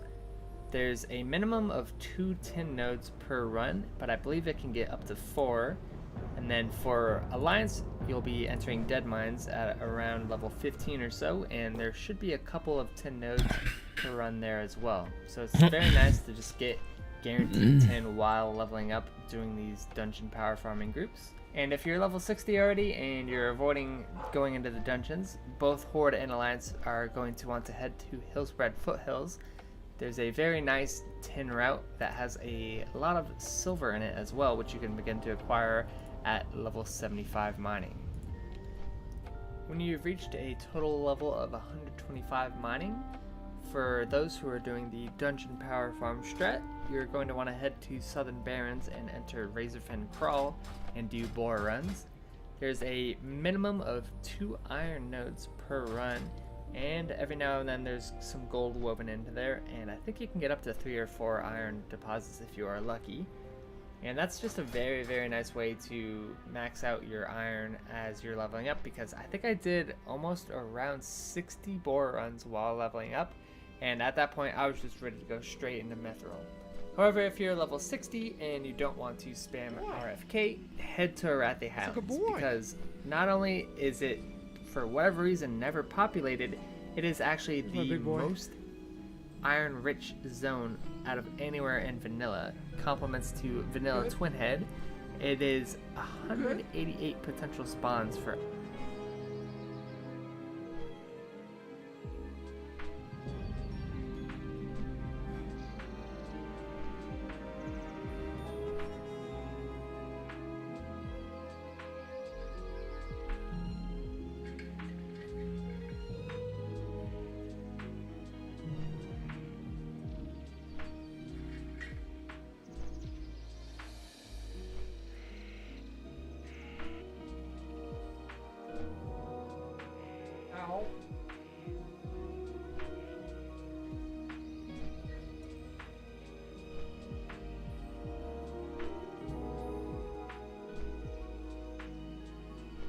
Everybody got a treat too.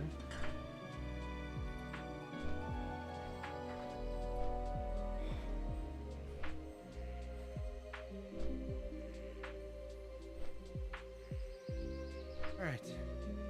We're back. Hudson's been walked. Just a quick little jaunt is all I needed. I think what he really wants is a ride, actually, though. So, tomorrow we'll go on a nice car ride.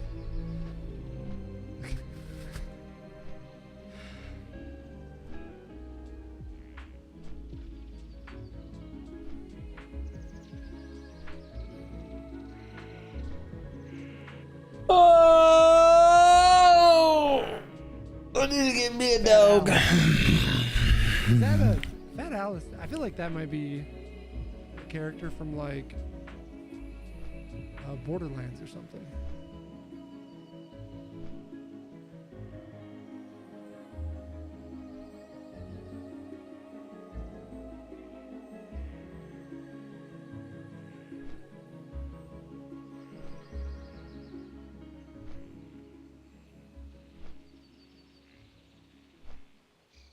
We gotta RP a little bit, right?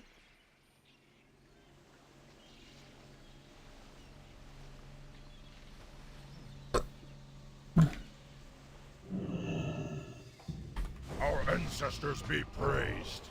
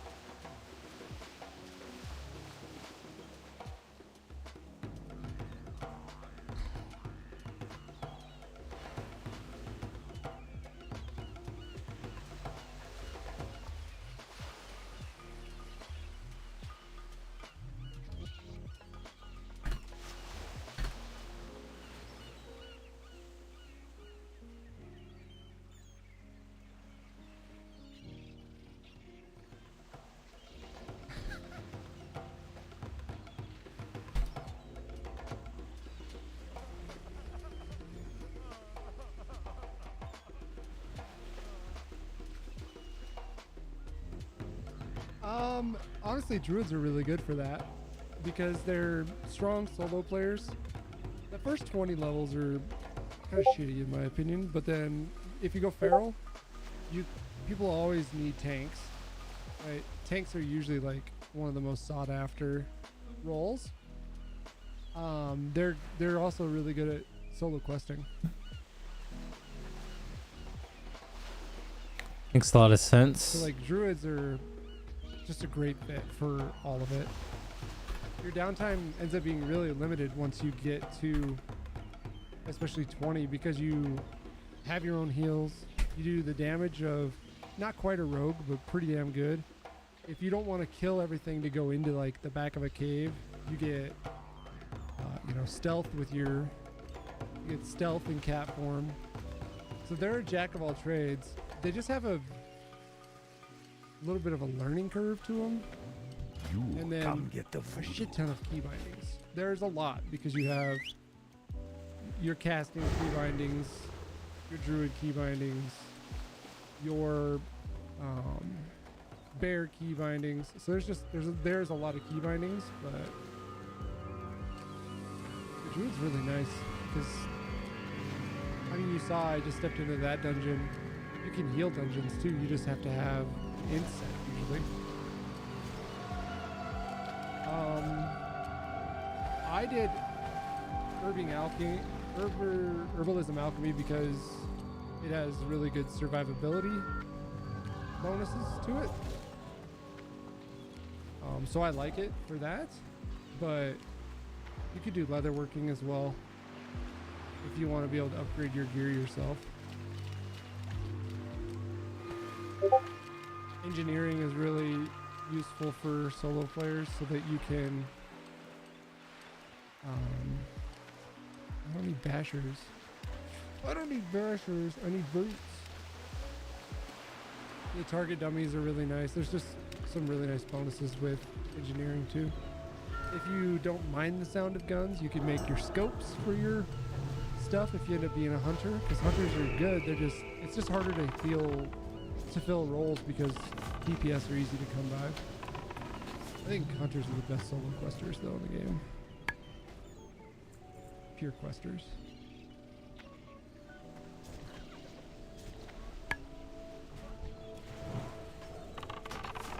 Yeah, gold, I never really worry about gold usually. Just trust that it's gonna the gold is gonna come. We're gonna pull all three. There's a chest though, so if we pull all three, we pull all three, but we have to go for it. Okay. That's so annoying, man.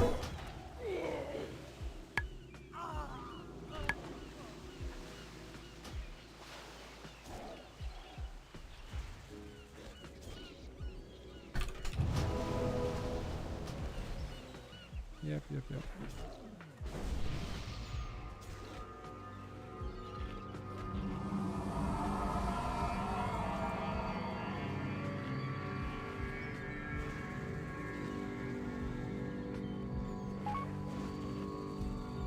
Come on.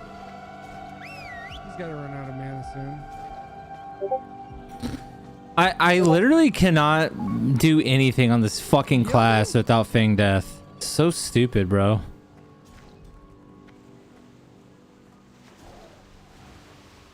Casters are bitches early.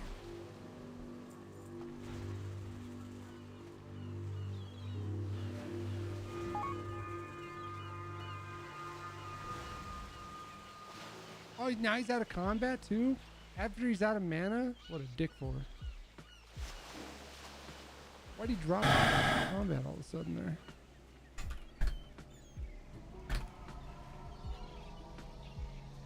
Coming back, I want my chest.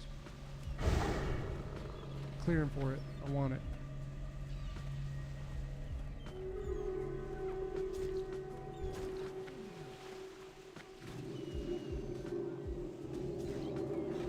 Whoa. Respawns. There's a patrol that goes here too then, so. Gosh. The damage spike at 20 is phenomenal. Gosh, now there's 2 already?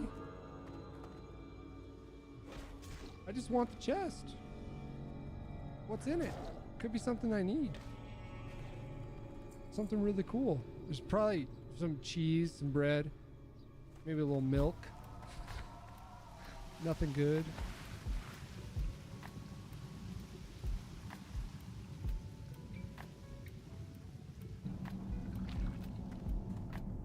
That guy should pull a little bit for me here. Wow, that's really forecasting. Okay.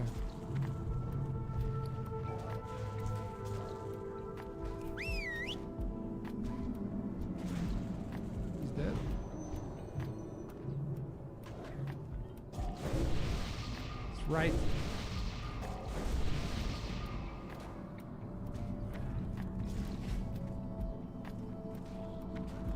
Rogues can make a lot of money too if you like stealth gameplay, because you can pick everyone's pockets for bonus monies, stealing whatever they have in their pockets.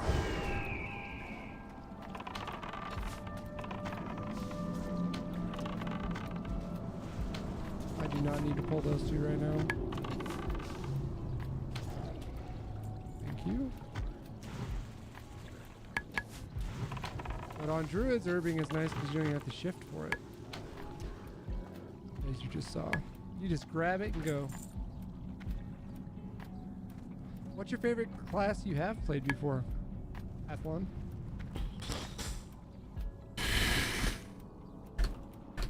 Usually like melee or casters.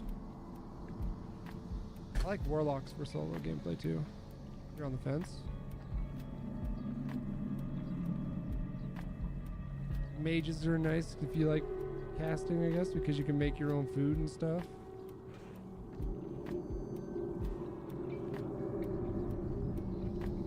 It's fine. You make your own food and water. What did I just run by? I ran by an herb. Mage herb.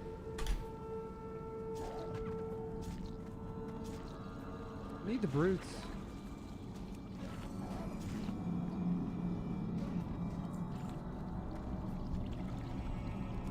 Man, that guy could probably use those.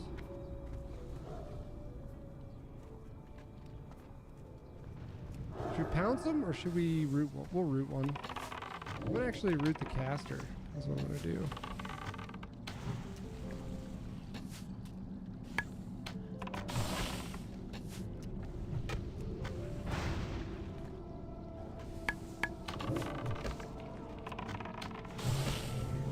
Oh, are you fucking kidding me? Nasty respawn. Reset. That was a nasty respawn.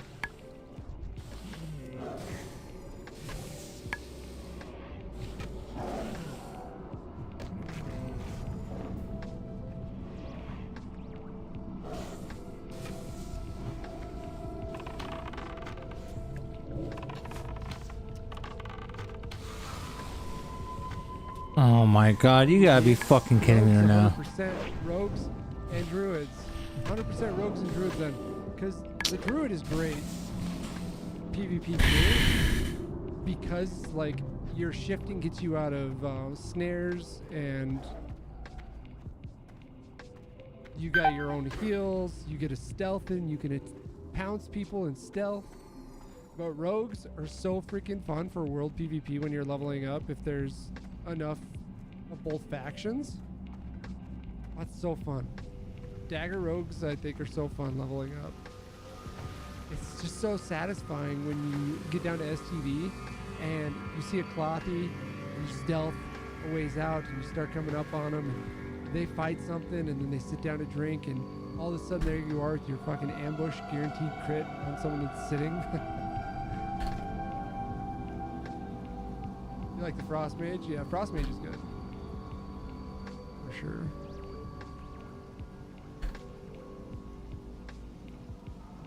Nova and Blink. I mean, rogues have a lot of utility too. after you get into it a little bit. Once you get blind and vanish, the rogue really starts to shine. They're the king of world PvP, in my opinion. Like a hunter against a mage, or not a hunter, a warrior, they just get piss pounded because they can't get to the mage ever because of the Nova Blink.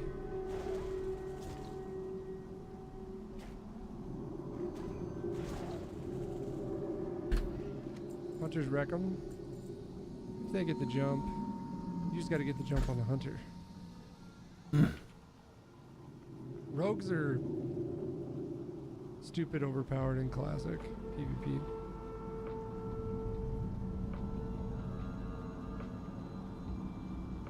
It's a brute.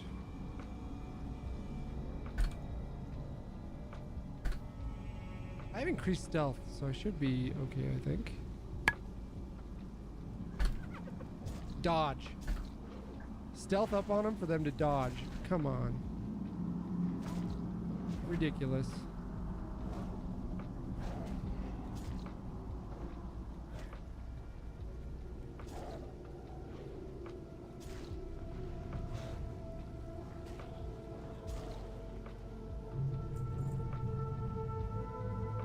Yeah, you just got to jump them so they don't have that flare out. Even then though, I don't know, with the right poisons and stuff, you can do some shit on rogues. You gotta watch some of the old PvP videos of rogues from classic where like fucking rogue naked with just like daggers, stun locking, like rank 14 people to death. Naked with just daggers. And they would kill everyone. It's just dumb. I don't need bashers. I need brutes. Where are all the brutes? Some over there.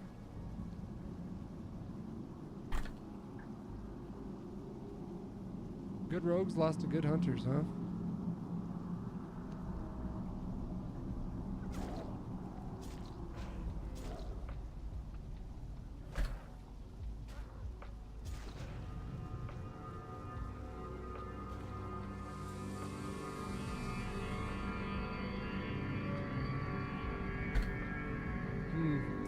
Yeah, I mean, I loved them for flag room protection. The rogues are pretty good flag carriers. Druids are the kings of flag carrying, in my opinion. Even frost mages are good too, but travel form is really good. And jumping people in the flag room on the rogue to try to get the return and just trying to burn them down before you died was always fun.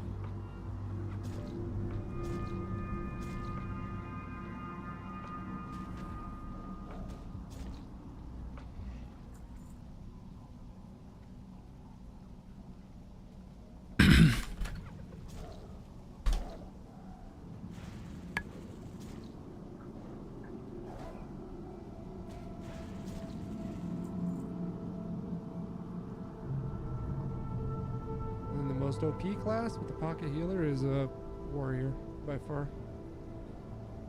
Watch Swifty's old videos. What? That was weak. That was all that was in that. 2 bananas and some pants. What was going on in there?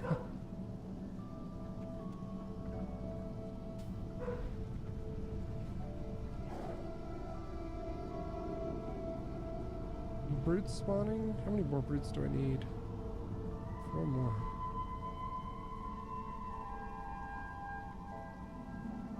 I'll go check this other spot.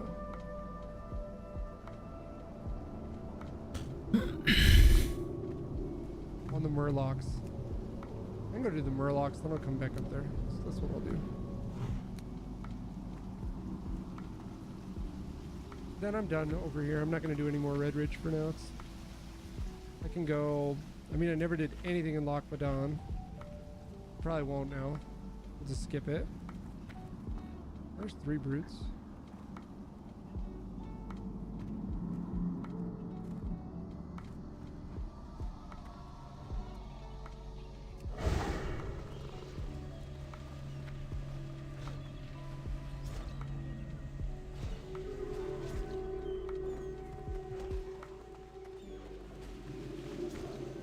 stole one of my kills. They're just trying to help them.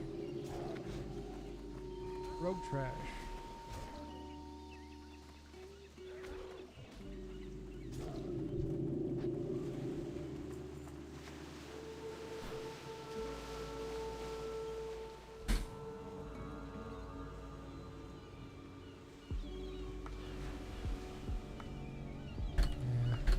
Saw that coming. Good against noobs?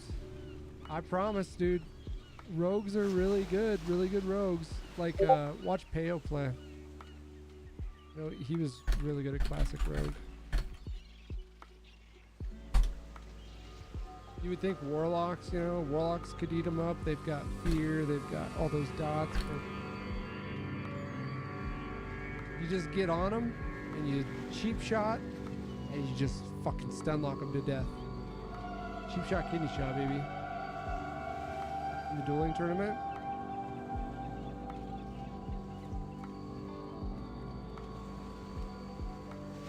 Maybe I'm totally wrong then. I know I had a shit ton of fun on my rogue. In classic, that was like my go-to class that I had the most fun on. PvP on the 9s was always fun. Everything was fun.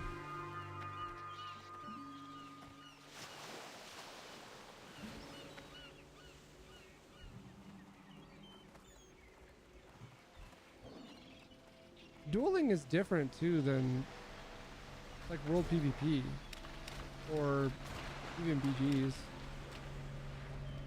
Because dueling, like, I mean, you know exactly what you're up against and everything else. I don't know. Frost mages probably are almost the king in that regard because they have a lot of utility.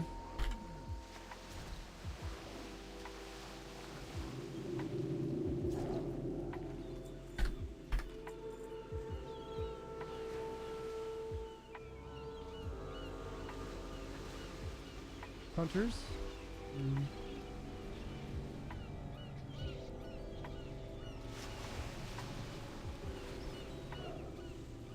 But I'm not the classic expert.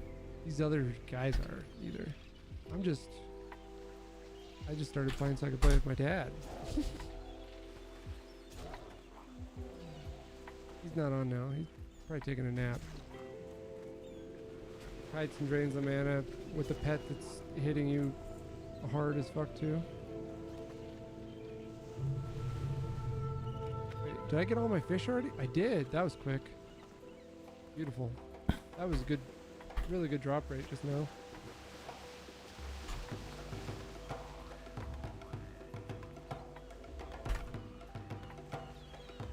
If you're the real Bean, I don't know who Bean is.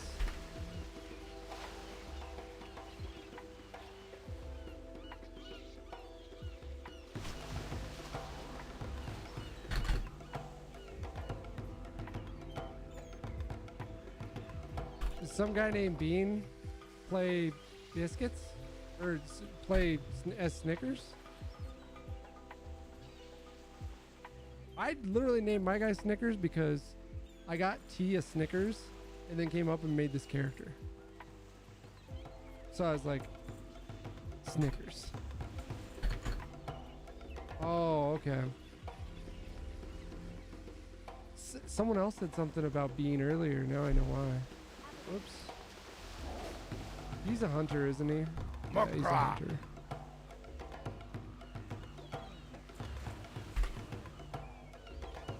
I did not know that. Lame. I need a name change. Yeah, I remember seeing his videos too, or something like when Classic came out. I remember watching him, I think is what it was. This could come in handy. Alright, we need 2 more brutes. Let's get those before we leave here.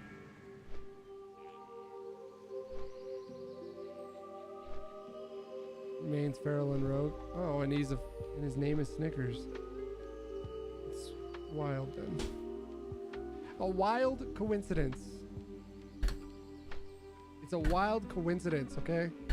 I have A mini Snickers right here.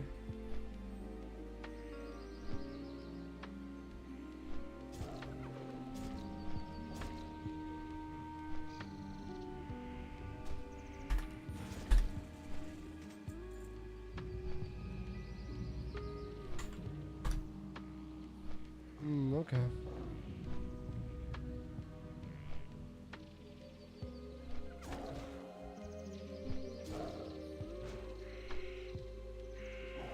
Noted.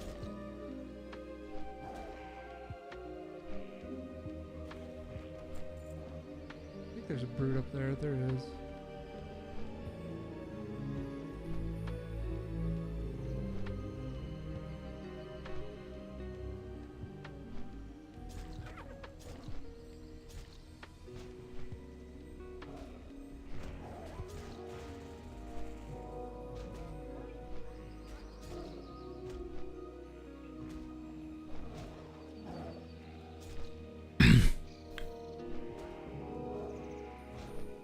Fuck me, man. Do I make a mage or not? I'm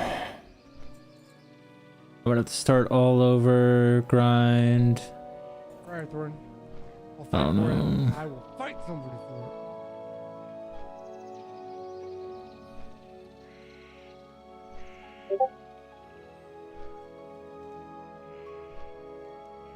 it. Alright, let's turn in and then wetlands or just straight over to Ashenvale?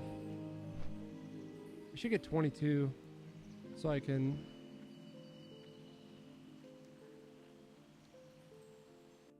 I can just go down to we can get 22 easy.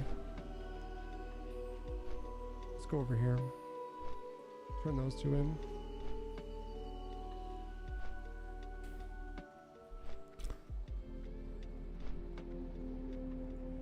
I could do some wetlands, try to get the bag quick, Sita's bag, and do the knolls. Maybe the crocs, and then go Ashenvale. That's what I'll do. Maybe. We'll see.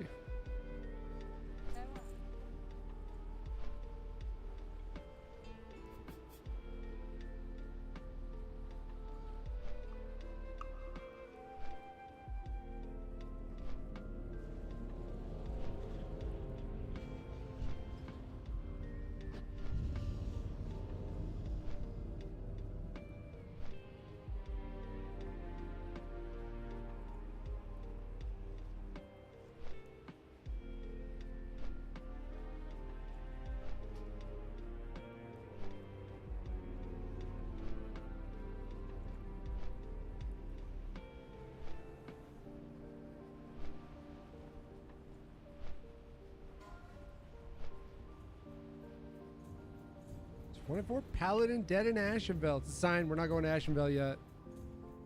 Dude, those water elementals killed one of my hunters at 24. He was trying to get the achievement. I was an idiot though when I did it. I had aspect of the cheat on, wasn't really paying attention even, and all of a sudden I was like, oh shit, there's 3 of them on me, and I just died. He was trying to get the achievement.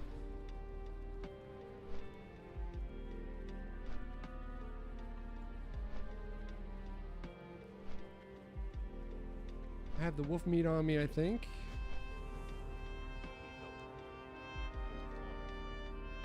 Not enough, or do I need something else with that?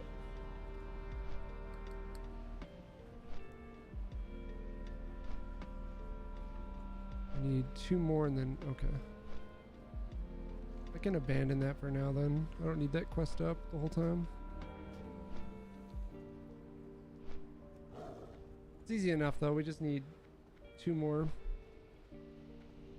Wolf meat, and then I think it's the Stormwind spices or wherever you get in like the flower shop.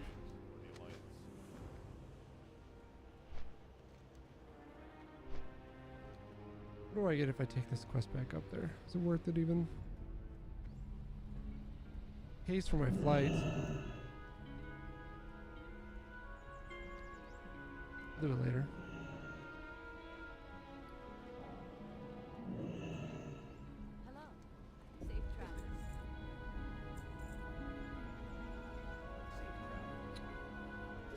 I'm not gonna do the other food.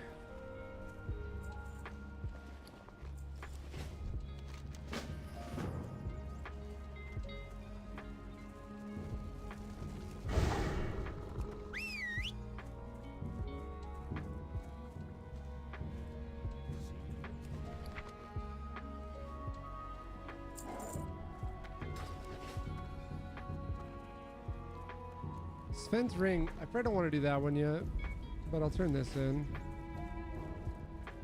Eight-legged menace. Troll Hall.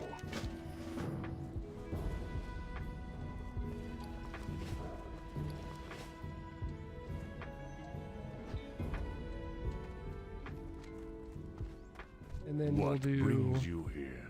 We shall meet again. Turn in the wolf one over here. We need 2 more spider legs. Okay.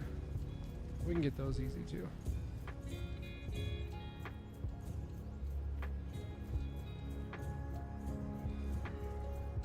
That's my next point going. Feral charges is just really nice. It could save me at some point.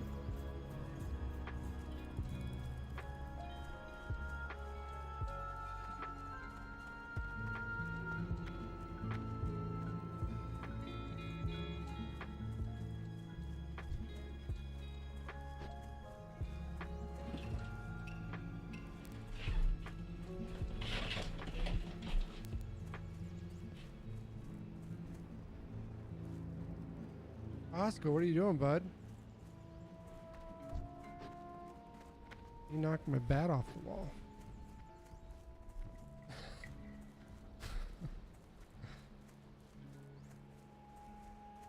Freaking everybody out, bossy. You good?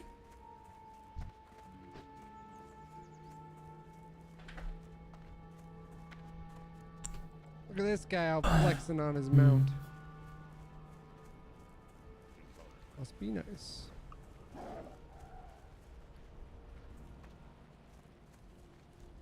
The spider legs, I wonder if I have to turn that in back there too.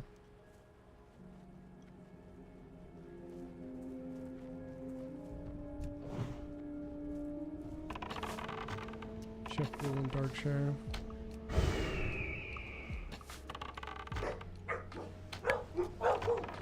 Just need 2 more legs.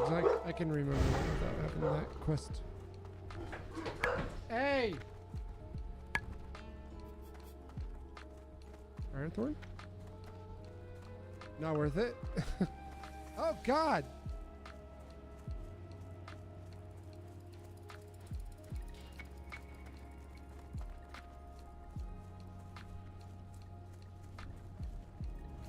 Oh, dude.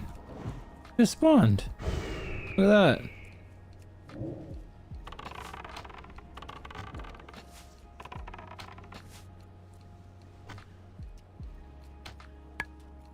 It's Sita's bag, the Night's Watch here.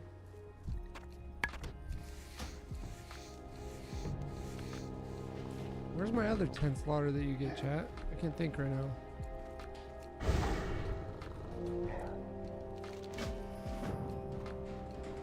I'm pretty sure there's 3 10 slaughters that you get.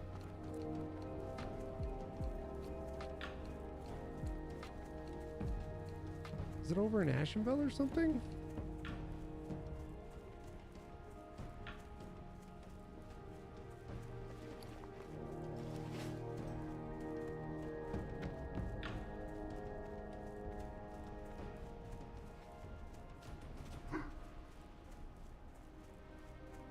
Wolf got pissed.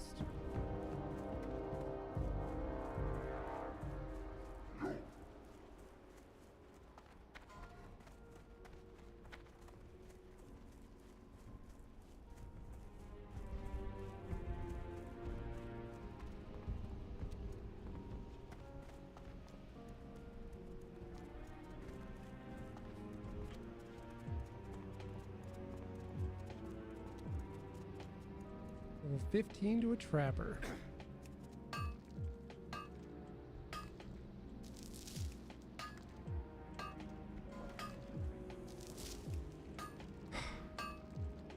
My plan was for this to get me to 22.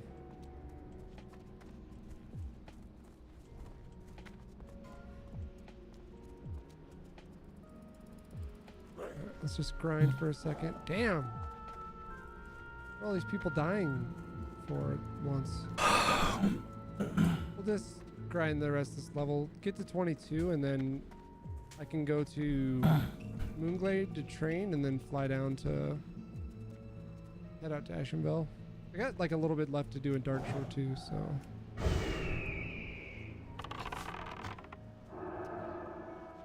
37 dead in the Barrens. Or was that to a guard?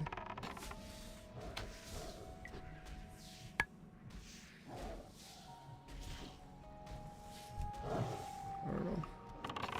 People are going down. They're dropping like flies though.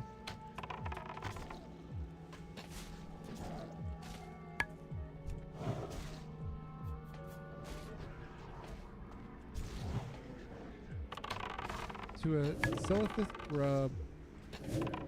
To a grub? How?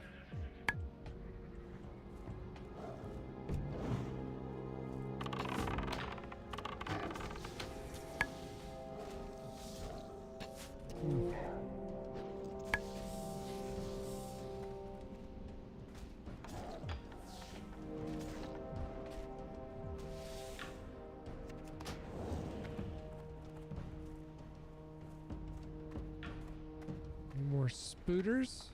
Like 2 more ooey gooey spider legs, please.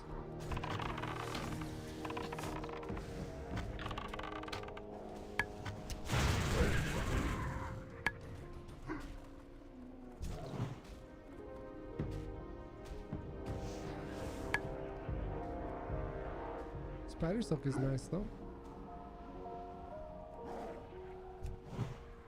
Tailoring, baby. Make you some spider silk boots.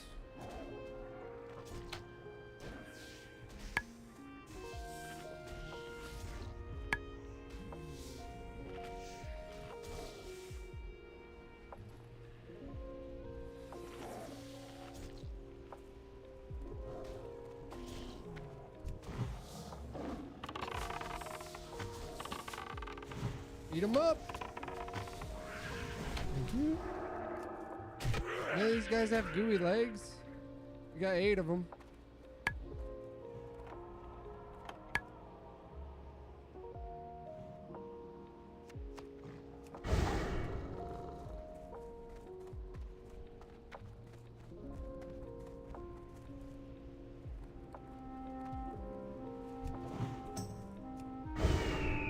Go up there and kill some ghouls and try to get fishing lures. For free.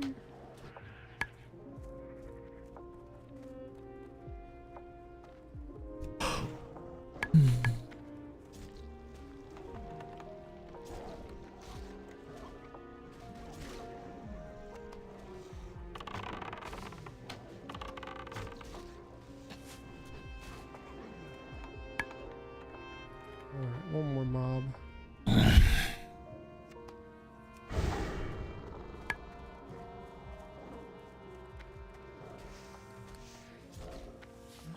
Should do it for me.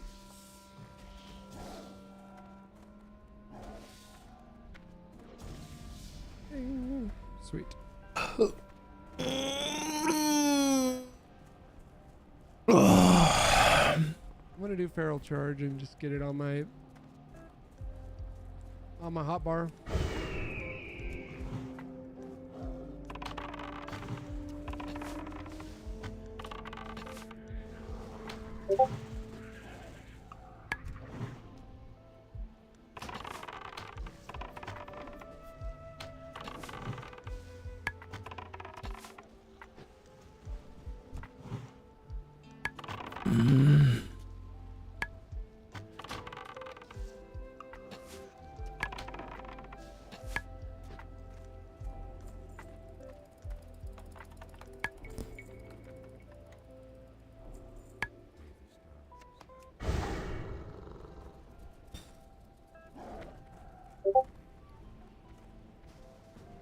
Alright, we're gonna go run Wailing Caverns as a DPS, I guess. Can you tank this? Yeah.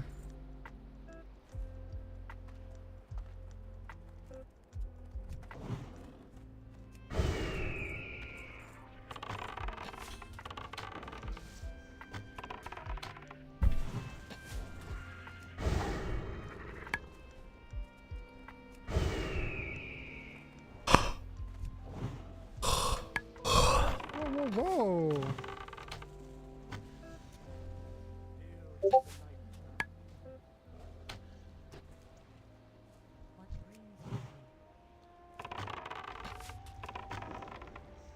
are these guys at? Gunk is in the Barrens. No one else is. Well, maybe I just sell these things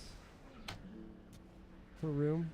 This music is so chill. It's the way. It is the way. Chill music is the way.